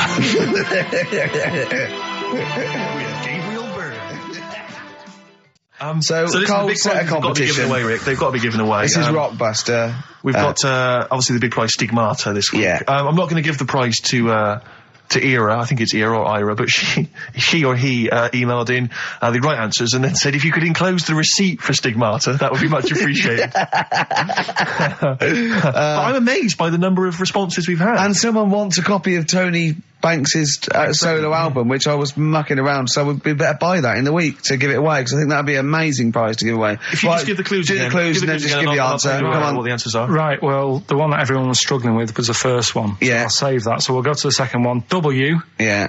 That lad's got bad asthma. Yeah, we know that. That was Weezer. Yeah. Good one, well done. The last one, C. The clue was, I saw that mousetrap the other day. The heating was knackered in the restaurant. Yeah. In the restaurant? In the theatre. Yeah. And it ruined the night. Yeah, so it was a cold play, wasn't it? Yeah, that's a cold play. Yeah. And JT, at the moment... I can't think of this one. At the moment, I'm in a river full of logs. Well, I had to say there were some wrong answers. What was it again? It was Justin Timberlake. Justin Timberlake. We had some wrong answers that included Jethro Tull and James Taylor. I don't know how that relates to it at all. I'm annoyed at Lake when he clearly said river. I mean, that's the first thing that cropped up. Not I'm in some water full of logs. At the moment, I'm in some water full of logs. But he actually had to say river, so not lake. That annoys me. I mean, I didn't get it. Fair enough. I should have worked it out. I should have tried to think like you. Get it. A lot of people obviously think like you, which is which I'm, worried about. But yeah, James Taylor is great.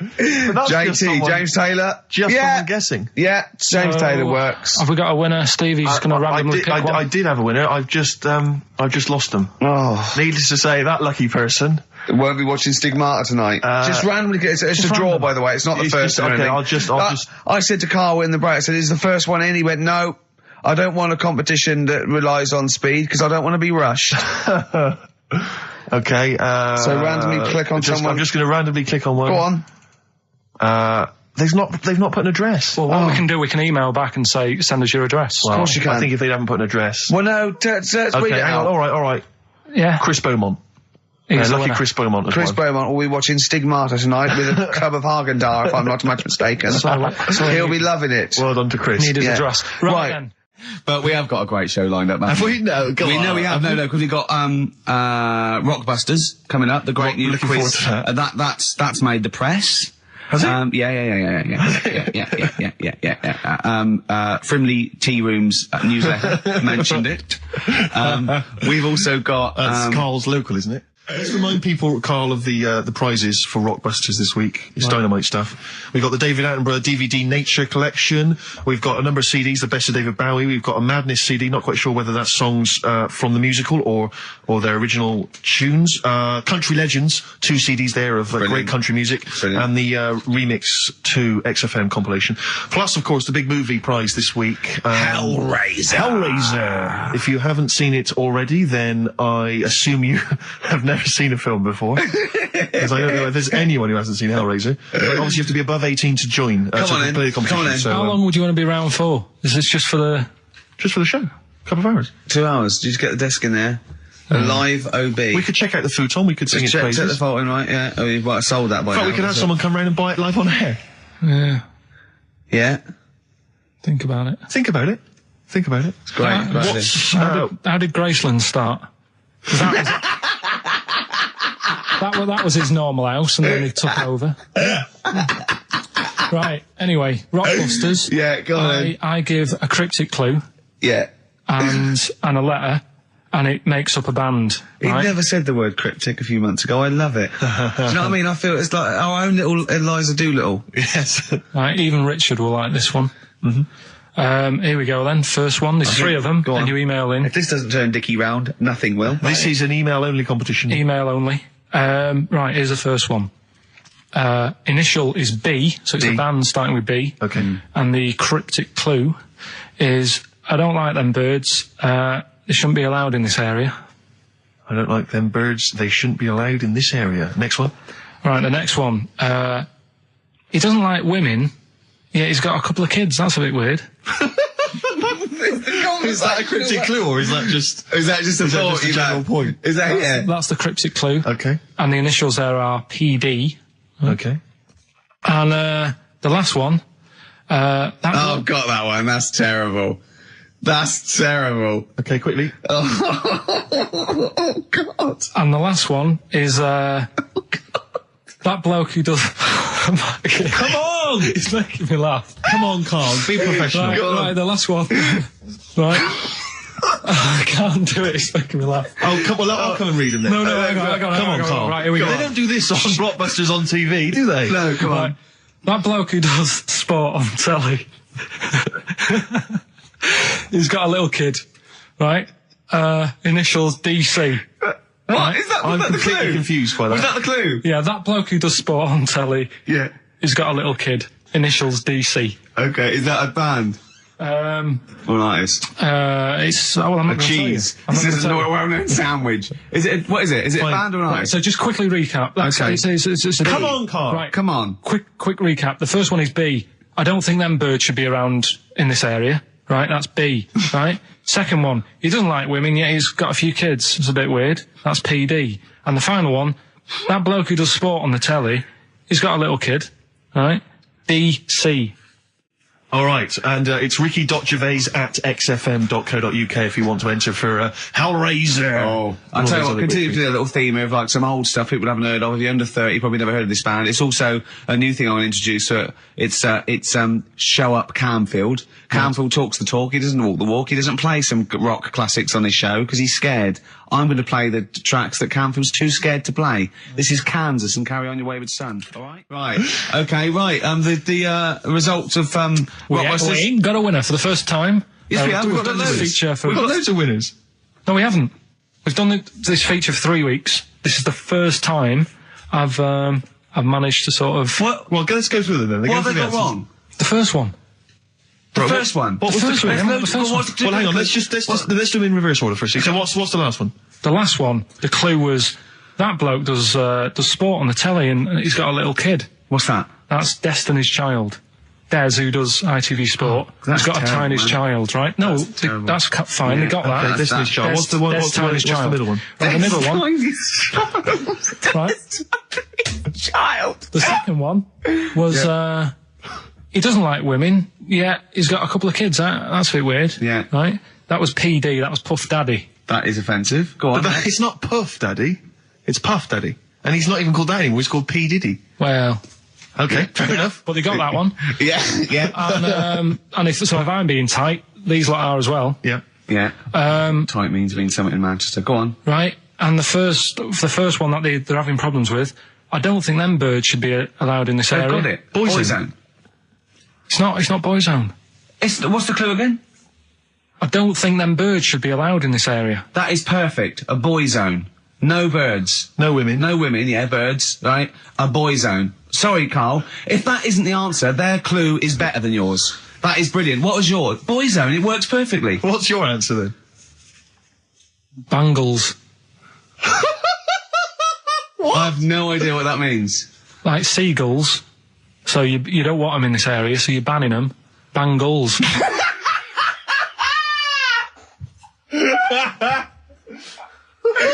Oh! Well, give it to Boyzone, because Boyzone's better. There is virtually allowed in this area, it's a Boyzone. I think we should have a rollover. Carl beat them. You have to use his logic, surely. But theirs works. You can't do what am I thinking. No, that's not what I'm thinking. It works perfectly. I think you've got to give it to the ones that got the Boyzone. Well, how about, right, because they didn't actually get into my head. And my way of thinking, heaven forbid. How about we just keep back the David Attenborough, and they can have, I'll chuck in the Hellraiser, right? Okay. And Blondie album and the Madness one. Yeah, okay, pick a winner at random. Pick a winner, Steve. I'm going to give it to Paul Sloman, who got those answers, and he also says, P.S. Carl, you're a moron. So, I'm giving that to Paul, and good luck to him. Right, well, he's got a crazy night tonight. If we can rush these over to him, he's got a cracking Saturday night. Well, if I'm a moron, I might get your address wrong when I send them to you. Ooh. Coming right back at you, Paul. Yes. Right, John, play your song. Is this it? We Oh, almost Carl's done? annoyed because Wow, they didn't he's get wild. banned goals. A song for the ladies. I think we seem to have missed this a lot of weeks, but this is, I've been wanting to play this It's for not like ages. us to forget things like that. We've got Rockbusters coming up in about 10 minutes or something, right? Now, Look forward to that. people email in, and they don't just do it for fun. They do it because they know they've got some good prizes lined up. Right. So they're doing it because it gets them something. Yeah, my prize is that I've learned something in life. I've gone through an experience, and hopefully I'll come out in some way better if I don't get mashed. That's it. That's the prize. That's why we do anything, isn't it? Right. Prizes. Yes. List them. Rockbusters. Yeah. It's one of the big exciting quiz shows, and this may be one of your last chances to play. There's rumours that it's going to get ditched, Rick. Rumours that Karl Pilkington, the creator and mastermind behind it, has already grown tired of it. It's all from the way you heard them earlier on, the very best of the Stone Roses. From that, we played I Want to Be Adored. That's one of the prizes. That's a nice little Christmas compilation. Second hand now then, really, isn't it? Second hand, yeah. 50 years of the greatest hit singles. I'll tell you, there's some great stuff on here. Opens, Rick, with Bohemian Rhapsody. One of the biggest number ones of all time. If you've not heard that enough already, you're followed then by John Lennon's Imagine, Candle in the Wind, Elton John. You've got all on sorts one CD, Stephen. Well, these are some of the greatest rock minds. They've chosen some of the best songs by some of the best artists. Paul McCartney's Mull of Kintyre. That's on there.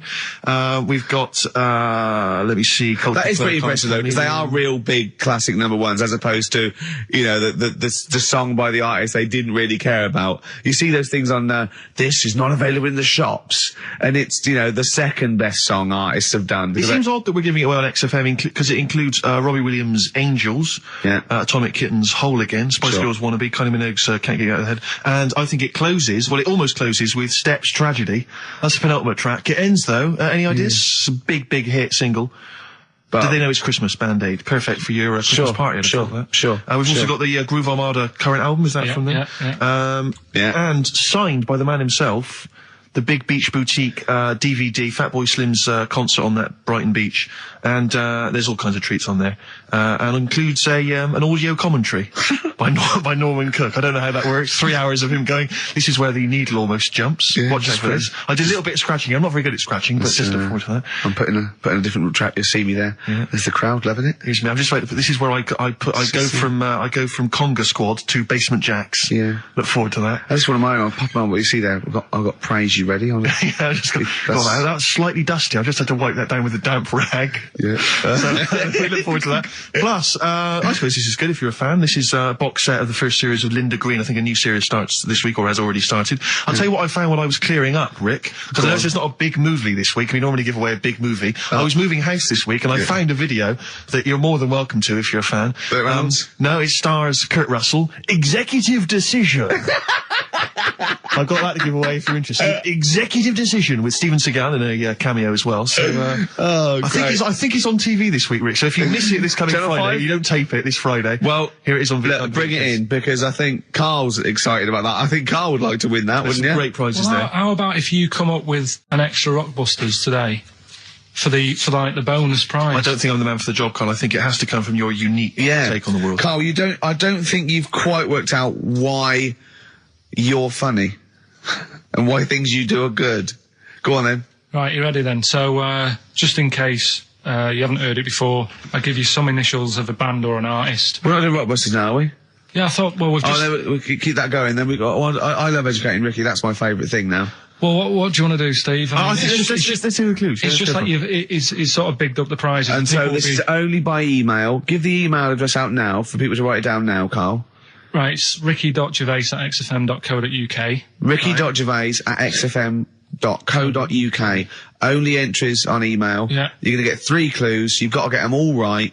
And you win all the You win all those prizes you said. Okay, Carl, go on then. Right, and just a quick example, one of the first ones we did, it was like AK, and the clue was Exploding Pet, and it was Atomic Kitten, right? Yeah. So you understand how it works now. These are your clues. The first one, that army has got some nice trenches. That army has got some nice trenches. Excellent. Yeah. And the initials there are DW. Do you write some of the questions for 15 to 1? Go on. So that army has got some similar phrasing. Trenches. Okay. Okay. The second one. What were the initials there, Carl, on that person? DW. DW. Yeah. Right. The second one. The top of them curtains are all wrecked. all the materials all worn. He acts it out though. We've got to get him on telly. We have got to get him on telly because his little face and his gestures. That's the second one. The initials being HV. Okay, the top of those curtains are wrecked. All the materials all worn out. Right, HV. And the final one, here's the final clue. I was in Texas the other week, right? I tripped and landed on my knees in a puddle. What's the initials? WH for that one. So I was in Texas, I tripped up, landed on my knees in a puddle. So that's WH. Incredible. You've got it! Is it great? It's fantastic! It's desperate. Okay, time of drawing the record. Do you remember you're playing for these compilation albums? We got the Fatboy Slim DVD, Linda Green on VHS, and of course, Executive Decision, starring Kurt Russell as well. Oh, God. Go on then, right, okay. We've had a few emails. Anyone got it right, Carl? Anyone got it? Ricky, educating Ricky, that's the final one. We've got to get that out of the way. We've got to get Rockbusters as well, though. We can do that at the end, we can wait. Go on then. But we've only got 5 minutes left. Come on. We're really tight, we haven't even got time for a last track. We've got an ad break and we've got to give out... Okay, give the answers then. This is ridiculous. So, Steve, do you want to pick a winner? I've got a winner when you give us the answers. Okay, so the first clue was that army has got some well nice trenches. Yeah. That was DW. Who's that? Dandy Warhols. That's brilliant. That's brilliant. That's good, yeah. The second one, the top of them curtains are wrecked, all the material is worn. Yeah. HV, that's Holly Valance. Oh, he got a phone call for a woman saying I haven't heard it, and he was talking to her off air, and she went, what is it? So-and-so, them curtains. She went, right. He said, you know the thing around the top of the curtain is a palmet, not a valance, and he went, cut her off. Yeah, but... My auntie's always making balances on everything. I'll tell you about that next week, right? I'm looking forward to that. Right. Is this the one that farted for 5 minutes? Yeah, the very same. Yeah. Right? So we'll talk about that. I was in Texas, I tripped up, I landed on my knees in a puddle, WH. Yeah. Wet knee Houston. Right? Wet knee Houston. Yeah. So, you're a maniac. So, who's a winner? We've got Pete, Catherine and Laura in Newcastle upon Tyne. They're listening online, I assume, and they're on going Sky to Digital. those great places. And remember, they got loads of stuff. They got the DVD here, they got Linda Green, they got Stone Roses, they got another compilation, and Executive Decision. What did you read about Brian Blessed? Is it actually true, or have you libelled someone else? It was an interview with him in it. And what did he say? Oh, come on, what did he say? He said I climbed Everest and I played of it with me belly. Let's talk about it next week. We've really run out now. Oh, you're a fool. And then we've got a Christmas edition of Rockbusters, which I found out yesterday. Go on. Channel 4 have ripped it off. Go on. It's on their teletext thing. That's outrageous. Yeah, on their teletext page, someone said. What are they doing then? Like Rockbusters, they're copying the format. You sure they're not copying Blockbusters? No, it's someone said it's a cryptic clue of a band and that, and initials, and you work it out. That is despicable. I mean, we should investigate this. So they've fundamentally ripped off the idea of being allowed to do a cryptic clue to guess a band. Yeah, but they sort of clever cryptic clues. They certainly ripped you off then, have they? I'm just saying. Rockbusters. Rockbusters, but tell the prizes, Steve. Yeah, we have Christmas got some, gifts. This is Christmas gifts. I don't know if you'll receive them in time to actually pass them off as gifts. I wonder if I can tell that Ross Noble story that he told us. I don't know. We'll have to discuss that when the record's playing. Okay. All right. Okay, so you heard a track from it just then. This is the XFM Christmas album. I think that's been knocking around here in the office for years, hasn't it, Carl? Or is it new this year? It was brought out about 2 years ago, but the Christmas songs are Christmas timeless, songs. Yeah, it's not bad. It's got bands on there like the Dandy Warhols, the Webb Brothers are on there, Drugstore, Bell and Sebastian, Flaming Lips, all sorts. So we've got that to give away. We've also got this Smashing Pumpkins compilation, which we seem, again, that seems to be knocking around for weeks. Another one of those 50 years of the greatest hit singles. I don't know, Culture Club's on there, Queen, obviously, I've just seen the cult film. Yeah, the cult film will come back to you shortly. This, I think, is one of the most exciting gifts. If you have a video player and you want to get trim, then surely Big Brother 3 champion Kate Lawler and her cardio combat video, in which I think she uses kind of, I don't know, military kickboxing training to get you trim and taut and looking as good as her. Then you can get that as well. We've also got a exclusive 7-inch single from the White Stripes, a kind of Christmas single. Is that from them? Yeah. That must be quite rare. That's probably the only thing worth. That is worth something. and Interesting. the current Badly Drawn Boy album, Have You Fed the Fish, which I think is slightly mediocre. They've gone up, actually. I think that the level of prices there has gone up. Not a bad selection, but here is the big movie, and actually I have to say this is not a bad one. This No, is, it's not. Again, it's not terrible at all. It could be worse. It's James Caan in the original Rollerball, not the disastrous remake that came out recently, but the DVD version of Rollerball. So that's there as well. So something fairly interesting. That's worth winning. Right, come on then. Let's do Rockbuster. Well, will we play a song to give people time to get a pen and paper and that? Yeah. Yeah. So we're doing it next. Rockbusters coming your way with all those great prizes. Yeah. Right, we're doing it now? Yes, sir. I noticed Heat magazine sort of put a bit of a spanner in the works. Why? Because they were saying, maybe it'll be a Christmas edition of Rockbusters. And I'd already sorted them out. I wouldn't worry, Carl. Well, what I've done, I've cleverly tweaked them to make them Christmassy. So the Christmas bit in it has got nothing to do with it whatsoever, but I just thought... So you mean the clues have a Christmas element? Well, yeah. But it's nothing to do with the answer. It's nothing to do with the answer. Right. So why don't you just ask the normal ones and I'll ring a bell. I'll shake some bells. Well, it's the equivalent of that, but in sort of speach. Right. Brilliant. So the first one, there's a load of letters there asking for advice. Put them on Claire's desk. Oh, and have a good Christmas.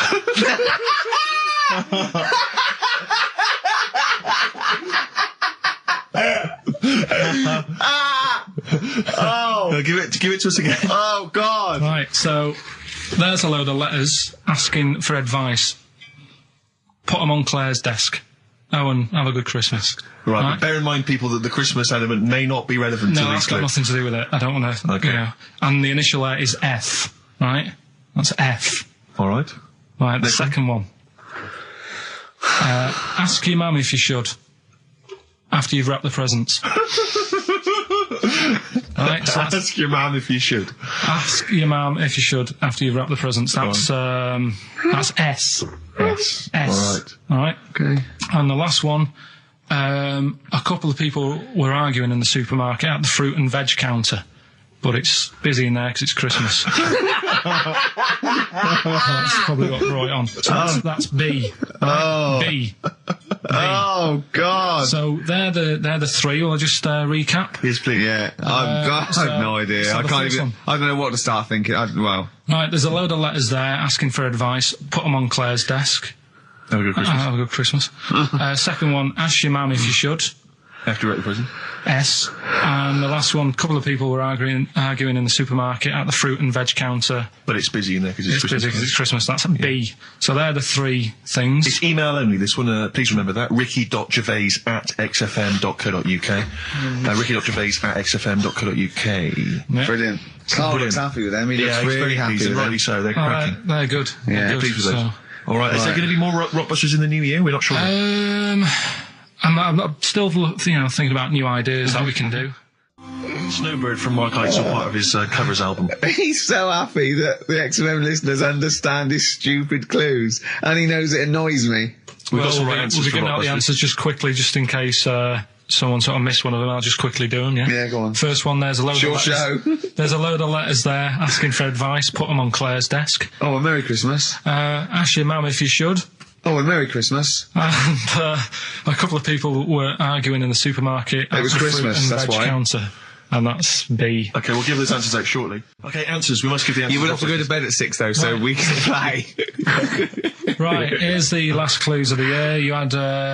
there's a load of letters there asking for advice. Put them on Claire's desk. That was F. That was for foreigner. Foreigner. I don't know what you mean. Claire Rayner, she took advice, she gave people advice, so that's a foreigner. That is shit. Right. I'm sorry, that might be Christmas, that is absolute garbage. A lot of people got the right answer. I know, that annoys me even more. Number 2. The second one, ask your mum. Foreigner. Yeah. Foreigner. Second one, ask your mum if you should. That was S. That was Shalimar. Shalimar. Right? No, bizarrely, what was the clue there? Ask your mum if you should. No, we got a lot of people saying Smashing Pumpkins as the answer to that. But I don't know who's saying that today, Mum. Smashing Pumpkins. Merry Christmas, Mum. Smashing Thanks Pumpkins. very much. Nice bollocks. Yeah, exactly. Oh, that's great. That's great. Right. Smashing Pumpkins. Your dad bought them for me for Christmas. Yeah. And the last one, Lovely plums. What, my Victorians? Oh, God! Right, we've got to wrap it up. Come on, then. A couple of people were arguing in the supermarket at the fruit and veg counter. That was B, that was banana drama. They were like having an argument. What do you mean banana drama? What, no, wait. What group is banana drama? What group is banana drama? So, you're a fool. You're a twat. When you say that, but you accuse Carl of that. You're also accusing lots of the listeners, including the winner, Nicola Rogers of London, and she wins those great prizes, and she got them bang on. So banana drama. So can we finish there now? Yeah. What do you mean? What do you mean? Can we finish there now? Just play the ads and go. What? No, what are you talking about? We're going to play Jerry Generating Rivers in all day. Play that then. Goodness me, Carl, look at you. We haven't got time. Merry Christmas, Carl. Merry Christmas, Carl. Enjoy the show. Let's give him a little kiss. Oh, a little kiss. Oh, no, with tongues, it's Christmas. Carl, what have you got lined up for us as the producer? Right, well, Rockbusters. Been off this week again. Has he? Yeah. Another week off? Another week off, yeah. No, I didn't have a full week off. I had 3 days off because I was working all over Christmas. Yeah. And still didn't stop working, preparing stuff. You've got a nice load of prizes there that I've sorted out. I had to come in especially to sort that out. Yeah. Rockbusters. Did you rifle through the drawers up at Capital Gold instead of down here? Yeah. Rockbusters, we're still doing that. You're bigging it up. Yeah. He's bigging it up. Yeah, still doing that. We've got that. Well, it's coming up to 1:30. And so it's time for Rockbusters. It's a structured show. It's a new leaf. This show in the new year is going to be structured. Set pieces, hitting our marks. Do you know what I mean? There'll be time checks, weather checks, quick hold out. If you're driving, careful on that. So do the prizes. Check for traffic, if it's bad. Yeah. Okay, well, again, an arbitrary selection of goodies. What are those politicians doing? Was that XFM News? Yeah. Right, what have we got? So we've got, for those that are a fan of the movie Donnie Darko, which a lot of people rave about this year, a sort of weird teenage movie, then there's a sort of sweatshirt there. It is actually quite nice. It's not bad at all. It's medium, so if you're a bit of a bloater, don't bother to apply unless you've got a friend already. We've also got here a Graham Norton video. Certificate 18. So please don't phone up don't email in unless you're above the age of 18. Yeah. And that's, I think, the best of his TV show. Yeah. Look forward to that. It's a big stiff video, that, isn't it? It's a big stiff cock of a video. Thanks very much. I meant you meant the bird. Yeah.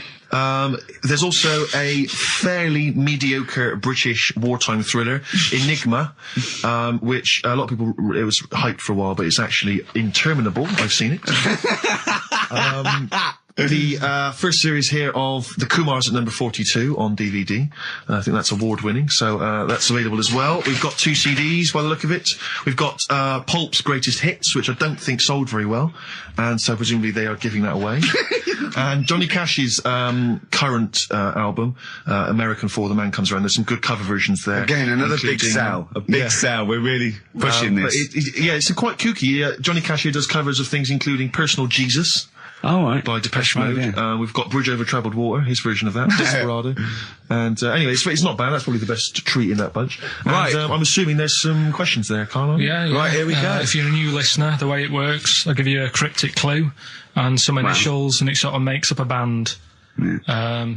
Makes more sense when you hear it, I reckon. Not particularly. Wow, not really. Although people do get it. I just worry about the state of our listeners. Go on. Right, so there's 3 of them. You email in ricky.gervais@xfm.co.uk. It's email only. I repeat, it is email only. We are too lazy to answer the phone. Yeah. Okay, here we go then. Number 1.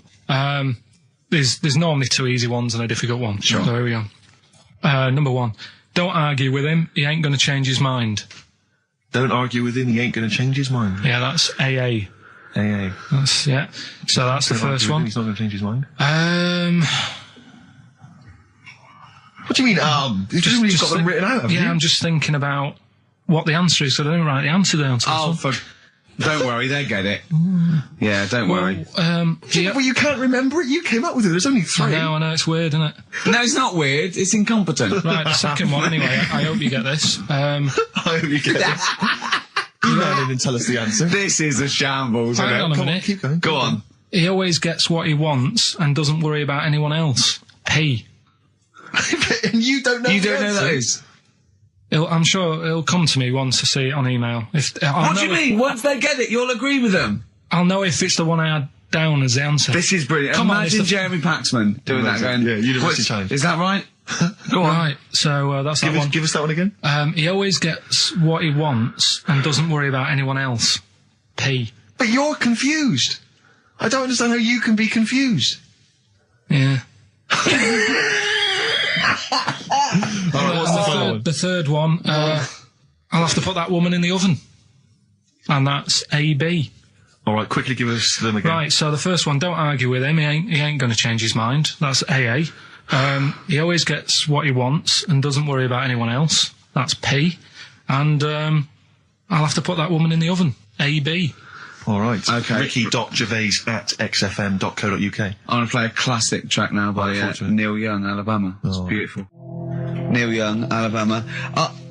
Carl is still confused. He's waiting. He's biting his fingers, waiting for an email to tell him the answer to the clue he made up but can't get. I love that as an experiment. As a I mean, that would confuse psychologists, that you come up with something that you can't get. It's brilliant. Yeah, you came up with the question, you don't know the answer. And you expect them to, but you can't, and you made it up. Look at your face. Play some adverts. Honestly, Juan by Billy Corgan's new band there. Ex-Smashing Pumpkins. Sounds a bit like them, but I like it. It's all right, not bad. I like it. You would take to know, Rick, incidentally, that someone's got the right answer. So Carl's Carl relieved. knows the answer, yeah. Brilliant. Well done, Carl. You're a fool.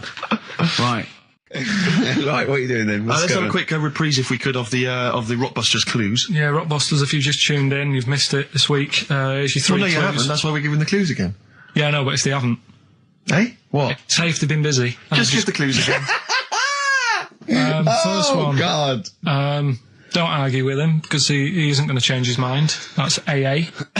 Second one, he always gets what he wants and doesn't worry about anyone else. That's P. Yeah. And the third and final one, I might have to put that woman in the oven. AB. Interesting. Are we telling him or still? No. People have still got a chance to win those extraordinary prizes. Ricky.gervais@xfm.co.uk. So the answers to this week's Rockbusters. Yeah. Do you want to give us the clues again and the answers? Yeah. The first one was, don't argue with him. He ain't going to change his mind. The initials there were AA.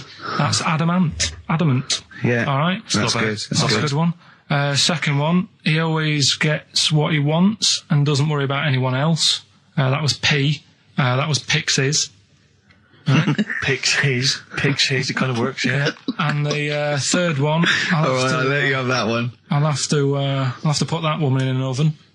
That was AB. That was Anita Baker. Anita Baker. It's good. Anita Baker. I'll let you have all three today. So you've done well. So do you want to pick a winner, Steve? Well done to Mark Leder from Bow. He wins those fairly mediocre prizes. Enjoy them. Oh, brilliant. Now listen, it's Rockbusters. I've got the prizes here. Rick, I'll be honest with you. I mean, we've given away some shoddy stuff in the past. This But is it's the worst absolute collection. tat, is it? This is really scraping the bottom of the barrel, Carl. I mean, Let's hold on. The how phones many are going more mad. of these can we give away? If you're still phoning, hang up because we're not going to bother anymore. We're really sorry about that. Maybe email us or something. How many of these can we give away? Rick? Look at that. It's only Fools and Horses. The It's video. the Christmas special from not this year, the year before. Yeah. I mean, we have given away so many of these.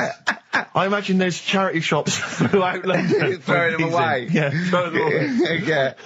So we got that. Dear. And if you didn't watch it, if you weren't one of the 20 million that watched it. Blue-eyed, fat-legged, purple-eater people, if they had a big and had a big boo. It's something like that. And once again, the best chill-out album ever. With, it's pretty much rubbish. It was a big boo. Actually, no, the songs were okay, but it's just basically a collection of songs you might have heard on adverts. So enjoy that. Oh, God, this one again, the best air guitar album in the world, the volumes. This is no longer an entertainment show. This is three people chatting to each other now and again. Sometimes we remember it's going out. Sometimes we just take a call for our own amusement. I mean... It's the same price again. It's the David Attenborough compilation of DVDs, which I'd be very surprised if actually makes it to you. I imagine someone here will have had that long before we post it. Oh dear. There's a T-shirt in here. XFM 104.9. You get sent a lot of Just in case you're wondering what you're listening to. This is a Quicksilver T-shirt. What is that? What T-shirt is that? That's a T-shirt made by the Quicksilver people. So if you're a bit of a surfer dude, and by the look of the size of it, you're a midget. You can't say midget. You're welcome to it. And this is, I think, the piece de resistance, Rick. I mean, because you know the kind of fans we have. They're pretty cool cats, pretty groovy guys. Yeah. So I imagine they'll be loving on DVD Doctor Who, the Aztecs. That's one of William Hartnell, the first Doctor's classic episodes on DVD. God. There. You know, rubbish. That's rubbish, Carl. Those prizes. I'm ashamed to give them away. Carl, you know our mate Johnny. He's a Doctor Who fan. Yeah. Do you remember? He bought the Doctor Who magazine, and he went to the toilet, and Steve got post-it notes and put geek on every page, and Johnny opened it on the tube, right, and it had geek and everything, and Johnny bought in the new Doctor Who magazine, I think this week's or this month's, right, and they've done the perfect Doctor Who fan, right, what the geek is, right, and it looks exactly like Steve. Alright, don't have a go, Rick. It does, and I'm gonna try and put it on the website. It's amazing. It's got your hair, glasses, it stands like you, it's sort of dressed like you, and it's only, it's hilarious, and he was, I mean, I'm insulting you now, it sounds like an insult, but if you'd see it, you'd laugh. Well, Rockbusters, right? Yeah. Right, here we go. Just a little bit annoyed. Just 3 clues. We've lost all the energy in this show, haven't we? Well, I can't get over that insult. I'm just a little... No, he did though. It just came out, no, I can be honest with you. It came out of left field. I wasn't expecting an insult. No, but I think there was a sense of camaraderie on this. No, I'll bring just email in ricky.gervais@xfm.co.uk. I'm just annoyed. I can't What are we doing? I'm just reading out the clues. Should we put this, let's put this one in for the Sony Award. Let's put this show in for the Sony Awards. Play a song, Carl, because I need to discuss things with him. I've talked before about him Edit slagging it me down. off. Get this down to 3 minutes. It'd be a great show. Rockbusters in a minute. Somebody if you haven't heard the Rockbusters, might as well give them out. Well, let's check the emails working before we do that. Yeah, otherwise it's a complete... This whole show has been a sham and a farce and a waste of time. Well, I think they can take that as read. Rockbusters then, we've got a problem with the email this week. Yeah. It's the least of our problems, I think. They're not coming through, so... I'll give out the clues again, and then you can call in on 08700. Only call if you know all 3, you can rattle them off. Yeah. We'll do it during the next record, so the number is... 08700 800 1234. Right? 08700 800 1234. Right, okay, so you've got that. So call in if you know all 3. Yeah, the 3, just to recap. I've got 3 other jumpers like this one, the initials FT. That bunch of people can't make up their minds if they want to sit in the sun or not. Right, that's C, and the Jamaican fella had some aspirin. Why did he do that? Right, that's FD. So if you know them, give us a call, and it's just the first with the 3. Right, well, I think they're calling now, Carl. So play a lovely record. I'm really worried about this because everyone's getting that last clue wrong. I reckon it's so rubbish that even your mental fans can't work it out. Yeah, it's a tough one, but give that final Rockbusters clue again. The Jamaican fella had to have some aspirin. Why is that? Why did he have to do it? No, hold on, that's changed. Well, it doesn't matter. The story. Oh, it doesn't matter. That's the point of a cryptic clue, isn't it? Oh, what have you got now? Right. The Cure, obviously. Yeah. Right, Carl's been taking phone calls for these clues. Right, and so everyone's been saying the same thing for the last one. He's been going, no, and I'm worried. I'm always worried. FD. I just overheard him on the call there going, what have I been saying? Oh, no, it's FP. Dickhead.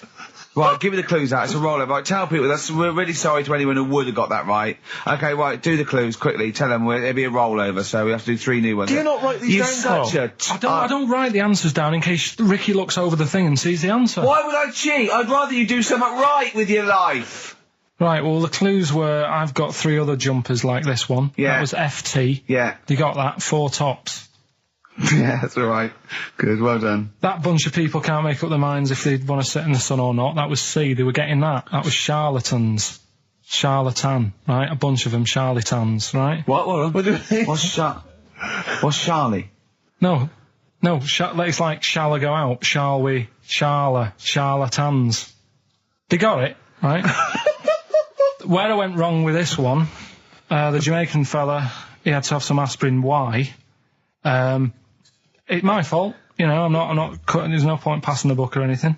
I said FD. A lot of people were saying, Fred Durst, like forehead hurts, which is a good one. Yeah, which would have been as good as any of yours. But I made an error, so we'll roll it over. No. What is the answer? We'll roll the what is the prizes answer? over. Jamaican fella what? Add some aspirin, why do that? What's the thing? FP. FP, it was Frida Payne.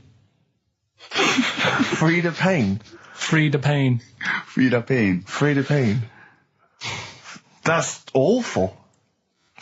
Carl, you've got to write these down next week. I'm sorry, you're the producer. I know, but I've had a busy week, haven't I? That's not an excuse.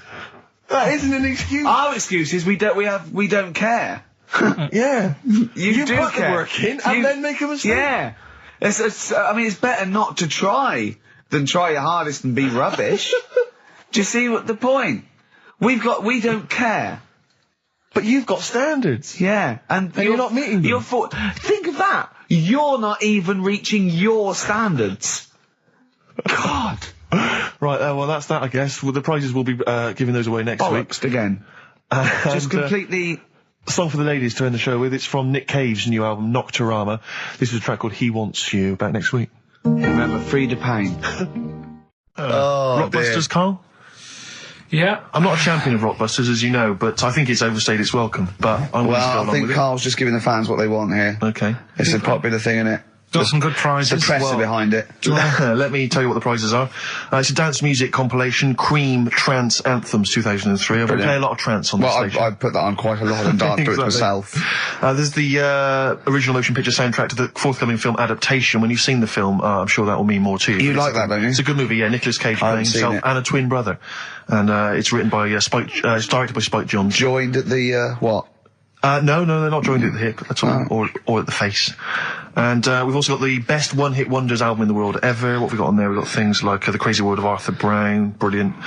Nana, 99 Red Balloons. The Rembrandt. In fact, it kicks off with Nana. Sure. That's followed up by I'll Be There For You, the theme from Friends by the Rembrandts. Yeah. And of course, Breakfast at Tiffany's by Deep Blue Something. Brilliant. Deep Blue Something. Is that the worst name ever? I think it possibly is. No, Sixpence None the Richer. Sixpence None the Richer. That's a pretty bad name. Okay, again, I know we've got a lot of chill-out fans who listen to us. So, the best chill-out album ever. Yeah. Bear in mind, of course, all these prizes collated by Carl from, I guess, people's drawers. Yeah, look in your drawer. Oh, dearie me. What is it? The only thing probably worth having is it's topical, if nothing else, Carl. A 7-inch by the White Stripes. Merry Christmas from the White Stripes. That was their exclusive Christmas single. So if that's early, isn't it? You get that. It is worth. A lot of people have got to wait 11 months before that's released. Yeah. Or was it last Christmases? Exactly. And I have never heard of this DVD. Go on. I like to think of myself as being fairly familiar with TV and films, but I have never heard of Stephen King's Rose Red. Welcome to DVD. a place evil calls home. And it's on DVD, it's certificate 12, so don't imagine anything too shocking. And it looks appalling. Is Rose Red Mansion truly haunted? To find out, Professor... Okay, we've got the gist of it. They're not very good prizes. They're cobbled together, but if you've got nothing better to do, call in if you know the answers to these clues. It's Rockbusters. Let's not let them call in, Rick. Please don't let these people call in. No, they're not calling in. It's email only. Carl, don't interrupt me. I'm just... ricky.gervais@xfm.co.uk. Email only. I can't stress that enough. We just don't want to speak to you people. Right, go on. Right, so I give some initials out and a cryptic clue, and it makes up the answer on that. Well, sometimes it does, yeah. Go on. There's two of them, there's a new aspect, which I'll explain about in a minute. The first one is, cryptic clue is, well, if he would have been wearing an helmet, it would have been alright. And the initial there is B, right? So, well, if he would have been wearing an helmet, he would have been alright. B, right? And or an artist. Second one, why are them Jamaican fellas swinging fish around their head? Okay. Alright, initials... just fills me with... DS. DS. Why are them Jamaican men swinging fish around their head? Alright? And the final bit to Rockbusters. It's a new bit. Last week I played you this.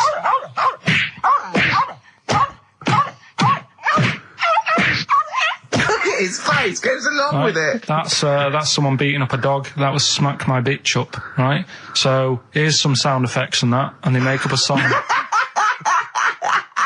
I can listen to him talk all day. Let's have a listen to the effects.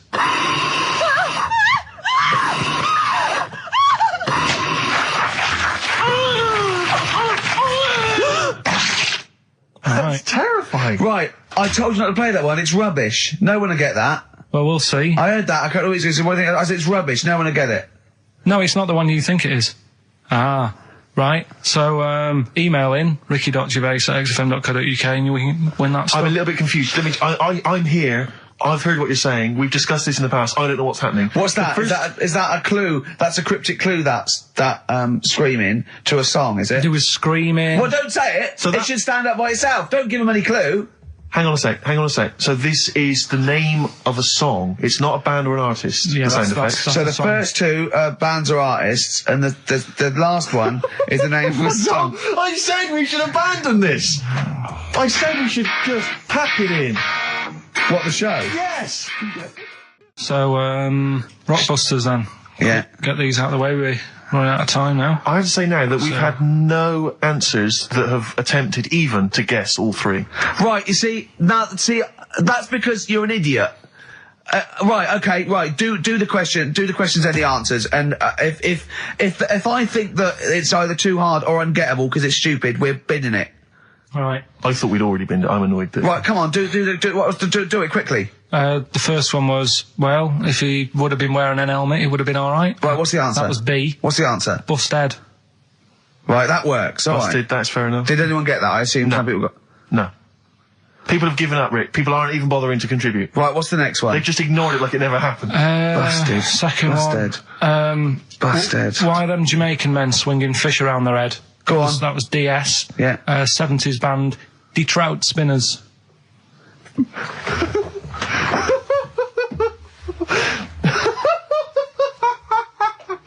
The Detroit Spinners have become the Detroit Spinners. Yeah. Okay. Brilliant. And then the final bit, I'll play you some effects. Let's hear like this. this. Let's hear this. It's terrifying, Carl. It's sinister. Well, what's happened there? What was happening? No. What's the answer? That was Born Slippy. The woman was having a baby. The doctor tried to grab it. It fell onto the floor. That's in your head, Carl. That's just a load of screams. That's and in noise. your head. Oh. Do you know what? I haven't even got onto Born Slippy. I'm still on the Trout Spinners. Well, let's put a song. That's it. I don't know what to say. A song for the ladies, surely. Did anyone get any of those? Let's end with Nick Drake and the beautiful Riverman, and we'll see you next week. And hopefully, Rockbusters will be Trout Spinners. ditched. Detroit Spinners. Well, don't keep saying it. You say it like that. Well, don't. Right. Anyway, what I'm thinking is, Rockbusters coming back for a bit. What? What are you talking about? He likes my idea. He likes my characters. He doesn't like that idea. If I what, Carl? No, I was going to say if I came up with with what? With that Chinese fella. What was his name for again? a sketch? You wouldn't have liked it. So let's do Rockbusters and see how it goes. I know you weren't a fan of it, but. Hang on, yeah, but to be honest, Carl, he dissed Cheap as Chimps, and we know that's a brilliant idea. Hang on, sorry, we all agreed that Rockbusters was a piece of old toss. No, I didn't. I said it needed resting. And that's why we stopped doing it. I said it needed resting for a bit. I don't remember that conversation. What do you mean it needed resting?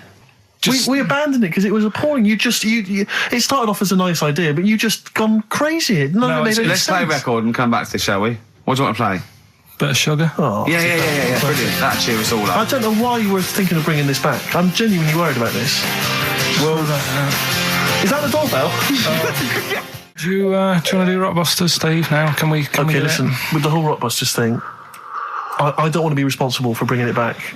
So I think we should put it to the vote. You should email in. We'll give people 5 minutes to email in. I'll take a straw poll.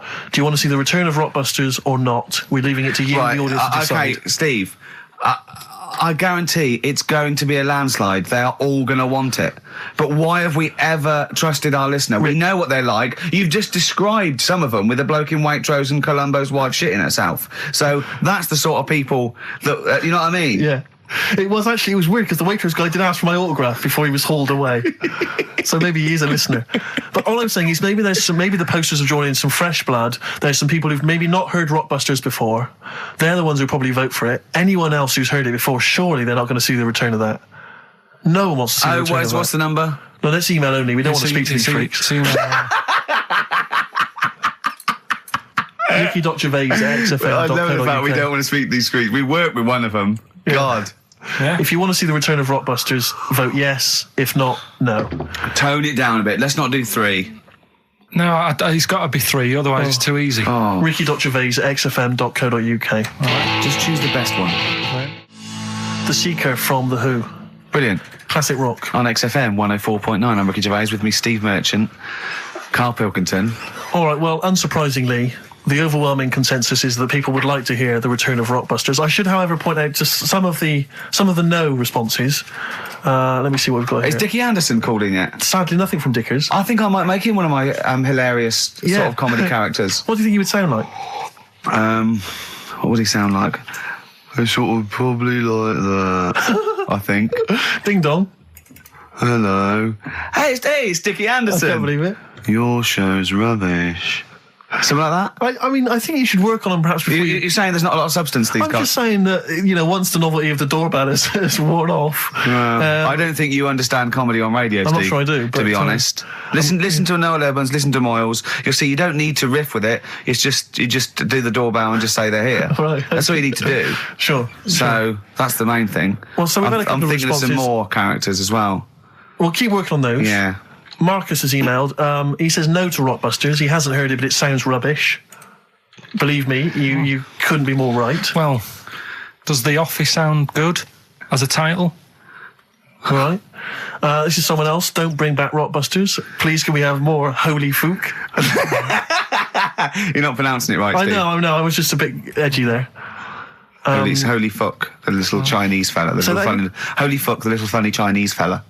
No, okay, all right. Well, otherwise, Carl, other than those few negative ones, most people want to see the return of Rockbusters.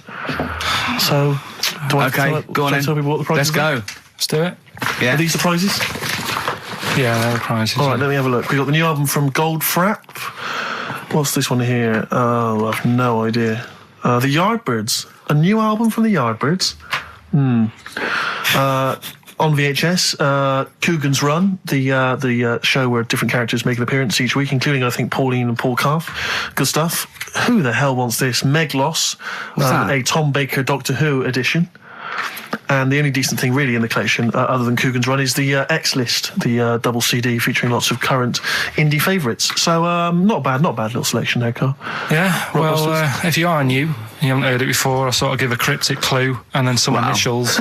I'd say it isn't cryptic. It's like, what am I thinking that might or might not be the initials that I'm going to say. That's how you got to think, really. Yeah. But go on.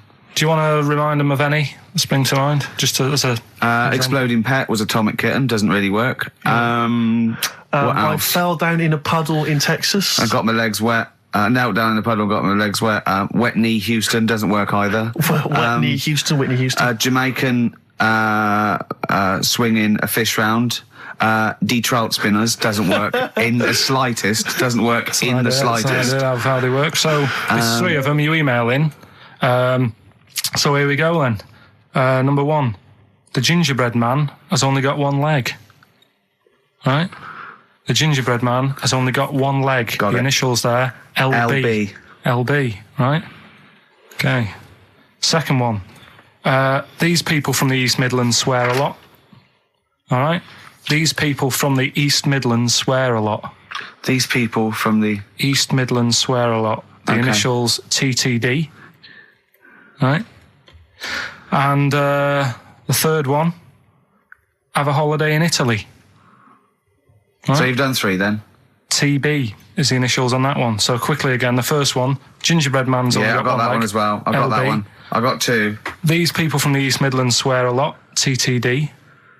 And the third one, have a holiday in Italy, TB. Email in with what the songs are and you win that stuff. Ricky.Gervais@xfm.co.uk. Hang on, it's not the songs, it's the artists, isn't it?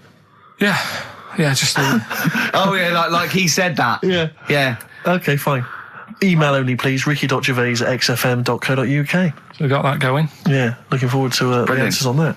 Bit of feeder would be good, wouldn't it? All right. I love this. Forget about tomorrow. Feeder on XFM 104.9. We've had a response from Dickie Anderson. Dickie Anderson, our number 1 fan, although not a man who's, he's not afraid to criticise constructively. Yeah. And he's simply emailed in, surely your show is bad enough without bringing back Rockbusters. A valid point. Placebo and Bitter End. I don't want to contradict you, lads, but it's not. We've got a full hour to go on the Ricky Gervais show on XFM 104.9. I am Ricky Gervais, the aforementioned Ricky Gervais, with me, Steve Merchant and Karl Pilkington. Rockbusters. A Forest, The Cure, XFM 104.9. Good track, isn't it? Oh, yeah. Going all the way back. All the way back there. Wow, Rockbusters. The results. You've had a few real answers, proper answers, I hear. So either I'm wrong or people do think like you. I've got two of them. What are the clues again? Right. First one was the gingerbread man has only got one leg. I got that. That was LB. Limp Bizkit. Right. Yeah, the that third works. The third one that I think you worked out. Yeah. Have a holiday in Italy. Chewing Brakes. TB, Chewing Brakes. Yeah, this is the one I can't get. If there's a reason why I can't get this, we're not doing Rockbusters. Can I give the answer to this one? Yeah. What's the clue? The clue, these people from the East Midlands swear a lot. Yeah. TTB. TTB. The answer? TTB. Yeah, go on. Give the clue again. These people from the East Midlands swear a lot. Tourette's Trent D'Arby. Right, you're never doing Rockbusters again. Tourette's Trent D'Arby. Right, you're not doing it. You're never doing. You've blown it. You see, you sneak that one in. Yeah, but I always like to sort of give two that, you know, are fairly easy, and then you sort of work out the men from the boys then, don't you? Yeah. Well, I mean, if I'd have done a character called Tourette's Boy, friend of the little Chinaman, and it went, ding dong, oh look, it's Tourette's Boy, friend of, holy fuck, holy fuck, you'd have been annoyed.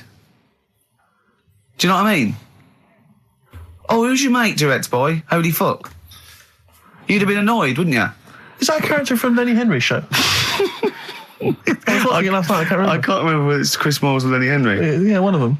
Anyway, the winner, lucky old Richard Perks from Birmingham. He's listening presumably on Sky, and so nice to have him listening. And that's Richard Perks. He's got those answers, all of them right. In fact, most people seem to get Terence Trent D'Arby or Tourette's Trent D'Arby. Well, I think that's offensive. If you want to complain, what's the number? What did they write to complain about that? Using the same person you told people to write to and tell them I was a knobhead and shouldn't be on the radio. Last week when I was away. Did anyone do it? I think a few went through. Did you listen to the show? I listened back to the recording of it. Did you get any emails before you listened to the show? Yeah, when I got in. Did it upset you? What sort of things was it? Just stuff, I can't remember. Just it was weird because there was like a few of them in a row and I just thought, what's happened here? Yeah. And because we said that, yeah, because you weren't here. So what did you say? I just said phone in. We had a couple of genuine emails that liked the show, didn't they? Yeah. And I said phone in and leave messages or email Andrew Phillips and Karl Pilkington and just say the show was great. The show was brilliant without him. But they went a bit too far, did they? What did they say then? Oh, I can't remember. I mean, it doesn't bother me because I'm not bothered what people say, am I? No. Do you know what I mean? No, you don't care what you say to people either. Poor little Robin, he looked crushed. Whatever. Whatever. Well, it doesn't matter because he's doing well at what he does. He couldn't even hitchhike home because they wouldn't stop because his thumbs didn't show up. He couldn't. He was waiting there for ages by the side of the road. Do you know the difficulty he has buying gloves? It's murder for him. He wears little oven gloves from like Wendy houses. He has to wear Barbie oven gloves. Yeah. Oh. Right, so so the winner there, Richard Perks in Birmingham, if you could just email him with your address. There was another winner, wasn't there? What was his name? Actually, there was one person who got all the right answers, and there was almost a winner, but his name was Peter Kay. And I like Peter Kay just coming second, so we gave it to Richard Perks. Yeah. Peter Kay. Never gonna win. Play a record. Band of Gold by the artist who featured in a recent Rockbuster clue, which was, I think, the Jamaican fella needs an aspirin for his head, and that goes course to free the pain. Brilliant. Rockbuster's coming up, isn't it, Carl? We start up now. Get it going. No, let's. I thought we weren't doing this anymore. I know. I don't know what happened. I don't know. I mean, but I mean, we're shooting off in a couple of weeks, so yeah. What difference does it make? Well, we might as well. Now you've mentioned it, it's a good time. Go on then. Right. 3 cryptic clues like the one you just heard there. First one. Cryptic, I like that. Is cryptic a word? First one, my younger brother spotted you the other day. Right, that's the cryptic clue. My younger brother spotted you the other day. The initials JS. JS for the band. Second one, that champagne belongs to the Boxers kid. The way he looks up, like, it's Oscar Wilde. Yeah. It's, That champagne belongs to the Boxers kid. The initials are AM. And the third one, the vibrators. And the initial B. What? Right? The vibrators. And the initial is B. So the first one, my younger brother spotted you the other day. Oh, I know that one. That's ridiculous. JS. The phone's going. Second one, that champagne belongs to the Boxers kid. Yeah. AM. And the third one, the vibrators, the initial B. So email in and you win. You can say the prizes later, can't you? Well, I'll tell you what, this is terrible. I mean, we didn't even say the prizes. We weren't going to do this. The phone's going. Look at the phones are going mental. All right, well, Carl, did you ever do paintings and drawings at school and then bring them home and your mum put them on the fridge? No, not really. I never brought them home. What, did you just screw them up and throw them in the bin? I just left them at school. Yeah. I'd never had a bag. All right. We should give the Rockbusters clues again, one final time before we give out the answers. And I should mention the prizes as well. If you still want to enter, we've got various things, a couple of CDs, a smash hit CD. Right, looking into a mirror. Let's move on from that. Club Anthems 2003, Strange and Beautiful. Eh? I hate being nude anyway. Why? What do you mean you hate being nude? It's not normal if you walk about. Do you walk about the house without on? No, because we've got windows. Yeah, but alright, with the blinds shut or whatever. Well, I have a bath. No, but say like with, you know, with Jane and that. Are you happy walking about? No, I'll walk around in my pants or a towel. I won't purposely walk around nude for the sake of it, no. No, I know, but I, in the morning I don't mind when I get up. Yeah. I go for a shower. But I don't sort of flaunt it about. I just wondered if that's normal, or... Well, no, what do you mean, is it normal? If there's no one can see you, then... No, like, but your girlfriend's in and that. But what I mean is... Yeah. Is like... You can put a pair of pants on, can't you? Do you know, all I'm saying is... Well, put Steve's on if you want. Yeah, for 30 quid. What do you want to do? Do you want to put a pair of pants on now? No, it's just like you're asking me to do it for a pen. What would you do, right? What would you do, right, if you did that thing with Steve and you left your pants in there, you went and you put his on, but it was sort of like, it was damp. Right, so Rockbusters then, we'll get this out of the way, right? So the prizes, Carl, mentioned there's a number of CDs. We've also got Wild Weather, a fascinating, it looks like 2 VHS set about weather, about various weather conditions around the world. That must be selling like hotcakes. Sean Lloyd could be in that now. Yeah, indeed. And also signed by Norman. It's Fatboy Slim's Big Beach Boutique. That must have been troublesome for the station that has close ties with Norman to get hold of. But well done. And that's Fatboy Slim, Big Beach Boutique. So yeah, there's a number of not bad prizes to give away there. And the clues were, Carl? First one was my younger brother spotted you the other day. The initials JS. We had that champagne belongs to the Boxers kid. That was AM. And third one, the vibrators. That's rubbish, that one. And the initial B. We'll give away the prizes and the answers next. What, we going to play a record, or what we got coming up? We got Monkey News. Yeah, we got that. We got we've got loads, too numerous to mention at the moment. We got any adverts? Got some of them. Oh, brilliant. Cram them in later. Excellent. Look forward to that. Joe Jackson. Good track. Good tune. Well, it's on. Different for girls. Joe Jackson on XFM 104.9. A retro cut. Bit of Monkey News would be good, Carl, if you got that. We're struggling here. We're struggling, Steve. Wait a minute. You say that, but wait a minute. The answers for Rockbusters are coming up right now. So you thought people were turning off? Oh my God! What have we done? We've done Take My Shoes Off for Money. Take My Shoes Off for Money. We've done that. We've done oh, look at these funny postcard breasts. And we've done We Didn't Win a Sony. Coming up, regular features. Jeez, we got nothing, have we? Come on. Sometimes it's good. Come on, Carl, save us. You've got to save us. So Rockbusters answers then. Are we doing them now, Steve? Yeah. Right. First one, my younger brother spotted you the other day. The initials there, JS. That was Junior Senior. Right? Yeah, good. I'll give you that. Second one, that champagne belongs to the Boxers kid. That was AM. That was Alison's Moye. Alison's Moye. Alison Moye. For the Sorry, second just one. give us the clue again. That champagne belongs to the boxer's kid. So, Muhammad Ali's son. Yeah. Right, Alison's Moye. Yeah. Brilliant. And then third one, always an easy one in there for everyone so they can take part. The vibrators, the initials B. That's Buzzcocks. You can't say Cox. That's why that's why you can't say Cox. Have we got a winner? We have indeed. I chose him because his name amused me, which is a bit harsh. It's not Mr. Tits. No. Gerald Preston.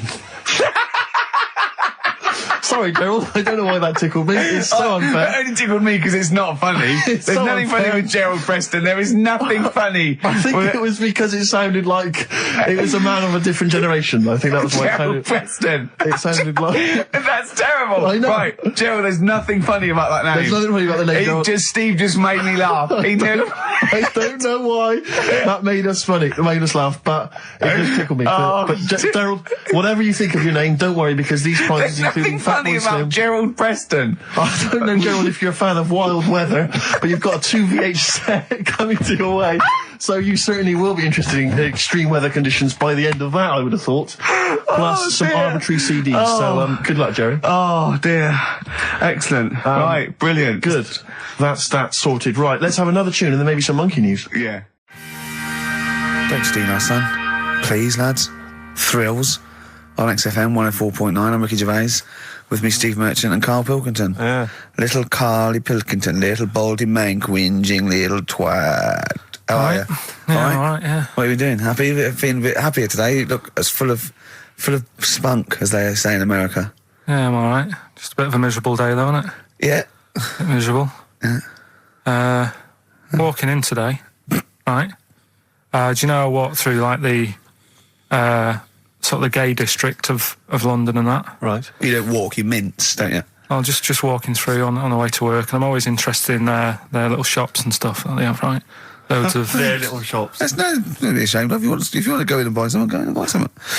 I'm just having a look at, looking in the windows and stuff. Little postcard just near the entrance. Yeah. That's meant to tease people in, to make people go, that sounds good, I'll nip in, right? Little postcard. Free butt plugs with every sale. That's great. How did we get from 5p off milk to free butt plugs with every sale? Wow. What society come to? Well, it's because we're liberated, Rick. Yeah. It's an open society. What did you buy to get them? You didn't buy... No, I didn't but what's the purpose? What, of the poster or of butt plugs? Butt plugs. Because I really honestly You don't... shove them up your arse, don't you? Whoa, slow down, bum. Shove them up your bum. Yeah. But when? Is that just like when you're doing whatever, doing stuff around the house? Or? I think it's not to keep things out. Is it like you would use a plug in the sink to keep, the water in the sink? Oh, if you're not gay. Get that? Oh, yeah. No, I know what you mean, yeah. I don't know. No entry. What is it? I mean, I don't understand what I that's don't know. I assume it either feels good or are they... well, I've got to be careful here. Or are they sort of like breaking it in? Right, yeah. Do you know what I mean? Like it's like a shoehorn. Sure. or It's like when you stick paper in your shoes if they're a bit tight. Or those people who sort of like put little bits of wood in their lips, and then as soon they've got big plates in their lips. Yeah. Same with the butt plug. It means you can, you're ready for anything. I don't know, do I? Look at Carl's face. Well, if you know what butt plugs are used for, then why not get in touch? Ricky.Gervais at xfm.co.uk. What do you think? If there's any... I can't believe we're already on this subject. I know. It's 5 past 1 and we're I was going to say then, if there's any people who use butt plugs, and I was thinking that Carl would have said, well, they're not up yet. Yeah. Because they go out late. No, but what is it? We're award-winning people. We've written a TV Not on show. radio, though. Not on radio. We're rubbish on radio. I know, but We've got nothing to lose. But I always say to you, Steve, that I like educating people and that. Now, the way I see it is I didn't know what they were. Let's phone to go. Someone might know about butt plugs. All right, we'll get to No, get them on. Get them on. Ask them. No, because they might say something dodgy. Oh! Yeah, whereas, what have we just been doing? Just take a chance. Take a chance and tell them not to swear. Well, you tell them. Okay. Right, Steve, I haven't got my headphones on. Hello, who's that? Oh, honey, hold on. Who, sorry? Nicholas. Nicholas, hello, mate. You're not going to swear, are you? No, I'm not going to Keep it clean. Yeah. Keep them keen. What were you calling about? I'm phoning about your plugs. About, not my plugs, but sure, plugs in general. What, do you know much about them? No, Are you a plug user yourself? No, I'm just thinking if maybe you've got some gay friends and you're spending the night at their place, you might want to use one. Right. What, you mean experiment with them, or...? No, so you can make sure they're not going to do anything while you're asleep. Could I suggest, just lock the door? I mean, that is easier to me. Can I make a bigger suggestion? That's probably the most homophobic thing we've had said on the show today. Thanks very much for your call. Right, okay, good. Well, that's why we shouldn't put people on the line. Just, without checking first. I think Carl's made a good point. That's the calibre of listener we've got. God Gave Rock and Roll to You by Kiss on XFM 104.9. Ricky Gervais, Steve Merchant. I'm bloody glad he did, Steve. Thank you, I am. Cheers. Karl Pilkington's with us as well. He's learned some stuff while the song's been on. He's had a couple of calls, one from a bloke, one from a woman who worked at a sex shop, and you learnt quite a lot. I could see your eyes widening. What have you learnt then about butt plugs? I haven't really learnt anything. I still don't understand. Yes, you have. No, but the woman was just saying, it spices things up a bit. Yeah. Well, what do you need to do that for? The end result is always the same, I think. So why complicate it? Do you know what I mean? Are you with me, though? These people who say, they do stuff all night, it's like, what's the point? That's why I like short stories and that. Yeah. Oh, brilliant. So... Excellent. I wish people could see what he looks like when he's talking about it. Oh, in fact, he's in Heat next week, Steve. Right.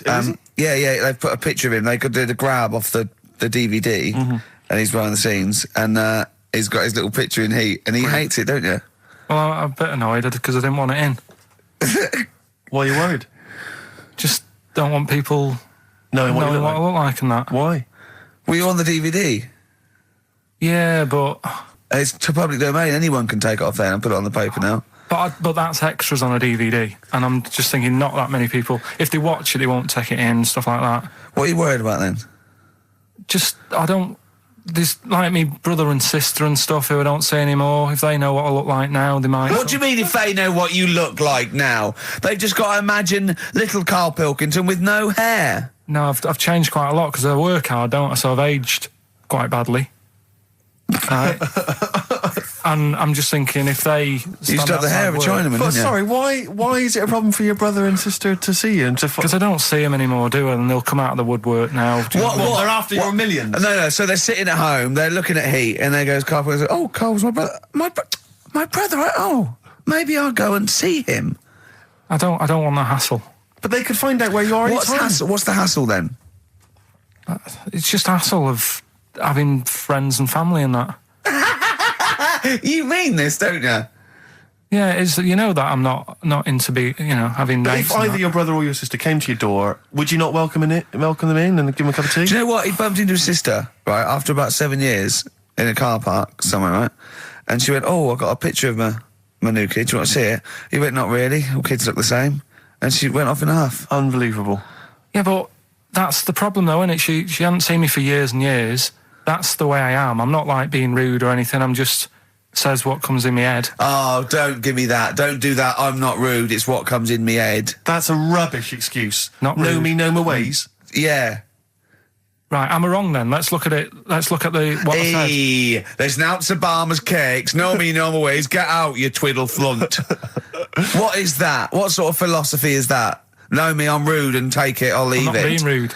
You are being rude. What, saying that all babies look the same? It's your nephew. You didn't even bother to have a look. You could have been courteous and had a look at the picture. If it was a first, I'd say fair enough, but she's got loads of kids. Oh, fair enough.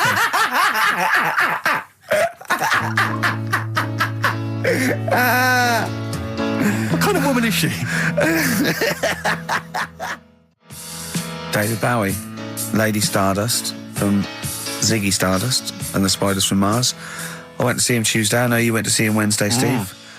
I mean, obviously I'm a mental fan, but I think objectively that was one of the best shows I've ever seen. Yeah, it was brilliant. He's got the best band in the world. He played all the hits, It was an amazing show. The sound was incredible. Do you know what I mean? Well, It's his just voice as well. I think people don't realise how incredible his voice is. It was absolutely soulful is the word I'd use. Brilliant. Yeah, it was absolutely brilliant. You don't care, do you, Carl? We don't care about this. You never really go to gigs, do you, Carl? The live music experience is not something you enjoy. Can be all right. Go on. I heard that someone else who went to the Bowie thing said that he sort of messed with the songs a bit, which would annoy me. No, he didn't. Not really. Hardly at all. He said when they did Life on Mars, instead of saying something about just the tune of it, he messed with it so it wasn't the same. That would annoy me. What would you do? Get up and leave? But I mean, we're not talking Bob Dylan or Sinatra. He ad-libbed a little bit, I suppose, and it's his song, but it was totally faithful. He was singing the songs. What do you mean? Well, it's just don't mess with stuff. It's like if you went to see Titanic and then the boat didn't have a crash, you'd go, what are they doing? It's like, I fancy messing with it. Well, he didn't. Well, I'll tell you, he didn't mess with it. Relatively speaking, he did not mess with the songs. They were brilliant renditions. That would be a hell of a film, though, where Titanic gets to New York. Absolutely fine. Oh, Carl. But, you're amazing. It's because I work here, though, and there's a lot of gigs going on all the time, and then you get to a point when, you just go, get a bit fed up with that. Well, when was the last time you went to a live experience? Well, I've been to gigs, but the one that springs to mind probably is when I first sort of tried a gig out, and it wasn't a music one. It was Bottom. Do you know with Bottom the live thing with Rick Mail and Adrian Edmonton? Yeah, in Manchester. When was that? Years ago, because it was in Manchester in about, I don't know, 87, 88 or something, and I was set up for a blind date. Right, this a mate of mine sort of set me up to see this. What? Girl. So you said let's go to Bottom? Well, I didn't tell her. I just said meet us at the Apollo. I bet she was over the moon, wasn't she? Met her there. I said right. Romantic. Going to see some middle-aged men run round in pants. Brilliant. Well, it's good. It's one of them things that afterwards you've got something to talk about, haven't you, and stuff. Yeah. So was it a good gig? Yeah, it was all right. Sort of bought some April fruits and that at the start of the night. Yeah. I think she liked that. And then we watched Bottom. Then afterwards had a bit of a chat. And then... you didn't see her again, I take it? I would have done, right, because she was all right looking and everything. Yeah. But when we were chatting, she said she had a problem with a marrow and that. She what? She had a problem with a marrow. She had a problem with her marrow? Yeah. You mean her bone marrow? Yeah. Oh, I thought you meant she had one stuck up her fanny. No, just the... Thanks for that, Rick. That's an image I can't get out of my head. No, I wondered what... I see a marrow. I thought you meant a marrow. Her marrow. And is that serious, that? I just was put off it because I thought... I think it's more serious than a problem with a marrow. Yeah, I mean... With a marrow and that. It's an idea if you're bored with butt plugs. I love it. I love it. Everything he says is like someone from Kes. It was just that thing that because you didn't want to go out with a girl who might be ill in some way. Well, yeah, I thought, what's the point in spending time with her, spending money on her and stuff, and then she's going to die on me? Oh! No, but seriously, God! No, but see, this is what annoys me. You asked me to be honest, but I'm just saying, what's the point in me getting upset and stuff? No, but it's not it was the one thing he said, what's the point in spending money on her if she's going to die anyway? You've got to realise that's not a normal thing to say. No, but what's the point in getting to really knowing someone and thinking, that she's really nice, I want to spend my life with her. It's good that she told me when she did. Carl! What, during Bottom? This is the most amazing thing you've ever said. Steve, don't you understand what I'm saying? But no, because what? Well, firstly, it's the assumption that she's going to drop dead, and you're going to think, well, I just bought her some open fruits, I'm livid. I don't know what it means when you've got a problem with a marrow and that, but she looked pretty serious when she was talking about it. So I was like, oh. Christ almighty! I don't understand what's so bad about it. Play a record! I'll tell you. I'll explain to you during the break. Play a record. Libertines? Yeah. If you're morally objectionable, why not email ricky.gervais@xfm.co.uk? It's okay, he's an idiot. True. Modest Chambers, Kings of Leon on XFM 104.9. I'm Ricky Gervais with me, Steve Merchant and Karl Pilkington. Steve, I want to talk to you. I think it was, might have been Wednesday night. I was in the pub. Phone goes. And Karl goes, "You're watching that thing about parasites?" Right. I went, "No, I'm out." He went, "Oh, fella with a maggot in his head." Fella with a maggot in his head? Yeah. And they go, "Oh, no, he's pulling it out now." Oh, God. I said, "Well, I'll get it. I said, "Yeah, see you later." About 5 minutes later, I get a message on my phone. Beep, beep. I look at it. It just says, "Oh, no, there's a fella with his fish up his cock now." There's a fella with a fish up his cock? Yeah. Right. Okay. Do you want to explain that, Karl? Is it one of those little ones that swim up if you're having a slash in the Amazon? Yeah. Yeah. That's weird, isn't it? But it was still like stuff like that. It started off with What does the fish do when it gets in there? Just sits there. Why? Well, what else can it do? No, but why does it go up there? Don't know. I didn't listen to that bit. There's a bit. It started off with a fella who had a bit of meat and got a tapeworm inside him. Yeah. And he grew it for however long, and then it came out at the end. It was about 7 foot long. On purpose? Yeah, he did it on purpose. Yeah, for the programme, right? I think probably slimming, isn't it? Well, I was thinking that could you're a fan of Waller. Could he purposely have about 8 of them? What, Rick Waller? Yeah, it's a good idea. Because they were saying how they eat, a lot of stuff when they're in you. They just eat. Well, they take enough so you don't die, and nor do they. Yeah, but I mean, you've got to keep taking them out, haven't you? Because you'll still have the same weight because it's got to go somewhere. So you'll have them in you. What you got to do is let them eat your meal and then take them out. Do you think worm watchers will catch on? Yeah. So anyway, so that happened, right? And then there was a woman with a maggot in her head. A woman with a maggot in her head? Yeah, she went on holiday, it got in there somehow, and stowaway. It it was massive. And the thing is, she had a hole in her head, and she's there being interviewed with the doctor, and you can see it just sort of sticking its head out. Do you know when you see a cartoon with a maggot in an apple? Yeah. And it looks around like that. Yeah. Why didn't they just take it out there and then? I think they could have done, but the doctor's messing about. It's like, well, it's good for the show, isn't it? And they left it in there. Right, that's libelous. Well, that is libelous. But I found it weird. Why not just grab it? Wait. Because there must be a reason. There must be one of those medical reasons that you don't really know about, Karl. Right. And another bit. This was the best one. Right? Grab it. Right. There's this fella, and he was on his bike, right, cycling to work or whatever, and he sort of sees this thing in the corner of his eye. Right? Literally in the corner of his eye. Or you mean he saw? He just said he saw in his peripheral vision. Okay, yeah. Thought, what's that? Yeah. So he thought, oh, doesn't matter, whatever. And he stops off at a cafe, right? Get a little scone, a tea or whatever.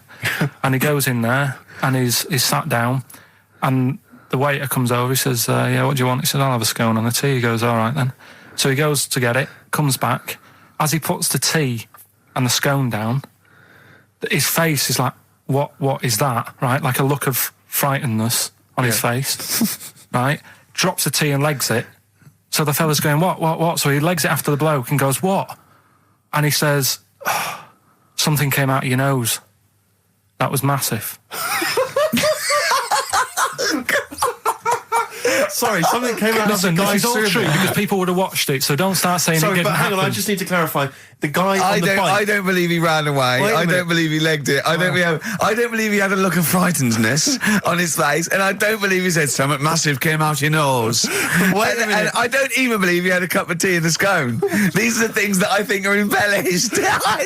But who had something coming out of his nose? Was it the guy serving the scone? The one who was on the bike who ordered the scone. Yeah, but what was it? Came out of his nose. Yeah, what was it? Came out of his nose. Right. So he goes home and he thinks, I've got to sort this out because it's not good and that. So he But what? No, it was out of his nose. So you mean it poked out of his nose? It didn't come out. It just said hello and then it... It was like the maggot in the head. Yeah, he just popped his head out, had a look around and went back in. Why did the bloke drop the tea and run? Well, it's weird, isn't it? All right, so he goes home. He goes home and he goes, oh, God, So he sits in front of the mirror and he's sat there waiting. This thing comes out. Again, sort of looks round, goes back in again. So he goes, oh. No scones. Right. Not interested. So he goes, I've got to sort this out. He goes to the doctors, says to the doctor, I've got something up my nose. It just keeps coming out and having a look round, going back in. Didn't say that. So the doctor's like, oh, I haven't heard of that before. Right? Didn't say that. So sat there. He does it again. The doctor looks, frightened again. Runs away? Yeah. He's got a look of frightenness on his face. He had a look of medical frightenness. Yeah. He dropped his stethoscope and legged it. No, he said, I know what it was. So what? So you got a leech up your nose. He had a leech about that long. What's radio? Well, how long's that? 4 inches. 4 inches coming out of his nose. Next time it stuck its head out, he grabbed it, pulled it out. That's horrible, though, isn't it? Isn't it? Can I just remind people, just let people know, when Karl was saying it was about that long and Ricky said 4 inches, he was using his fingers. Oh, yeah, he didn't have his... No. There's nothing else there. The fella out, no. So he had a leech up his nose. How did he get a leech up his nose? I don't know, again, I'm not that bothered about that bit. All the footage and stuff. Oh, play a record. Brilliant programme. Yeah. It's just the same. He just sees that. He gets fast. He doesn't read on. His education is just sound bites and self-embellishment in his own head. Yeah. Well, it's like he gets all his news from Ananova and he just reads the headline. Yeah. And he just doesn't bother reading it. But he considers that education. He gets annoyed if you think that more information so is useful. Don't get going on that, 'cause we'll talk about that later. If you're going to start having a go. Right, okay, okay, we're going to play a song now, and I'm going to tell London Karl's confusion over evolution. Right. Are you two? Oh, brilliant. Sweetest thing. 104.9 XFM, 104.9. U2, the sweetest thing on XFM. Ricky Gervais, Steve Merchant, Karl Pilkington. So, we're with Karl in the week. So, what can we do this week? I was saying, well, don't do Rockbusters, that's dead in the water. I hope the listening public agree with me. He's going, well, I want to teach you stuff again. Remember what I taught you last week? I went, no, no idea. Were you joking? I went, no. And he went, Ivan the Terrible gouged out a fella's eyes. Yeah. He actually said Ivan the Terrible at the time. Yeah. So I can't remember. This was a man who had built something for Ivan the Terrible, and then but his idea of education is telling someone something that knows more about the subject than him, so they can correct him when he's telling them it. And so I said, well, I don't know. And he gets annoyed that me and you are dubious against monkeys who perform bank robberies. And he goes, but you believe in Newton. He doesn't know the difference. I was trying to explain the laws of the universe, right? He was going, what do we do? And so all I come up with, I thought somewhat interesting. You know when you tell a child maths, you say you've got 3 potatoes and you've got 4 potatoes. I have to do that with science to Karl. So I ended up saying, imagine you're in a shopping trolley with loads of house bricks. If you throw the house bricks out, you'll go the other way. He loved that. Right. He didn't you? Because I didn't know that would happen. And it's sort of useful to know. It sort of explained a bit to me and stuff. Yeah. Right? And that's why I like doing stuff every week. I think listeners go away going, well, I didn't know that. Do you know what I mean? Karl told me something there. They forget it instantly, just like we do. We're friends of yours and we forget it instantly. No, the annoying thing with you is, Steve, not so much, Ricky, at least they'll listen now and again, you'll just dismiss stuff straight away. I told you loads of stuff yesterday, I taught you loads of stuff. But Karl, what you consider education... hang on, what you consider education, I consider tittle-tattle. Well, it's not education. Do you know what I mean? You seem to think it's education. It's just kind of gossip, stories you've sort of half read. Right, all right. Example of yesterday. Goldfish have longer memories than people think they do. Yeah. You said no, it's rubbish. No, we didn't. We said, where'd you get that from? We said, oh, really? From? Yeah. There's not enough information there for it to be educational. Because it's also relative. I don't know. Because that as a statement, it has no objectivity. Goldfish's memories are longer than some people think. That isn't a fact. Exactly. Because we don't know how long do people think a goldfish's memory is. Do you see what that isn't a fact? Whereas Newton's laws of physics and the universe are. Right. Yeah, but it was just a little thing. And I taught you more than that. I said about there's loads of Chinese people, if you put them in a line, you can't get to the end of it. I don't know what that means. I don't know what that means. There's loads of Chinese people. We know that, but what? If we put them in a line, we can't get to the end of it? We just say there's about 1 billion Chinese people in the world. But what really annoys me is, right, I read something on the internet the other day, because I'm always trying to learn stuff. Yeah, no, you are. I know you are. Right? Yeah. And you're having a go at me because you're saying, well, what does that mean? Yeah, there was a report on, I think it was on Nova or BBC News website. It said the world may end in 32 million years. Right, first of all, it says may, it doesn't say it will, and 32 million, who's going to argue with that? And yet they're allowed to put that on a website. You're not having a go at them. No, but you didn't read on. There's more information. It wasn't like, that wasn't meant to be a newsflash to worry people. That was like, oh, scientists have discovered that possibility. That was just like. Yeah, but again, possibility. No, but Carl, yeah, but there's other paragraphs that you haven't read. You see, that'll have to give explanations as to why they think that might happen. So therefore, it becomes a news item. It becomes educational. It's not just the headline, the bullet point. The headline's just supposed to. It's supposed to draw you into the story, so you read on. That's not all the information. But then I was trying to come up with things to excite you, and I realised that I was opening a can of worms. I was trying to come up with facts for him. He was going, give me facts. So I said, oh, okay. Why can't an owl? Why does an owl have to turn its sort of head 180 degrees? And I said, it's because the eyes are so large, has a huge focal point for its sight, that they can't move within the skull, right? And he went, well, why'd they do that? Why didn't they just do it, give them normal eyes, and then after I've turned their head? I went, what do you mean? Why didn't they? He went, well, whoever did that. I went, well, it was evolution. It was, he went, what? He went, it's like giraffes. I read that giraffes grew their necks to eat food. So well, they didn't grow their necks to get the food. The ones that had upshots lived longer and so got the food and passed on their. He went, yeah, but why didn't they just give them wings? I went, why didn't who just give them wings? He got angry and went, whoever gave them the necks. So his understanding of evolution made me fall on the floor. Who do you imagine is they? Because you don't believe in God, do you? So who is it you imagine is they? Well, whoever made us sorted us out. Who? I don't know, it just happens, doesn't it? Yeah, exactly. Well, there's no will to evolution. It's natural selection, isn't it? I still don't get it, though. We talked about an hour, didn't we? I know. Yeah, but to be fair, I watched as Ricky tried to give you actually what was quite a concise and educated version of evolution. He tried to explain it to you, and I have never seen a person lose interest quicker. But I tried to use actual fact, then I tried to use metaphor and analogy, then I showed you some computer programs to show what biofeedback is and everything. I tried all these things, and Steve's right. You were looking out the window. Have you ever spoken, Carl, to someone who's got Alzheimer's disease? And you try to explain who you are, and they're listening, and then that's what you're like. It's extraordinary. But listen, seriously, I went home, I found this book, I found a couple of facts which I think are more up your street. Evolution, a little bit complicated, a little bit big. But this one, I think we may have mentioned it before, I think you'll like this. This is from a book of facts and trivia. The Egyptians trained baboons to wait on tables. That's interesting to you, isn't it? Yeah, that's pretty good. Yeah. Have you got any more there? I'll see if I can find he's interested. Yeah. Can get the staff. That did happen, You pay peanuts, That definitely happened, you get monkeys. And then what did they go off and do after that? Well, it doesn't say. So I love the fact that he thinks, right, okay, so in his mind, it's now the monkey going, it's 5:30, I'm off, you know I was going early today, and they go off maybe dancing or something, or they come in late. No, I assumed what you meant there is that was their first career move, and then they went on. It's like actors waiting to be discovered. Play a record. Just one more before you play a record. Oh, man. You'll like this. Peter the Great, you ever heard of Peter the Great?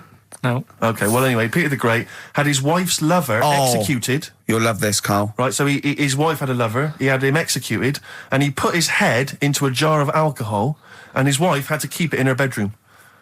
Do you understand? That's every time every morning she'd wake up, and there was her lover's head in a jar. Who took his head off? He took his own head off.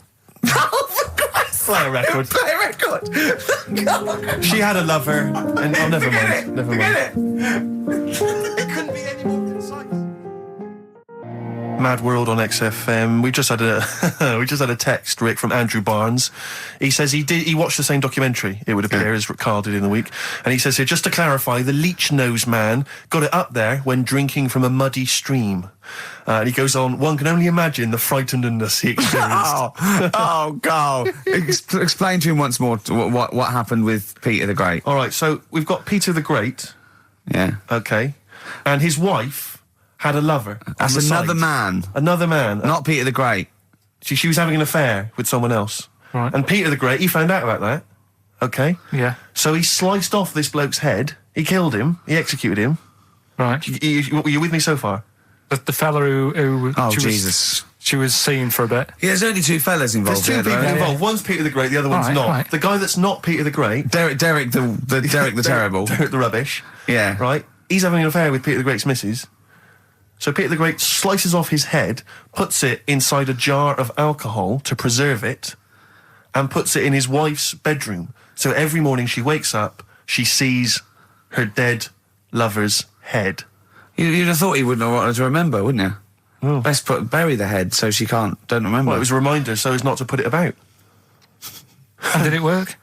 Oh, I don't know. I love that. Again, that to me is an amazing thing to do. And you go, did it work? I mean, you've got quite an interesting mind, actually. I mean, you are, in some ways, really, really bright and intelligent. I love the way you think. You're one of the cleverest blokes in some ways that I know. Hello, it says I've got common sense. Well, yeah. And that's more important than knowing about, But it's what you really it's like you follow the subplot, which is quite an interesting thing. Do you know what I mean? It's like you tell you a story, you'll always pick up on something that I didn't even think was an important bit. It's like you're looking out of the window all the time. So what's important about that head thing? What do you mean? The head in a jar. It's a grotesque thing to do. It shows ego, power, cruelty, and revenge. Although I think it probably did work because he is called Peter the Great. Yeah. So you'd assume he got it right. Yeah. I don't see how you can query that. That's the sort of facts you give us. You see now, you're on the other side of the fence, and you've got questions just like we've always got questions. No, but in Karl's thing, it would have been, turns out, some weird happened, right? And he was still alive. Yeah. And so she was still having sex with body. And his head was watching. Yeah. And Peter the Great didn't even know. See how he's perked up? I understand what you're saying. Now, I've learned some other stuff, so I'll see if I can, educate you a bit before 3. But I want to know, I'll tell you what education I want. I want to know what sort of things I can buy this weekend. Butt plugs? No. Have you got any adverts? Oh, yeah. XFM. It's My Life and No Doubt on XFM, their version of the Talk Love it. song. Love it. You've enjoyed that, Rick? Yeah, on XFM 104.9. Right, Karl. This is where he shines. This is what Karl gets Mondays off for. Yeah. Okay, Karl, what is it? You want to explain this? It's the bit when I'm in a film and sort of edit me into it so I'm like an actor in a major film. Yeah. We've done Kes, we've done One Flew Over the Cuckoo's Nest, Shining, stuff like that. Mm-hmm. This week, it's A Few Good Men.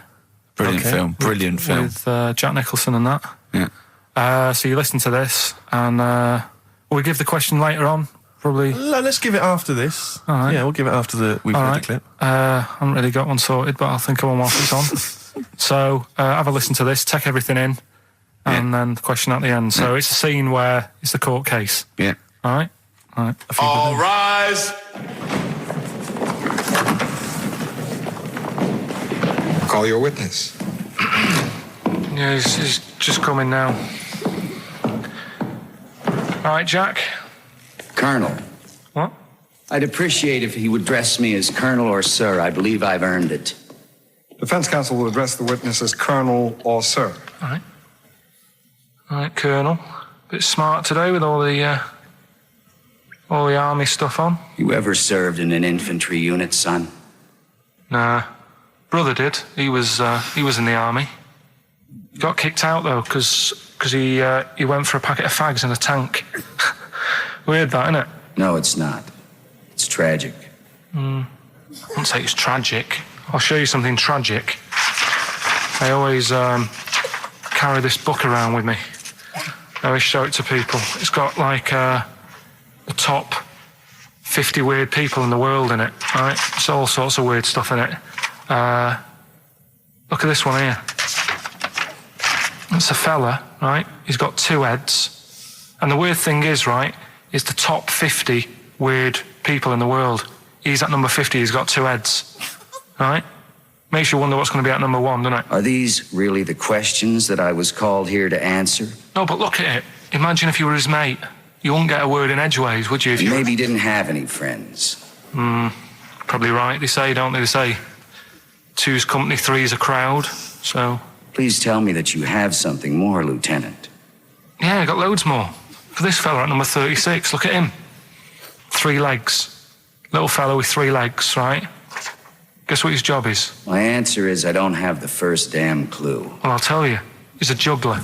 I beg your pardon? He's a juggler. This is ridiculous. I know it's ridiculous. You're probably thinking what I'm thinking. Why wasn't he a footballer? Be great at keepy uppies and that, wouldn't he? I'll answer the question.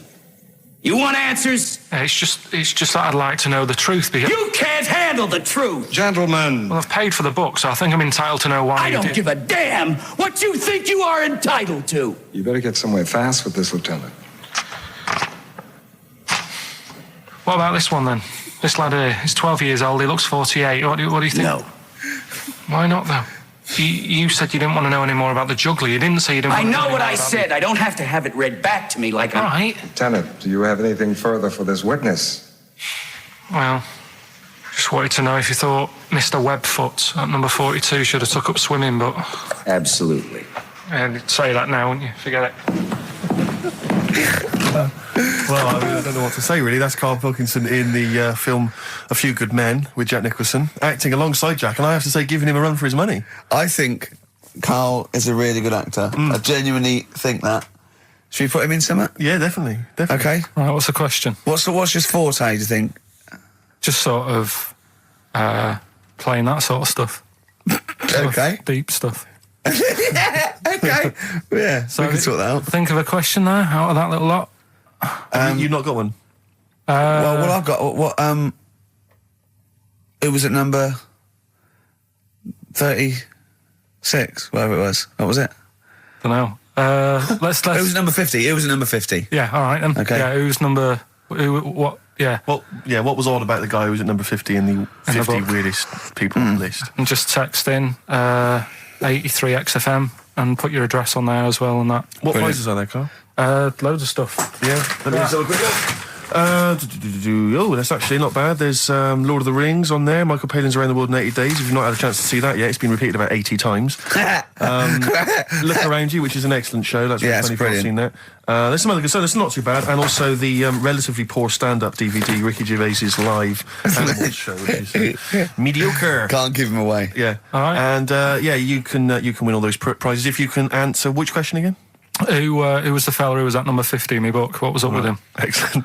All right, so let's got to play Thorns. some Thorns. Yeah? That's the most beautiful track. I can't get enough of this. You'll love it. You'll love this. Karl, come on, what's the matter with you? Oh, Thorns. that's all. No Blue Sky. Beautiful, isn't it? And that great track. It's all right, yeah. Just had an email, yeah. That woman who opened the Office script could have her head cut off, apparently. When a letter is posted, it becomes the property of the Queen until it reaches the person it was meant for. By opening it, she's committed treason and could be killed. I don't know if you're familiar with this story, Karl, are you? Go on. Apparently, some copies of the Office Christmas specials scripts got sent to the wrong address, some woman, and I don't know what you do in that situation. Normally, if I get mail that's not addressed to me, I just give it to the postman or put it back in the postbox. Radio 1 tried to speak to her, but apparently she's got a gagging order, which makes us think that she sold it to the Sunday. So we'll read it. We'll read the plot of The Office tomorrow in the Sunday papers, which ruin it for some people. Ruin it for a lot of people, yeah. But the other thing is, I mean, if it was sent to her, obviously her name wasn't on it. Oh. If that's true, in which case, I think that's quite a serious offence, isn't it? I would hope so. I mean, I would hope that, if I sent something in an envelope, it was... But the BBC, the BBC thinks that because the person they said it was meant to be sent to got his, he thinks maybe that's an excuse. Maybe someone gave her the script and said, don't say it came from me. Yeah. So... I don't know, maybe she's protected someone, I don't know. Yeah, well, I mean, if that is well, the case... either way, don't sell it to a newspaper. Well, It's just the kind of mercenary nature of it that I loathe, you know? It's the fact that it's only just now makes me wonder if she had it there lying around in her house and someone said to her, well, why don't you go to the papers? Yeah. Try and flog it. But I just don't think I don't think she's going to get a lot for it, because people are going to see it soon. It's not like it's the Hitler Diaries. Well, they're not very well written. But, I mean... I don't know. I tell you what I'm frustrated by is just the fact that it's like we've worked hard to give people some kind of pleasure for this Christmas, you know, because a lot of people are very depressed, Rick, very low at this time of year. They've not got what they wanted. But we're trying to cheer them up, give them a bit of happiness. Yeah, but I think she'll be happy if she gets a lot of money. True. True. I don't know. I think it's just tacky, really. It's like, well, I just say, if you're a fan of the show and you don't want to know what happens, then don't read the Sundays Tomorrow, or at least avoid it when it says we tell you what happens. But the papers might not ruin it. The papers might go, we've got them, but we're not going to ruin it for people. That'd be a nice, ideal. Be a nice gesture. Ideal. But I don't know. All I can say is it's a good job that I send out the prizes. Because that Michael Palin around the world in 80 days will be going to the person who won it. Yeah. And if someone else receives it, they better not try and, do you know what I mean, keep it. It should go to the winner. Yeah, exactly. Right. That is a very good point. So, be warned. Don't open things that weren't addressed to you. Yeah. I did Pandora's that time, box. There's some sort of lesson there. Yeah. What happened? All the evils of the world, wasn't it? Pretty much. What? Yeah. Oh, don't try to explain brilliant. it to Carl. No, Pandora's box. Go on. Well, told not to open it, opened it, released all the evils that are in the world now. But did the person say if you open it, loads of evil will come out? It's not true. It's not true. It didn't really happen. It's not like evolution. It's not the truth. But you remember that? Yeah, you won't listen to some of my stuff, like goldfish and stuff. No, it's not that we don't listen to it. It's that you would pass off how all the evils in the world got here. Because on Ananova it would be, Pandora opens box. Actually, speaking of headlines. Oh, here we go. Okay, look. Yeah, imagine if Pilkington was on News at 10, okay? We should just explain, you cannot be bothered to read an entire news story. You get everything you need from a headline, don't you? Well, I think it's enough. I think if they did... Well, let's see if this is enough. Let's see if Trevor McDonald just read this on the News at 10, it'd be short and you get back to the football, whatever. Yeah, here we go. And here is the News at 2:15 with Karl Pilkington. Bong. Man who walks backwards around lake falls in. Bong. Chinese woman eats dirt. Bong. Man lives in rubbish dump for 10 years. Brilliant. Bong. Czech family says they've got a rabbit with 3 knobs. Right? Right. Done. Sorry, can you just read a little bit more of the Czech family with 3 knobs? Just about a family. Not read it to yourself. Read that on air. Just about. He can't read it to himself. I tell him to read it to himself. We'll still hear it. No, he was, because I could see his lips moving. Go on. Just this fella who had 3 rabbits. Right, just think of this is Trevor McDonald. Yeah. Okay, carry on, Carl. Okay, well, here's the news. Right, good, brilliant. Go on. There's a fella. He's got 3 rabbits and that, and then he checks them out. Right. Yeah. 2 of the rabbits have got 2 knobs each. Right. And he goes, that's a bit weird, isn't it? Sure. And they're throwing them around, sort of chucking, showing them around the family and stuff, saying, look at that, that's weird. Picks up the 3rd one, it's got 3. Yeah. So they ate the 2 with 2 because they thought they best keep the 3rd one because a little bit lucky in that. Yeah. It is lucky. 3 knobs there, yeah. Now here's the sports news, and that's how it would work. Yeah, okay, brilliant. Well, read about the Chinese woman who eats dirt. I'm interested in that. That's it. That is the story, then. What more do you need to know? It's Well, just I want to saying, know a little bit more. Can you just embellish it? 78-year-old Chinese woman. She says she's 78. Makes you wonder. Yeah. With my theory. Carl's theory is that Chinese people don't age well, and so those Chinese people that are saying they're 112 are really only 33. That's why he doesn't want to be recognised, because he doesn't want to walk out from here into Chinatown. Yeah. It just says she's been eating soil for 70 years. She's ate about 10 tons of the stuff, and it's done her no harm. Kept her grounded. It's probably all right for you, isn't it? Because it passes through, doesn't it? Yeah. Well, they say, don't they, if you're having a kid, let it play in soil and that, because... well, that's to get it immune, yeah, to get it, yeah. But lots of, things with sort of birds and reptiles sometimes swallow soil and stones because it grinds up stuff, breaks down cellulose for them. Doesn't do you any harm. All right, then. One more fact from this book for you, Carl. Apparently, officially, the Second World War is not over. It's not actually over because there's never been an official treaty signed between Germany and Russia. So it's still going on. Interesting or not? Not as good as the monkey one and the woman who eats dirt. And the Peter the Great and that. Sure. But, yeah, it is over, isn't it? Isn't it, though? That's what I mean about you annoying me with stuff that you go, oh, that's interesting. I don't think that is interesting. Okay. Okay. There was, what was it I learnt? What was it I learned? Think of that as a question. Well, we're all trying to figure that out. Yeah, go on. Leonardo DiCaprio? The painter. Da Vinci. Da Vinci. He could write with one hand, draw with the other at the same time. Right. Yeah, that's good. It's all right. That's interesting, isn't it? Yeah, it's all right. Well, if you have an interesting fact for Karl Pilkington that you think you might be intrigued by, email ricky.gervais@xfm. What have we got coming up? What have we got coming up? More education stuff. Some good tunes and that. Yeah. And a bit of Outcast. Yeah. Outcast. Hey Ya on XFM 104.9. I'm Ricky Gervais. With me, Steve Merchant. And over there, Karl Pilkington.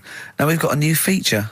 Well, I don't know if it should become a feature every week, Rick. I'm not sure it's got legs for that. But maybe in the absence of Rockbusters. Basically, I was looking through the pigeonhole, and we got a lot of stuff sent to us, a lot of junk, stuff we don't really want. Yeah. And a lot of people, for some reason, they send us... Begging letters, a lot of that. We get sent a lot of CDs by people, bands, artists, who have not yet been signed. Maybe they've knocked something together in their bedroom. They got a band... And they just, for some reason, they want our feedback. They want us to sort of give them some thoughts on what they think, where they're going wrong, stuff like that. And I just thought, I was having a clear out, and I thought, why not just give them a little chance, Yeah. Just throw them a bone, Rick. Honest critique? Honest critique of some of the artists that sent us stuff. Okay, go on. These are bands that have not been, they've not got a record contract. This is exciting. Okay, name the 3 bands first. Well, we'll go through them individually, and I'll hear a little snatch, and then I'll get your opinions, both from you, Rick. I know you've been in the music business, you've got a good general knowledge of music, you've got a good taste. Big time, and also big time. Karl Pilkington's views as well. Yeah. We know what to think of them. So this first band is called Kellerton Road. I'm sure they're very excited. As I said their name then, they probably can't believe it. They're phoning each other now. They're getting so excited. All friends are phoning them now. Yeah, Turn exactly. your phone off. They can't people in this band. You don't want to... Yeah. Well, okay, then Kellerton Road. Kellerton Road. Play a track from them. So that's Kellerton Road. I think that's a track called Secretly. And looking on the back here, there's 6 of them in the band. They all pretty much look the same. They've got the long hair, the usual sort of look. What do you make of them, Rick? All right. Yeah? Quite like that? Good, yeah. I mean, a bit generic. The chorus is a little bit simplistic, but I like good production, good Reminds you musicianship. of something maybe like the Thrills, that sort of thing? Yeah. I mean, yeah, good. Jukebox or junk box? What's a junk box? It's just, I'm just trying to make it sound snappy. Jukebox or junk box? Don't, because you haven't got it. Don't ever stick to what you're good at. Okay. What, being sexy? Just sort of watching Doctor Who and stuff. You like that, don't you? Yeah, I love it. Okay, then, right, what's the next one? So, well, let's just ask Karl Pilkington's opinion. Karl, what were your thoughts? Yeah, it's all right. Yeah? That's it, is it? Yep. Is that why you're no longer right for the enemy? Go on. So what's this next one you've got for us then, Karl? Toffee. Toffee? It's called Born Depressed. Oh, dear. Brilliant. Is it about you? I quite like that. Yeah? I sort of a bit glammy, bit underground. Yeah. What do you make of the name, Toffee? I don't like the name. It's not great, is it? No, but I quite like that track. Quite like the track. I'm just looking at the CD, they've made it themselves, and basically the band feature on there completely nude. Oh. What do you... Well, we know what we think of that. What do you think of that, Karl? Let's have a look, though. Have a look there. Well, that's no point, is it? There's quite a lot of blokes and there's one naked lady. Oh, just having a look, though, Yeah. What are you looking at the blokes? What are you looking at? Why are you looking at the blokes? That's knob. Just having a look. But you look at their knob. I can see by the way your eyes are looking. I'm looking at the woman's knob, though. Well, she won't be happy with that. No, that's a bloke, Karl.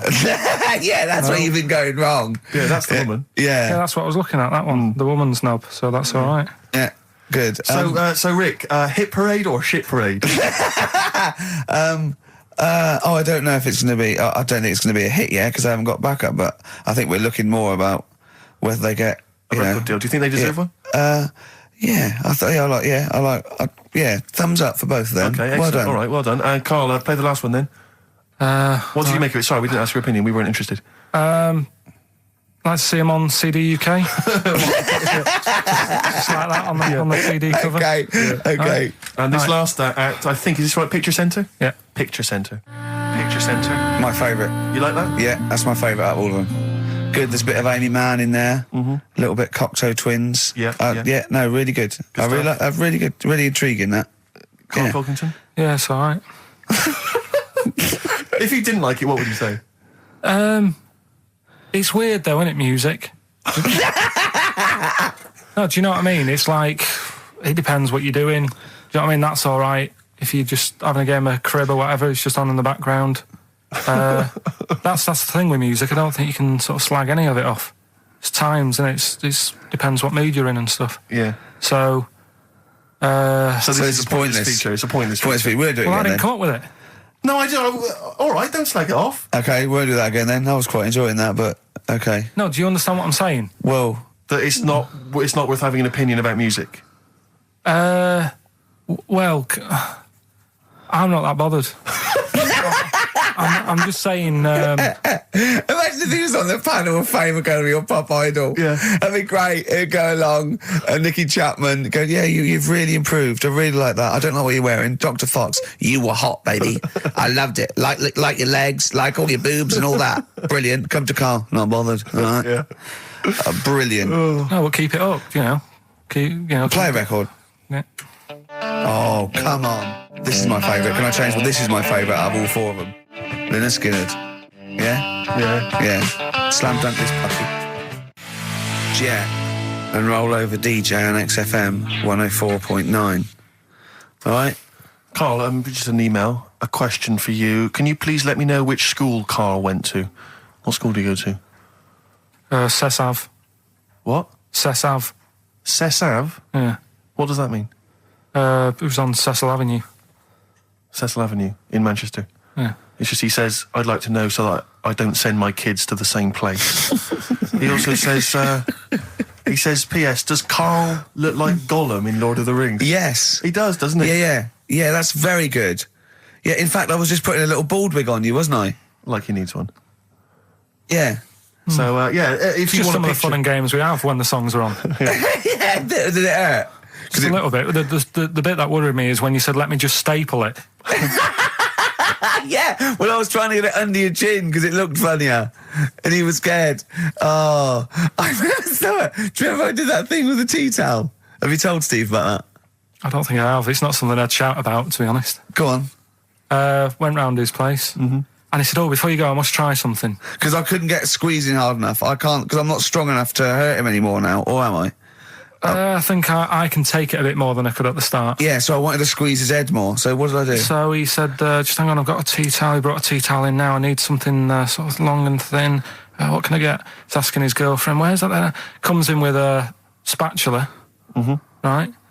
He puts the tea towel on my head and manages to sort of put the spatula in and turn it round so that the tea towel is tightening on my head. Yeah. Using little pressure, would you say, from you? Yeah, just little. It's brilliant. It was like a tourniquet, and I just turned it a little bit, and he screamed almost straight away, didn't you? It hurts. But why did you think that was good? When would you need to use that tool?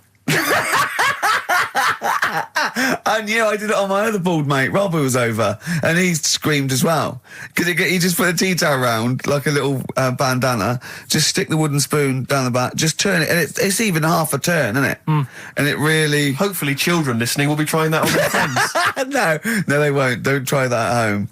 I've got another fact for you, Carl. It might be of interest to you. Just the final one. The ancient Babylonians had few...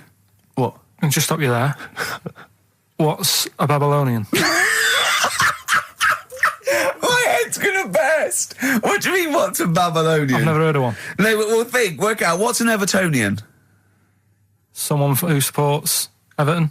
Well, or from? From Liverpool. Yeah, so what's a Babylonian? It's from Baba.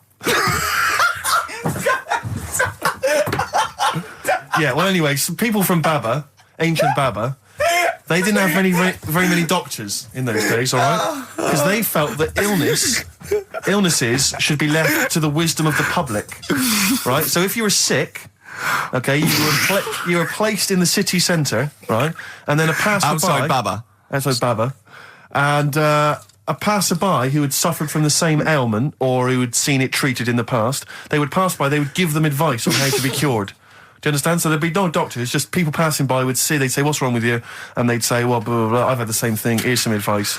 And pedestrians were forbidden to pass such an individual without inquiring about the complaint and prescribing for it if they knew how to. So hang on, so there's someone ill. Yeah. It's outside the town hall. Yeah. People walk past, go, what's up with you? They go, oh, my foot hurts. And they go, oh, you've got to do this to get rid of that. Yeah. And were they ever right? Well, what do you mean? Were they ever right? Well, how do we know? What are you telling me? What? What have you just told me? What am I meant to take from that? You just said strangers sort of say, you've got that wrong with you. I think he's sulking. I don't think he's ever going to take anything we tell him again because we don't. No, but I don't like the fact that he goes, monkeys can do armed robberies, and we go, no, they can't. I don't understand what the problem is. But how is that different from telling me that a Chinese woman ate dirt? How is that not the same sort of thing? Because that's weird. Someone sat in Trafalgar Square going, I've got a headache, and I go take some Nurofen, isn't shocking. I'm not a doctor. I've given him a bit of advice. But neither is the dirt lady. She's not particularly interesting. Neither of them are particularly interesting. I'm just trying to give you an example of the same sort of drivel you feed us every week. Would you sort of have tea round at her house? It's weird. The Chinese woman. Right, so it's weird. Okay, now we're getting somewhere. It's weirdness that you're interested in. See, I thought that you were actually interested in sort of interesting sort of stuff. But if it's weird, it helps. If it's weird, it helps. Yeah, I mean, it doesn't have to be major news. The other day there was something about this fella who I think he wanted to be an actor, right? And he was trying all his life to be an actor. Couldn't get a gig anywhere, right? So when he died, he said, right, I'm going to leave all my money to the theatre as long as that theatre uses my skull in that play they do with the head. Hamlet. In Hamlet. So that's that sort of news, and it's weird. Right.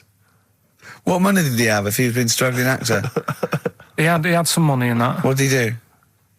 I don't know. Oh, that's what I'm interested in, what he did. Yeah, that's what me and Steve. Yeah, that's what me and Steve are interested in, what he did, how he earned his money.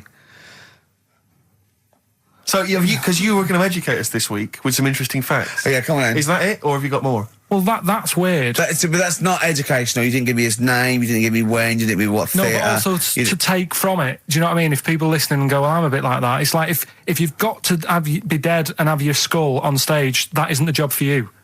That's what I'm saying. If it takes that much, give it up, do something else. Right? What else have I taught you? I don't know. You haven't taught us, you've never taught me anything. See, we'll just have to sort of... What, agree to disagree? Right. I don't know what you can sort of learn from this. Go on then. 7-Up, the drink. Yeah. Right. We're actually on air now, aren't we? Yeah, this is right, it. Okay. This is it, baby. This is a radio show that we're paid Forget for. That, then. Forget no, come on, 7-Up. It's not really... Not it's important. It's not interesting or important. Go on, come on then. The little red dot, that's above the 7 on the can. Do you know, it says 7 up and there's a little red dot. Yeah. That red dot's there because the creator of it was an albino and he had red eyes.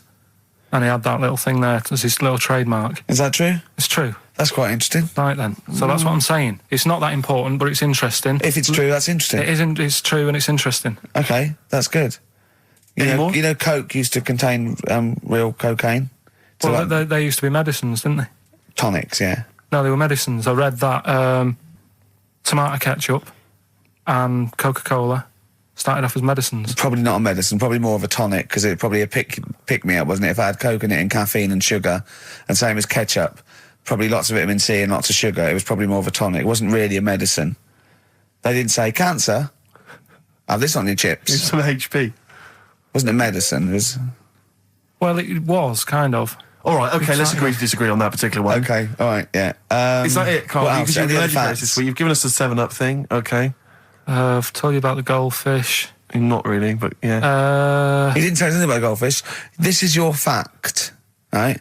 You know what? Goldfish might have longer memories than some people think. That's not a fact. That under no circumstances would imagine Magnus Magnuson saying, what animals might have longer memories than most people think? This is goldfish, correct? Imagine that as a question. How is that a fact? If you ever have children, are you going to educate them with this kind of drivel? Is this how you're going to raise your kids? So their minds just pumped full of this That'd be my job. I'd keep them interested with stuff like that. Right. Yeah. Suzanne does the proper stuff. Yeah. So you agree there is some proper stuff? Yeah, but I wouldn't make him do it. I'd just sort of leave the book there. And then if he read it, I'd go, that's good. That is. What book would you think? What, the 50th, freakiest people ever to be born? Give him that to start with. What would you tell me your favourite was? The little fella who's playing the keyboard? That or the three-legged fella. Yeah, okay. So he's learnt that. That's the first day at school. What would you teach him the second day at school? I don't know, because why do owls have to turn 180 degrees to look the other way? Because they've got big eyes. Yeah, and what's that mean?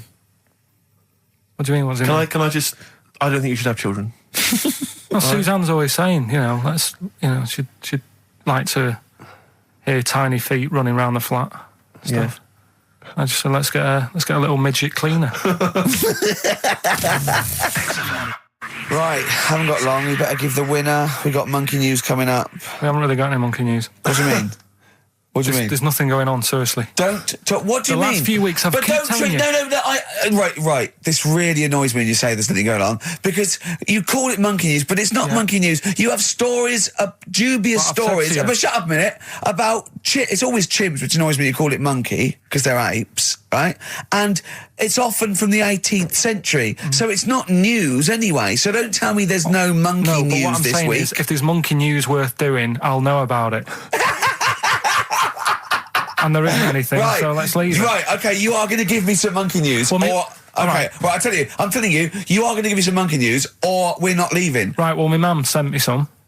Right. I got a little letter from her doing the usual sort of stuff, telling me what she'd been up to and that. It was a little thing about somewhere in Lincolnshire or something. Right, good. Do a bit of monkey throwing. God, what do you mean? Because some fella got attacked by one once. And sort of to remember him, on this certain day, they go, oh, it was today, wasn't it? And that fella got attacked by a little monkey and that. And something about chucking monkeys about. That's horrible. I don't know if they're real. I think it's just like to remember. All right. But that's the only sort of stuff that's knocking about out there. But it's not, that's not. I've got my mum and dad on it, looking all the time. There must be more monkey news than that. There isn't nothing. I mean, there's bits and pieces. There was a bit about Donna Eyre, how when she has a kid, she's going to let a gorilla look after it for a week or something. But apart from that, it's dead out there. Well, I don't know what that means. She's well, that's it. Apparently, well, it's not true. She's not going to let a gorilla look after a child. No, it is. Apparently, a fella works with them or something, and this is rubbish. It's not rubbish. How can she let a gorilla look after a baby for a week? Well, forget it. Sorry, have you ever heard her speak? Can I just give you a little fact here? Someone's emailed in for you, Carl. They've sent an interesting fact for you. I think you're going to be interested in this. Don't read it on the email. Let me read it for you. I think you'll be excited. An interesting fact from Carl. That's from Toby. He says, Attila the Hun punished some fella who annoyed him by cutting off his arms and legs. You'll love this. And stitching his arms back where his legs should be. And vice versa. Look at his face. Look at a little smile that's just cracked on his lips. That is the kind of fact you've been waiting for all day, isn't it? So go on, again, so... Attila the Hun, right? Some guy he didn't like. He cut off his arms and his legs, and he stitched his legs on where his arms should be, and his arms where his legs should be. Look at him looking at his body, trying to picture it. Yeah. I'll let it sink in for a little while, then I'll ruin it for him. Carl, what are you thinking? I'm just picturing it. Right, he would have died. It would have been tokenistic. There's no way that person could have lived through it. So it was just for the Hun's fun. He probably put him on a stick outside his gate or something. There's no way in those days that he could have gone through complete limb amputation and... So would he have wore a jumper for pants? Who's the winner of the competition? From Walthamstow, it's Joe Ogden. Well done, Joe. You got the correct answer, which was what? The fella with two heads at number 50. Number 50. Is that it? Are we off? Yeah, that's it. Yeah. All right. Cheers. More of the same drivel next week. Bye. Bye.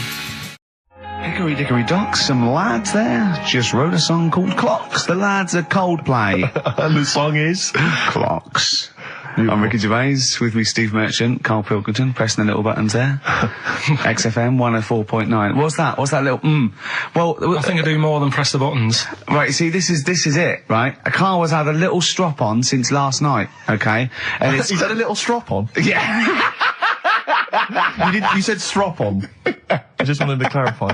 And, I don't know why. He says that I'm an annoying person. He says that I wound him up, right? Which I don't know. He says that you're winding up because you're sort of like negative about everything. Negative? Yeah.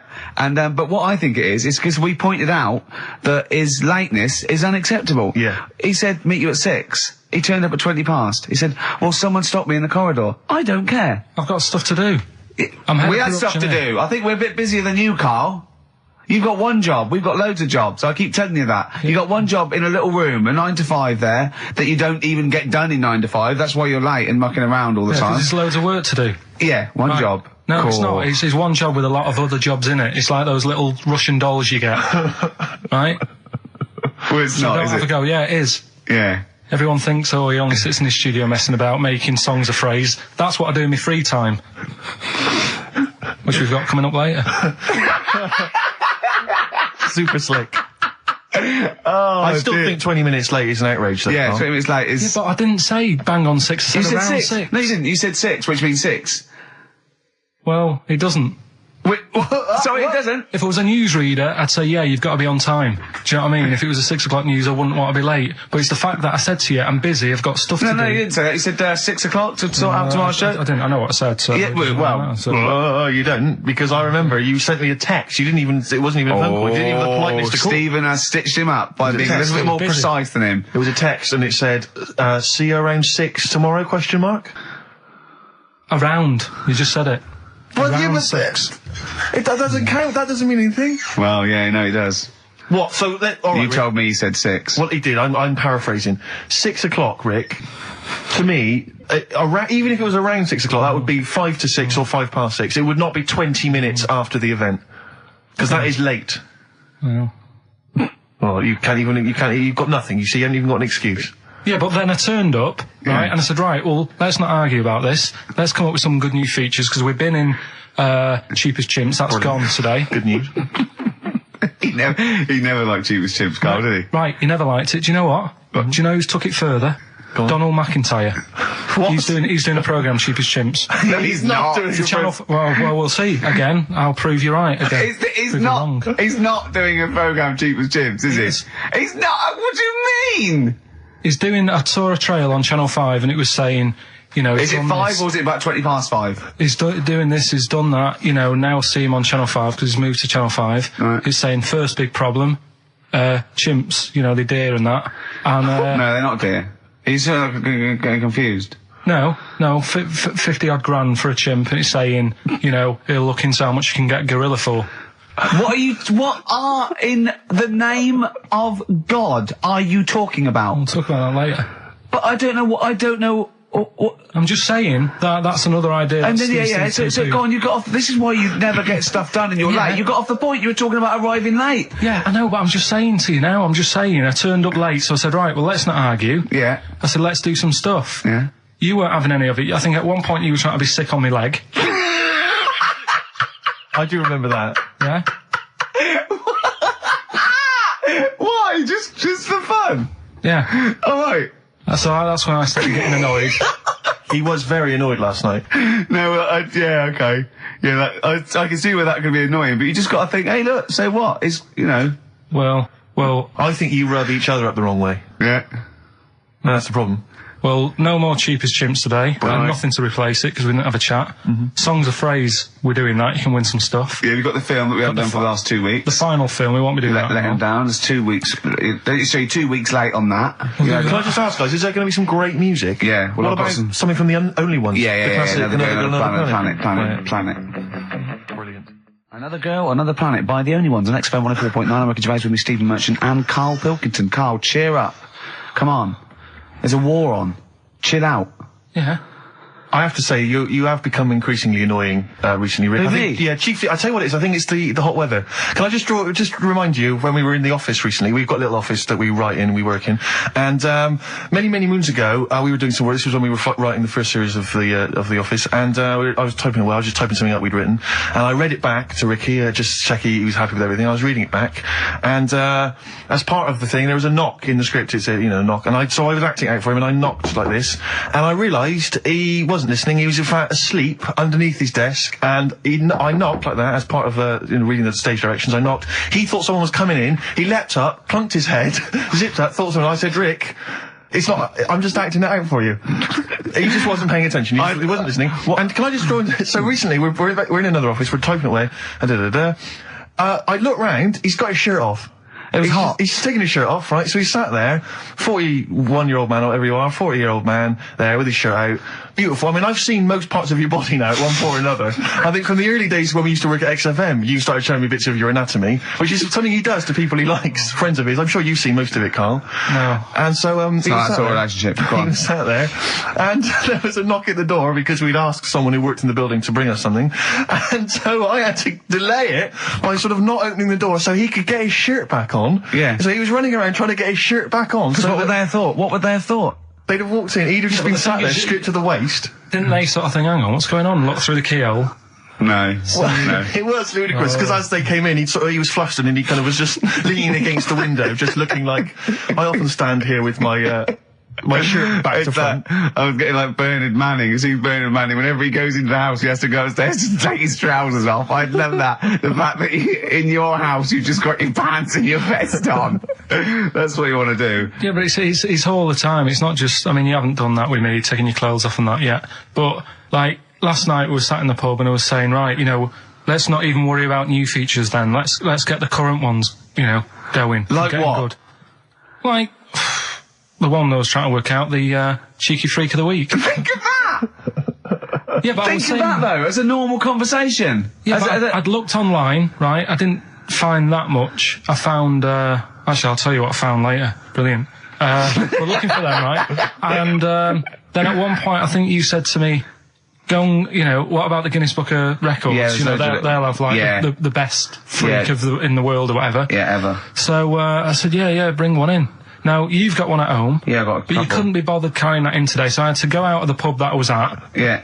Nip into Borders. Yeah. Buy a Guinness Book of Records. Yeah. Out of my own money, $18.99. Yeah. Bring it back, and then you said, I don't know if I want to do this feature. So it cost me 20 quid for that. I had to buy a video for Silence of the Lambs film clip. I'm actually out of pocket at the end of this. But do you want to work with me is the thing. If you want to work with... people would pay that sort of money to work with me, Carl. You're a lucky bloke. Think how many people think, Carl, he gets to drink and sit. Yeah. Well, you making a cup of tea and I surprised, didn't I? Little surprises. You know, last night, do you know when I left the pub in a bit of a mood because I was just fed up with not getting anything done? Yeah. Walking down the road, I was thinking, how can I get out of this? How can I stop having to work with them? I'm thinking, I wonder if I leave, I wonder if they'll be funny and they'll go, and then my boss will be giving me stick. And I'm thinking, how much notice have I got to give out? And all this is going through my mind. I'm walking home and I got in, said to Suzanne, I'm sick of it. She's going, you need to do it when I get a new kitchen. And I was like, yeah, but how big does the kitchen need to be? I was saying, do we need a big kitchen? Can we get a small one? Have we got enough for a small kitchen? Do we need so many cupboards? Can we just have wood instead of steel? All this, trying to get out of doing this. Yeah. It's always just, I always feel like, you know, because I like to think that I'm not perhaps as bad as him. Yeah, no. You annoy me in different ways. Like what? How does he annoy you? Well, stuff that, you know, I come up with ideas, say Cheap as Chimps. Yeah. Rockbusters springs to mind. Yeah. 15 Taiwan. 15 Taiwan. Let's just remind people what 15 Taiwan was. It was a little feature that I wanted to give a run, you know, give it a little run, see if people like it. The premise being? No, there's no premise, it's just a title. No, we were going to get 15 sort of ornaments, you'd explain them, and then people would call up and say, that one's from Taiwan. See? God, you just explained why I didn't think that was a good idea. Yeah, by explaining the good... You know, the funny thing is, Steve, right, I was walking down Regent Street on Monday, walked past one of these big stores, right, and they've got all famous quotes on the windows, right, and one of them was something like, an absurd idea is often a great idea. Yeah. Do you know who said that? Go on. Einstein. Yes. Which made me wonder, if you were his mate, would he ever have done E=MC²? Or would you have said, don't bother with that, it's not going to work?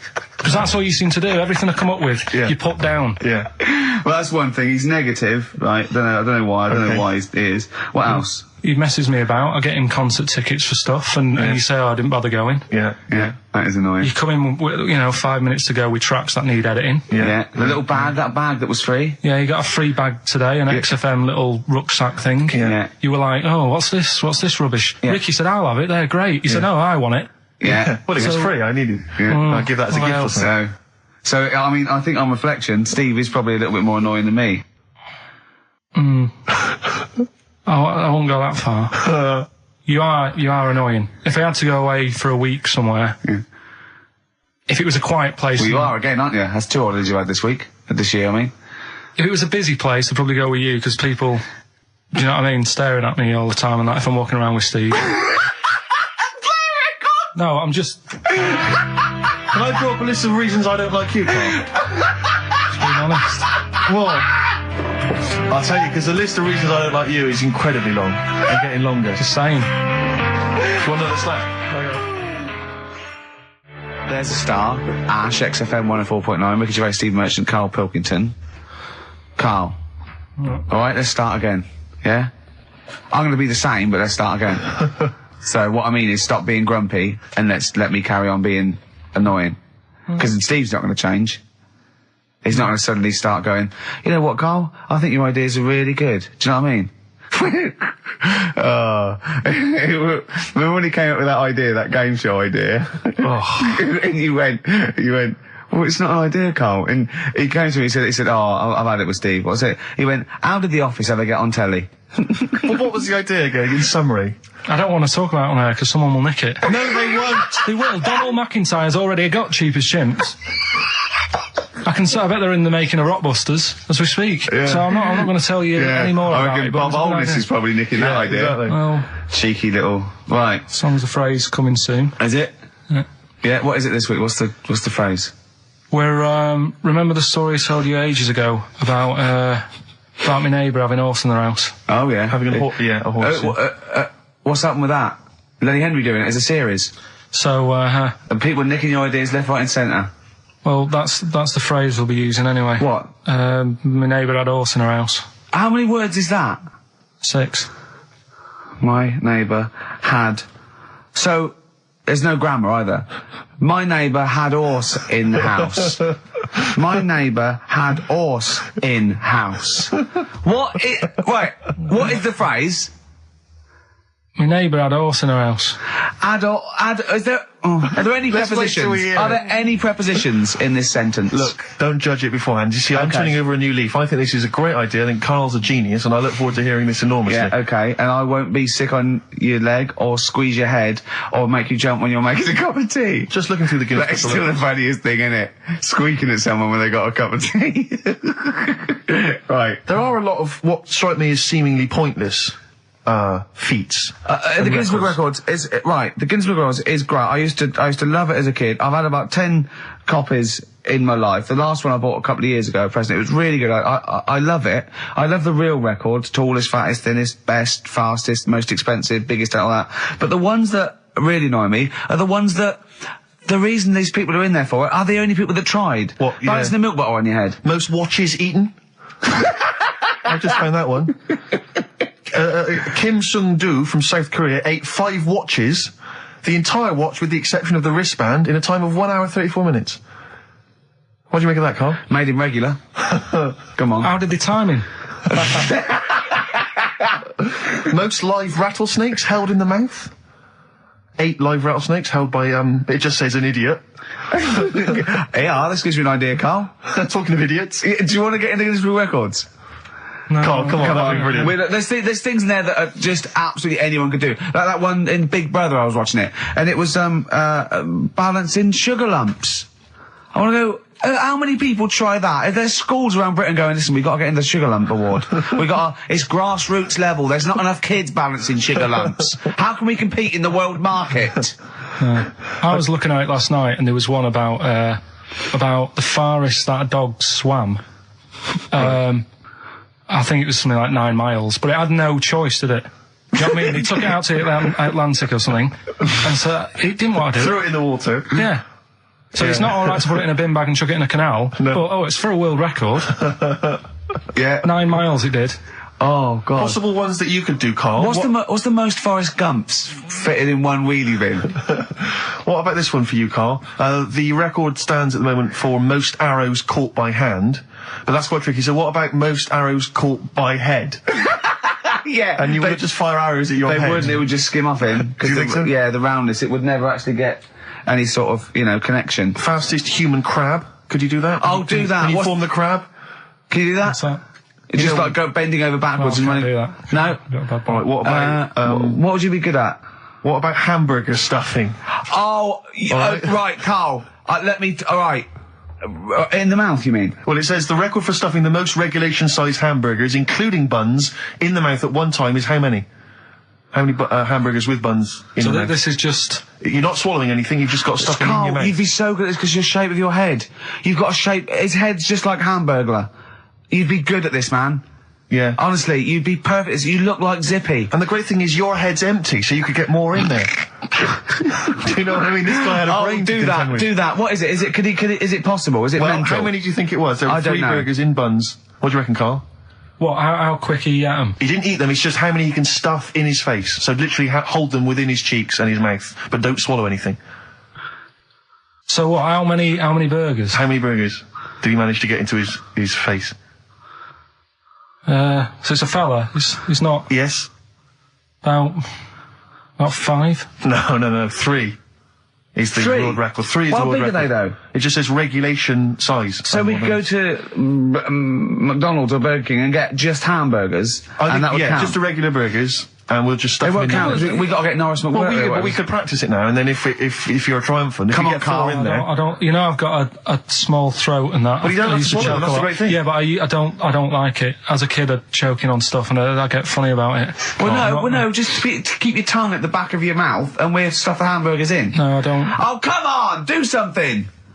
Carl, that is Dynamite Radio. Well, here, Steve will go and get the hamburgers. Have I got to pay for them? No, Carl, give us the money. I'm not paying for them. Oh, I've just spent 25 quid in total on a video on a Guinness Book of Records. That's costing me another 4 quid.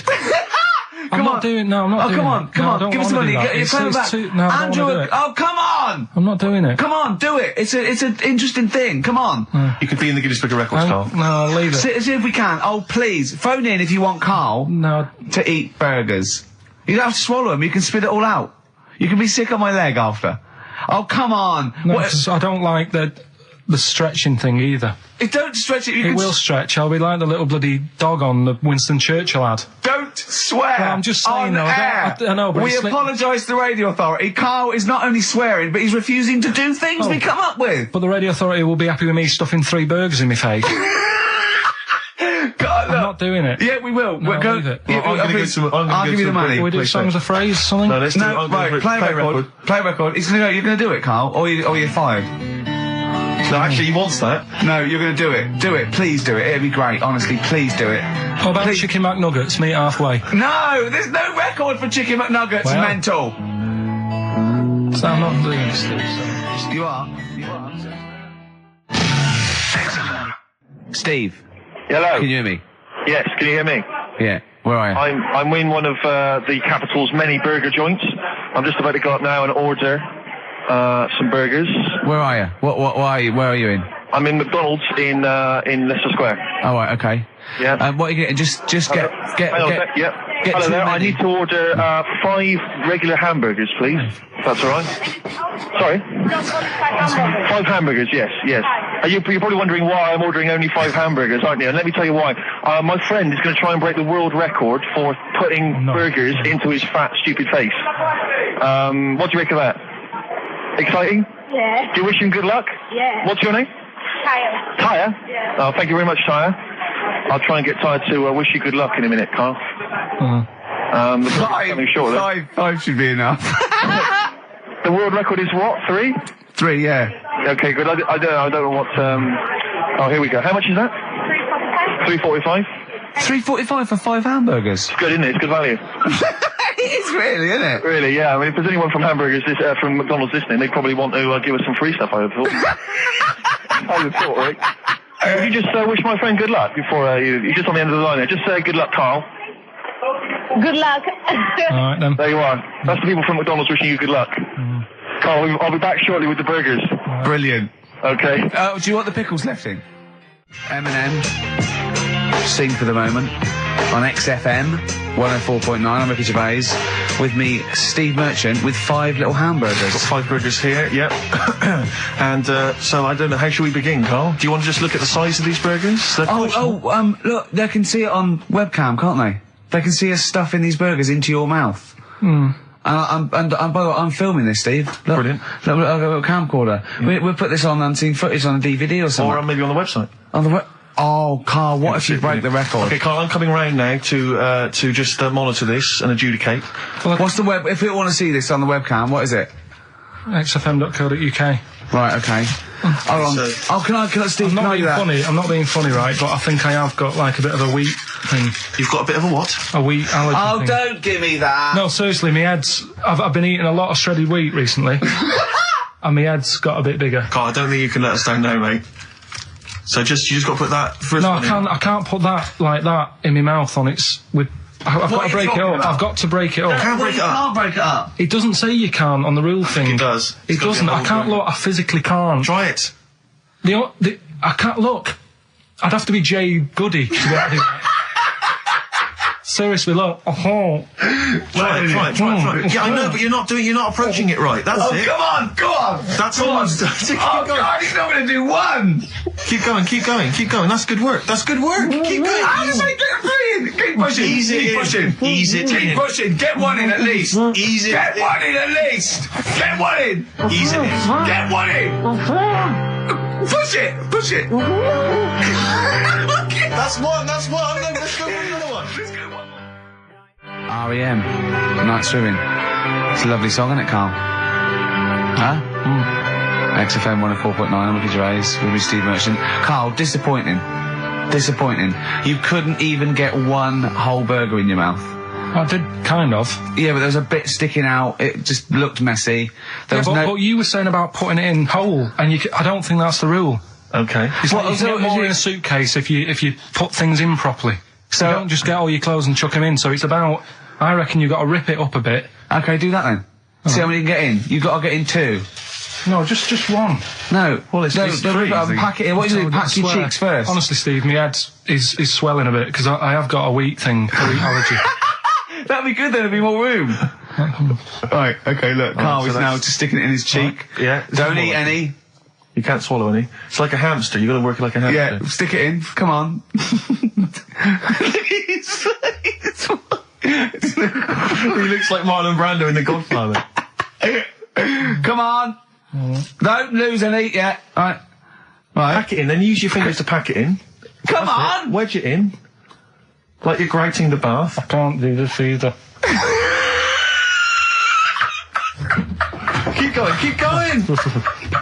Keep going, don't give up so early. This is part of the problem. You just give up, Carl, too quickly. You failed again. It's like your history O level. Come on, Carl. Come on. Do something well. Succeed at something. Push it in. You've got nearly half a burger there. Oh, I'll come round there.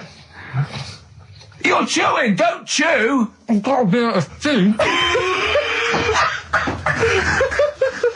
I don't know what he said, but is that a whole one? No, it's not. I can see bits left. Come on, Carl. Come on, keep working at it. Keep working at it. Look, there's so much space in your mouth, I can see it. He's going red. Okay, we'll do another one. We'll do another one. That one then. We're doing a. Oh, are you alright? Are you going to be sick? Are you alright? Alright. Oh God, should we play a record? He's making my eyes water now. Okay, I'll find a different one for you. Find a different one for What about most grapes eaten in 3 minutes? I'll go. Do you want to do that? Grapes are easy, aren't they? That's easy. Great. Come on, grapes are easy. From Jesse Mailing, that's called Wendy. White Stripes, Seven Nation Army, that jumped twice. I apologise for that. You're the producer, Carl. Yeah. It jumped twice. Well, it's not my fault if people are slipping around because of burgers on the floor. You're trying to squeeze my head when the song's playing. What difference does that make? Well, anyway. Right. Don't take any. Right. I've just got some grapes there. We've counted them out. What's the record then? Okay, well, the most grapes eaten in 3 minutes. You've got 3 minutes, Carl, and you've got to beat Matt Hand from the UK, who consumed a total of 133 grapes in 3 minutes on the 8th of November 2001. Right, there's 150 So 150 in there. Right. Okay. So you've got 3 minutes. What are the rules? The rules You just are... gotta eat them and swallow them. And it's like Cool Hand Luke, right? You gotta just stuff them in and don't choke, because I got worried with the burger. That's a good advert for McDonald's, isn't it? Not only was I impressed by the cheapness of them, but he couldn't even get one in his mouth. Yeah. So, value for money there. Maybe they'd like to send us some free stuff. Yeah, free or just money. Any some money would be good. Next week, Carl, you're eating Sony Walkmans. That's right. Yeah. Available for... Right, Carl. Right, I think this is going to be good, right? What we're going to do, right? We've got Song 2 by Blur set up. We know that's 2 minutes, so you can play that, because that'd be boring radio hearing Carl choke, wouldn't it, for 3 minutes? Exactly. So, when I say go, Carl, right, I'm going to go right on the minute, right? You've got to have a handful of grapes, and you've got to press Song 2 by Blur. When we come back, you'll be stuffing your face. Hold on. You don't ever do that. How can you work the buttons? I can do that. No, I don't think you can. You cannot touch the grapes until the opening note Yeah, of but Song hold 2 on. begins. When the Blur 2's, when Song 2 stops, can we just push up the fader? So because you'll be stuffing Don't worry, your face. we're almost. Let's go. If we go, Okay. any second now. Okay, right. You're Okay, ready, 3, 2, 1, go! And he's off. It's good work from Carl there. He's approaching it cautiously to begin with. Cautiously. And he's keeping Well, let's just, just keeping people up. Come on, don't make him laugh, Rick. He's choking. He's choking. Oh, Carl! Quick! Keep going, Carl. Come on! What happened? Did he just throw up? No! Don't make him laugh! Oh, come on! We can make wine. Come on, Carl, you're doing so well, Carl. mate. I want to go. Come on, only... Why are you making him laugh? That was a world record attempt. Come on, he's over the...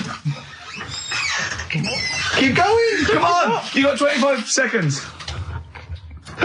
Come on. Oh, I think that was a shame, actually, because you were doing well, but something went wrong. I know, and I think those are bigger grapes than the ones I've seen before. They're quite big grapes. Look at his face, he looks so despondent. Come on, Carl, 8 seconds. Just a few more. 5. Come on, what's the matter? 2. 1. It's all over, Carl. It's all over. Better count how many you did. You can get good at this. We can get good at this over the weeks. I think that was a fairly pitiful attempt, actually. I really thought he had a... It's interesting, actually. These are harder records than you might think. Yeah, I know. 6, 8, 10. How do you feel after that record-breaking attempt? Not happy with that. What are you not happy about? The fella who did it, was he in hospital and just had loads of grapes and was bored? I'm sure he wasn't producing a radio programme, that's for sure. Well, to be fair, neither are you. What was tricky about it? What did you find hard? I think having Ricky standing over me, sort of shouting, "Go on!" isn't normal. No. But that wasn't... He hasn't eaten any! Hold on, that's 50 left. That's quite a poor attempt then, by the seam of it. Would you think about trying to maybe do that again in a couple of weeks? Would you do some practice and try that again? No, leave it for the experts. And I noticed a tricky point. Maybe sort of when you had about 50 seconds to go, you seemed to be spewing things into the bin. What was that? Again, mainly Ricky standing over me. 88. He's got 88 left. Okay, so what's the mental arithmetic there? Because we put how many in? It was 150 in the thing, wasn't it? What did I say? What did I say I had left? Well, I'm not doing it again. 88. So you had 88 left. So 62. God, you're only at 62. What's the matter with you, Carl? There's people start you at 62. That is rubbish. That's disappointment. Let's leave that. So you failed on 2 world record attempts there. 62, and the record's that is rubbish. What were you doing? Oh yeah, but like I said, I've got a small throat. I can't drink a drink quick.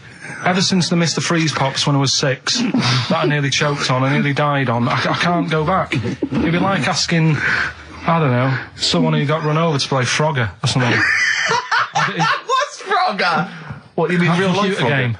Well, just a computer game brings back memories, doesn't it? And I can't do that. What's Frogger? Does Frogger get run over? Yeah. It's a little frog. It has to run across a busy road. Do you know who he reminded me of? Apart from Hamburglar and Zippy and all that. When he was mentioning those grapes, because the shape of his head, it looked like a game of Pac-Man. Yeah. It did, as he was getting to him, it looked like... We should have had that music. It looked just like it. Oh, God. Do you remember there was a board game version of Pac-Man? Was there? I mean, the only thing that Pac-Man had was the fact that it was on a computer and it was a little face eating things. But imagine that as a board game. But there's board games of, like, things that you don't need board games for. Yeah. It's like, there's board games of charades. Do you know what? You don't need that. It's like parlour games. Board games of let's watch the telly. Yeah. Let's play sit around. And it's all like 1999. You don't need it. New from Mattel, a stick. Simply run along, clanking it against a fence or a metal grate. It's fence stick. In a picture of it, oh, Nan, that's my stick. I'll tell you That's what. my fence stick. Do you know I saw in a shot recently the board game of Cold Feet, the TV show. That is a winner. You are John Thompson. Yeah. Go back. Yeah. It's a good game. Drink 8 pints. Go on. Songs of phrase. Songs of phrase, nicely done. Right, we'll get this going. How do you feel, Carl? Yeah, all Again, right, disappointment. Disappointment probably to your family and friends. Well, I don't think they'll be that gutted, to be honest. Right, songs of phrase. Well, Carl, why don't we both come up with songs of phrase? Because it's a big tease. People love that. Yeah. It's one of the hot new We've got quizzes. one more thing for you to eat. No, I'm not doing any more of it. Seriously. Play a song? Right, songs of phrase next. Right. That was rubbish, that half hour. Rubbish. That's great. Roots. The Seed, XFM 104.9. I bet that is a record. Eating grapes whilst DJing. Possibly. I'm assuming if there's any listeners out there that have a record-breaking attempt they'd like to see Carl undertake in future weeks, they should email in. I think Jono's got that one.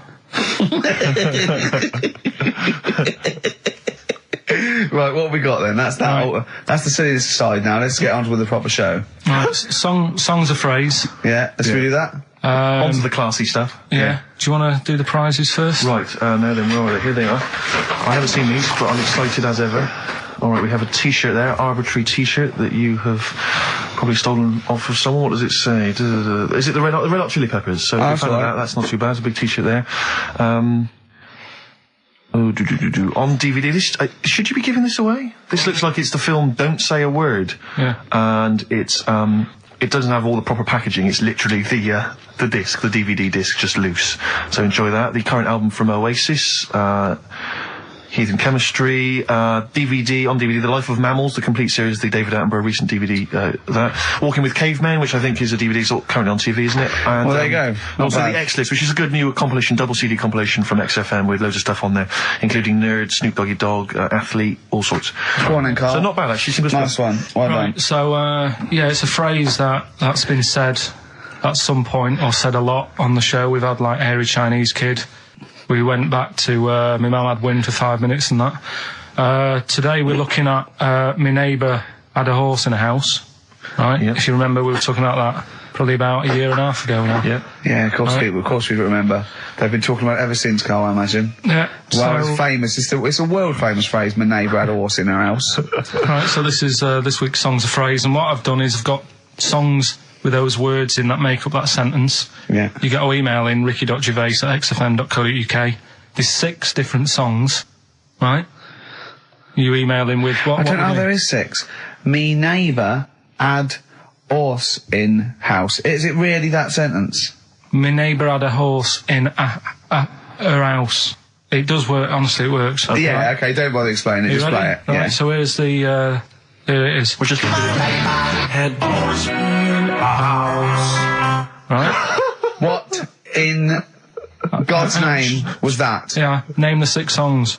Head horse in a house. Huh?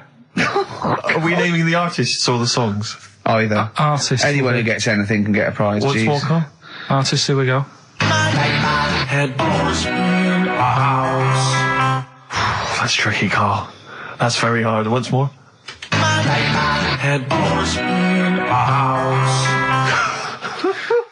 Email in ricky.gervais@xfm.co.uk. I'll give it Another letdown. Another letdown. It's brilliant, this. Look, How can you just say that after I've just been stuffing grapes in my face and that? Well, you didn't get one burger in, right? Even when you tried to chop it up, there's 3, right? So that's it. Well, Steve, out of the goodness of his heart, went to McDonald's, okay? I got some grapes, at 62. That's got nothing to do with this, though. This is my game show here.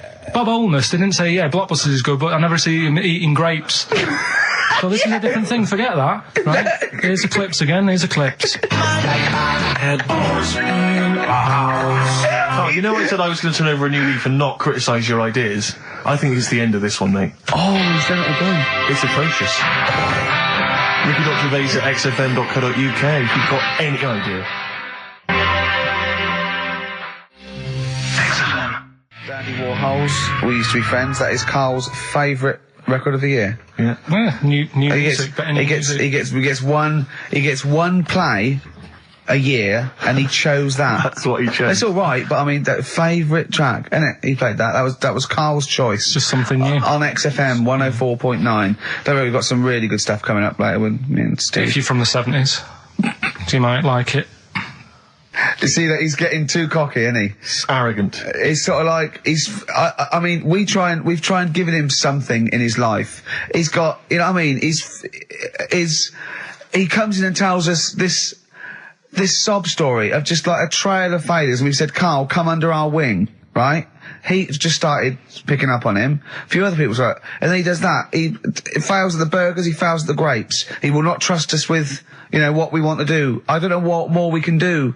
It's like I've saved a mouse from a cat's jaws and it turned around and bit me. Yeah. Yeah. That is a brilliant analogy. It's a bit like we were trying to give you something that you could care about, that you could be passionate about, that would somehow give a meaning to your life. You would be in the Guinness Book of Records alongside, I mean, Bubble. Bubble failed. Do you want to be Bubble? Do you want to be Bubble? Or do you want to be the bloke with the milk bottle on his head? Exactly. Who's in there? The guy who ate the watches. Yes! Now, I've got an idea, Carl, because you're getting all stressed out. I don't know what it is. You're getting funny. I don't know what it is. I don't know what... Because you're annoying me. Wow, you say that. Started midweek. I don't think I annoy anyone else, so it's just you on that. So... I thought maybe we could all 3 of us go away to a little health farm for a weekend, just get a triple room, right, and that isn't happening. Why? You've just reminded me, because you've been annoying me. Steve started getting on your case, you know, sort of ganging up on me. I'll tell you now, Steve, I just forgot. Remember a couple of weeks ago, you said to me that my pub quiz team is rubbish. Yeah. Right, well, it doesn't matter anymore, because you're not part of it this time. That's bad. That's bad, because it's interesting you say that, Carl. Carl, you say that because I tell you this, I found someone, mate, who could be filling that tricky 5th member. I wanted to test him out this week, mate. On your team. Test out on your team. Because I'll tell you what this is like. I don't know if you're familiar with Paul Ince, who used to play with Man United, right? But everyone used to say he's the governor. Right, even the players used to call him the governor, right? And Alex Ferguson at Man United was like, I'm not having this. Yeah. I'm in charge here. And he got rid of him. And that's what's happened. You were moaning the other week, saying your team's rubbish, you don't know what you're doing. Yeah. Well, let's see how you do on your own, right? Carl. He's turned, isn't he? I'll be honest, Carl. I'd like to be on your team. Well, sorry, Paul Ince. You'll have to go and join Middlesbrough, or wherever it is it's gone to. Carl, what can I do to get back on your team? It's not happening. I've already filled your boots. Don't let him have the upper hand, Steve. No, wait a minute. I'll tell you what always annoys me, though. Ricky spends most of the show slagging you off, right, having a go at you, annoying you in the week, squeezing your head, making you eat burgers, right? But you always take out on me. I'm the one who always gets the insults. I'm the one who's now relegated from your team. Why, you see, this is the thing. You're just as bad as him, really, because you're siding against me, because you know that I'm willing to take it. The truth of it is this, you know that Ricky Gervais is keeping you in burgers and grapes, metaphorically speaking. He's the one that's got you in Heat magazine. I just spat all over you. Guinness Book of Records. You see? Get me a tissue. He's just squirted tea, laughing all over your Guinness Book of Records. I'm assuming I'm going to get the flak for that. No, it's because you made me laugh when I was drinking, because you went, like that, and it made me laugh, and I spat. I just think it upsets me that you never pick on Ricky. You never ever go in, because you know he's the one who's raised your profile and made you a little bit of a celebrity. We've missed one here. Using his teeth, Raman Andy Apan, right? Hustato coconut. He did what? He husked a coconut. He's the fastest coconut husker in the world. What does that mean? I don't know, he pulls husks. What's that? His little face, look. What's a coconut husking? He pulls the husk off. Look at Carl, just with his head down. Carl, come on. What's the matter? Because that cost me 20 quid. I know, well, I'd see you alright. I've tea all over the world's smallest man. Why have they stood him next to the world's biggest man? Right, I'm in a bad mood now. Oh, dear. I'm you haven't got a team? Steve, I'll sort you out. Come to me. I'll sort you out. Seriously, Don't no, worry. I found someone who would help you win this week, Carl, and I was going to tell you about it, and now... Steve, you can be on my team this week, and I know something about the quiz that Carl doesn't know. So... I'll tell you, I just think that it's so ungrateful. Whatever. So ungrateful. Right, songs of phrase, just give it a couple more plays. Just email in, we'll pick a winner soon. ricky.gervais@xfm.co.uk. Well, this is rubbish this week. No one knows it because it's rubbish. Steve was right. There's 6 songs there, so if you know what they are, just... That's the end of that, I think. That's the end of songs of phrase. Email in. I think. We've got none there. No. That's the last week for that. Okay, well, why didn't he give us some monkey news? Is it monkey news time? Come on, monkey news. We'll play a song and we'll... No, do monkey news. Let's play a song. Oh, it's a great track. Cheer up, Carl. Is it new? Is this Waiting for an Alibi with Thin Lizzy. Oh, what year? Doesn't have to be new. It's brilliant. What year was it out? Oh, Einstein wasn't new when he came up with the greatest theory ever. Oh, hold on. Hey, hold on. You're not new. You're not new. Waiting for an Alibi by Thin Lizzy on XFM 104.9. Right. Okay. This is with all the trauma in the world, I thought we'd come on a little bit, and he's just brought it right down. Little mank twat whinges. No, but I mean, do you know what I mean? He's had a go at you. He's thrown you off his team. I'm devastated by that. That was the one thing I was looking forward to this week. To be fair, you were looking forward to telling him you were taking over the team, so it's sort of poetic justice. It has blown up in your face, to be fair. True, I was trying to squeeze him out of his own company. Yeah, you were going to try and get him out of his team. Yeah, well, it was a hostile takeover, and they clubbed together. To be honest with you, there's normally 3 regulars on his team. I got 2 of them on my side, one of which is his girlfriend. So I only had to work on him to try and get him to resign, and we'd have been away. Still. You know, we should give the prizes away. Yeah, well, this has been dreadful. This thing. We started off well with him trying to put 4 burgers in his mouth, and then he come up with this tat. I mean, this is the end of this because it's. I mean, it was shoddy to start with. No little duo couple. Well, this is not only. Well, I'm just saying. This is what I was saying in the pub yesterday when you try to be sick on my leg. I was saying, come up with new ideas if you don't like them, but you diss them on air.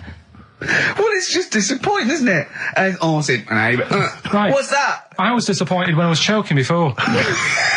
We were disappointed as well. Yeah, you didn't try. You didn't try with the grapes. You were just like chewing on that. You meant to just throw them in and swallow them. Songs of phrase. It was 6 songs. It sounded like this. Boring.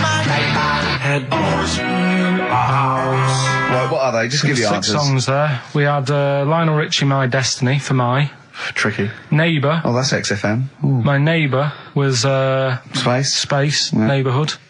Had Harry Connick Jr. Had to be you. Yeah. Right. Had a neighbour had a horse. America. Yeah.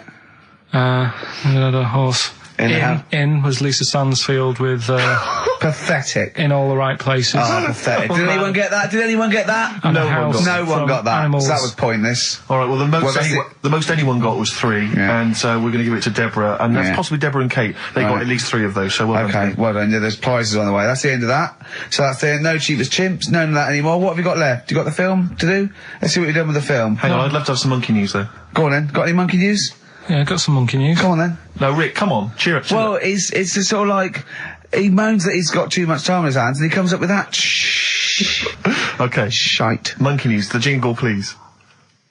Oh, chimpanzee, that monkey news. Okay, there's been quite a lot of stuff going on. There was a few bits in that Guinness Book of Records book that cost me 20 quid. Yeah, well, that's not news, is it? They printed that probably last September. No, so there's one in there. New music.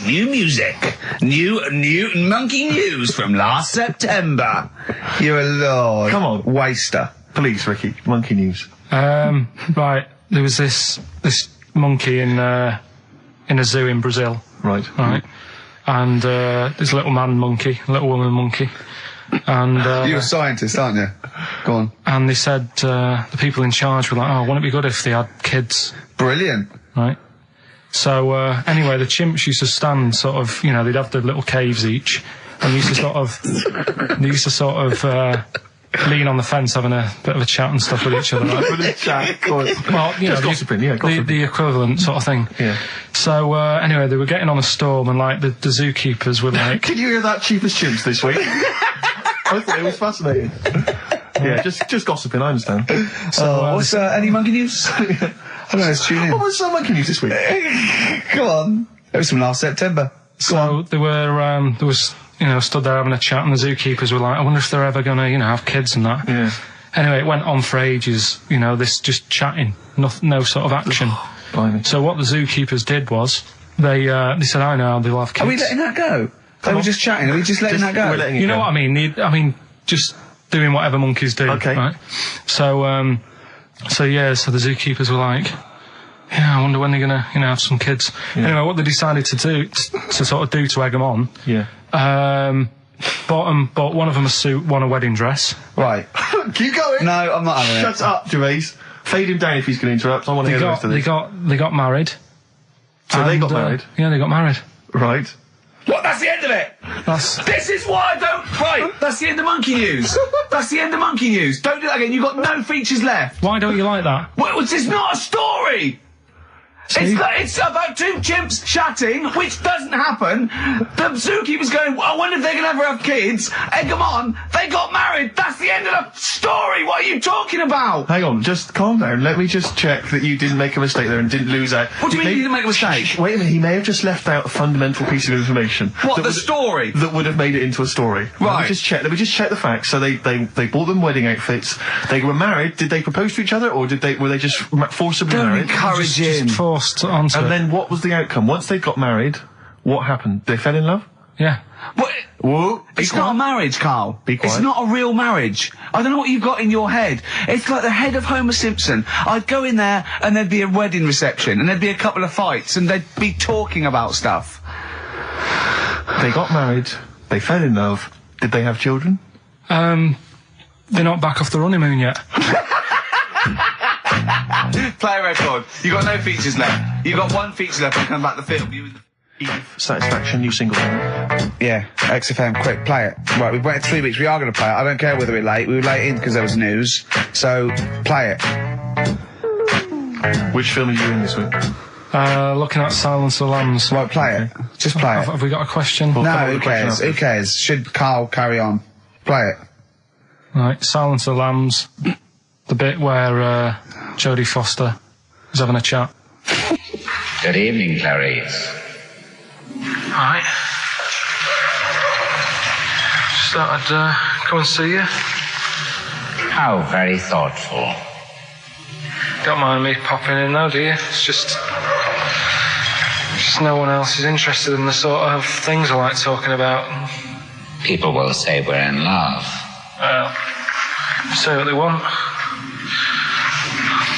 Did you hear the show last week? We were talking about gay people, if they should have their own toilets or not and stuff. That was good. Yeah, it was alright, wasn't it? Got a good debate going.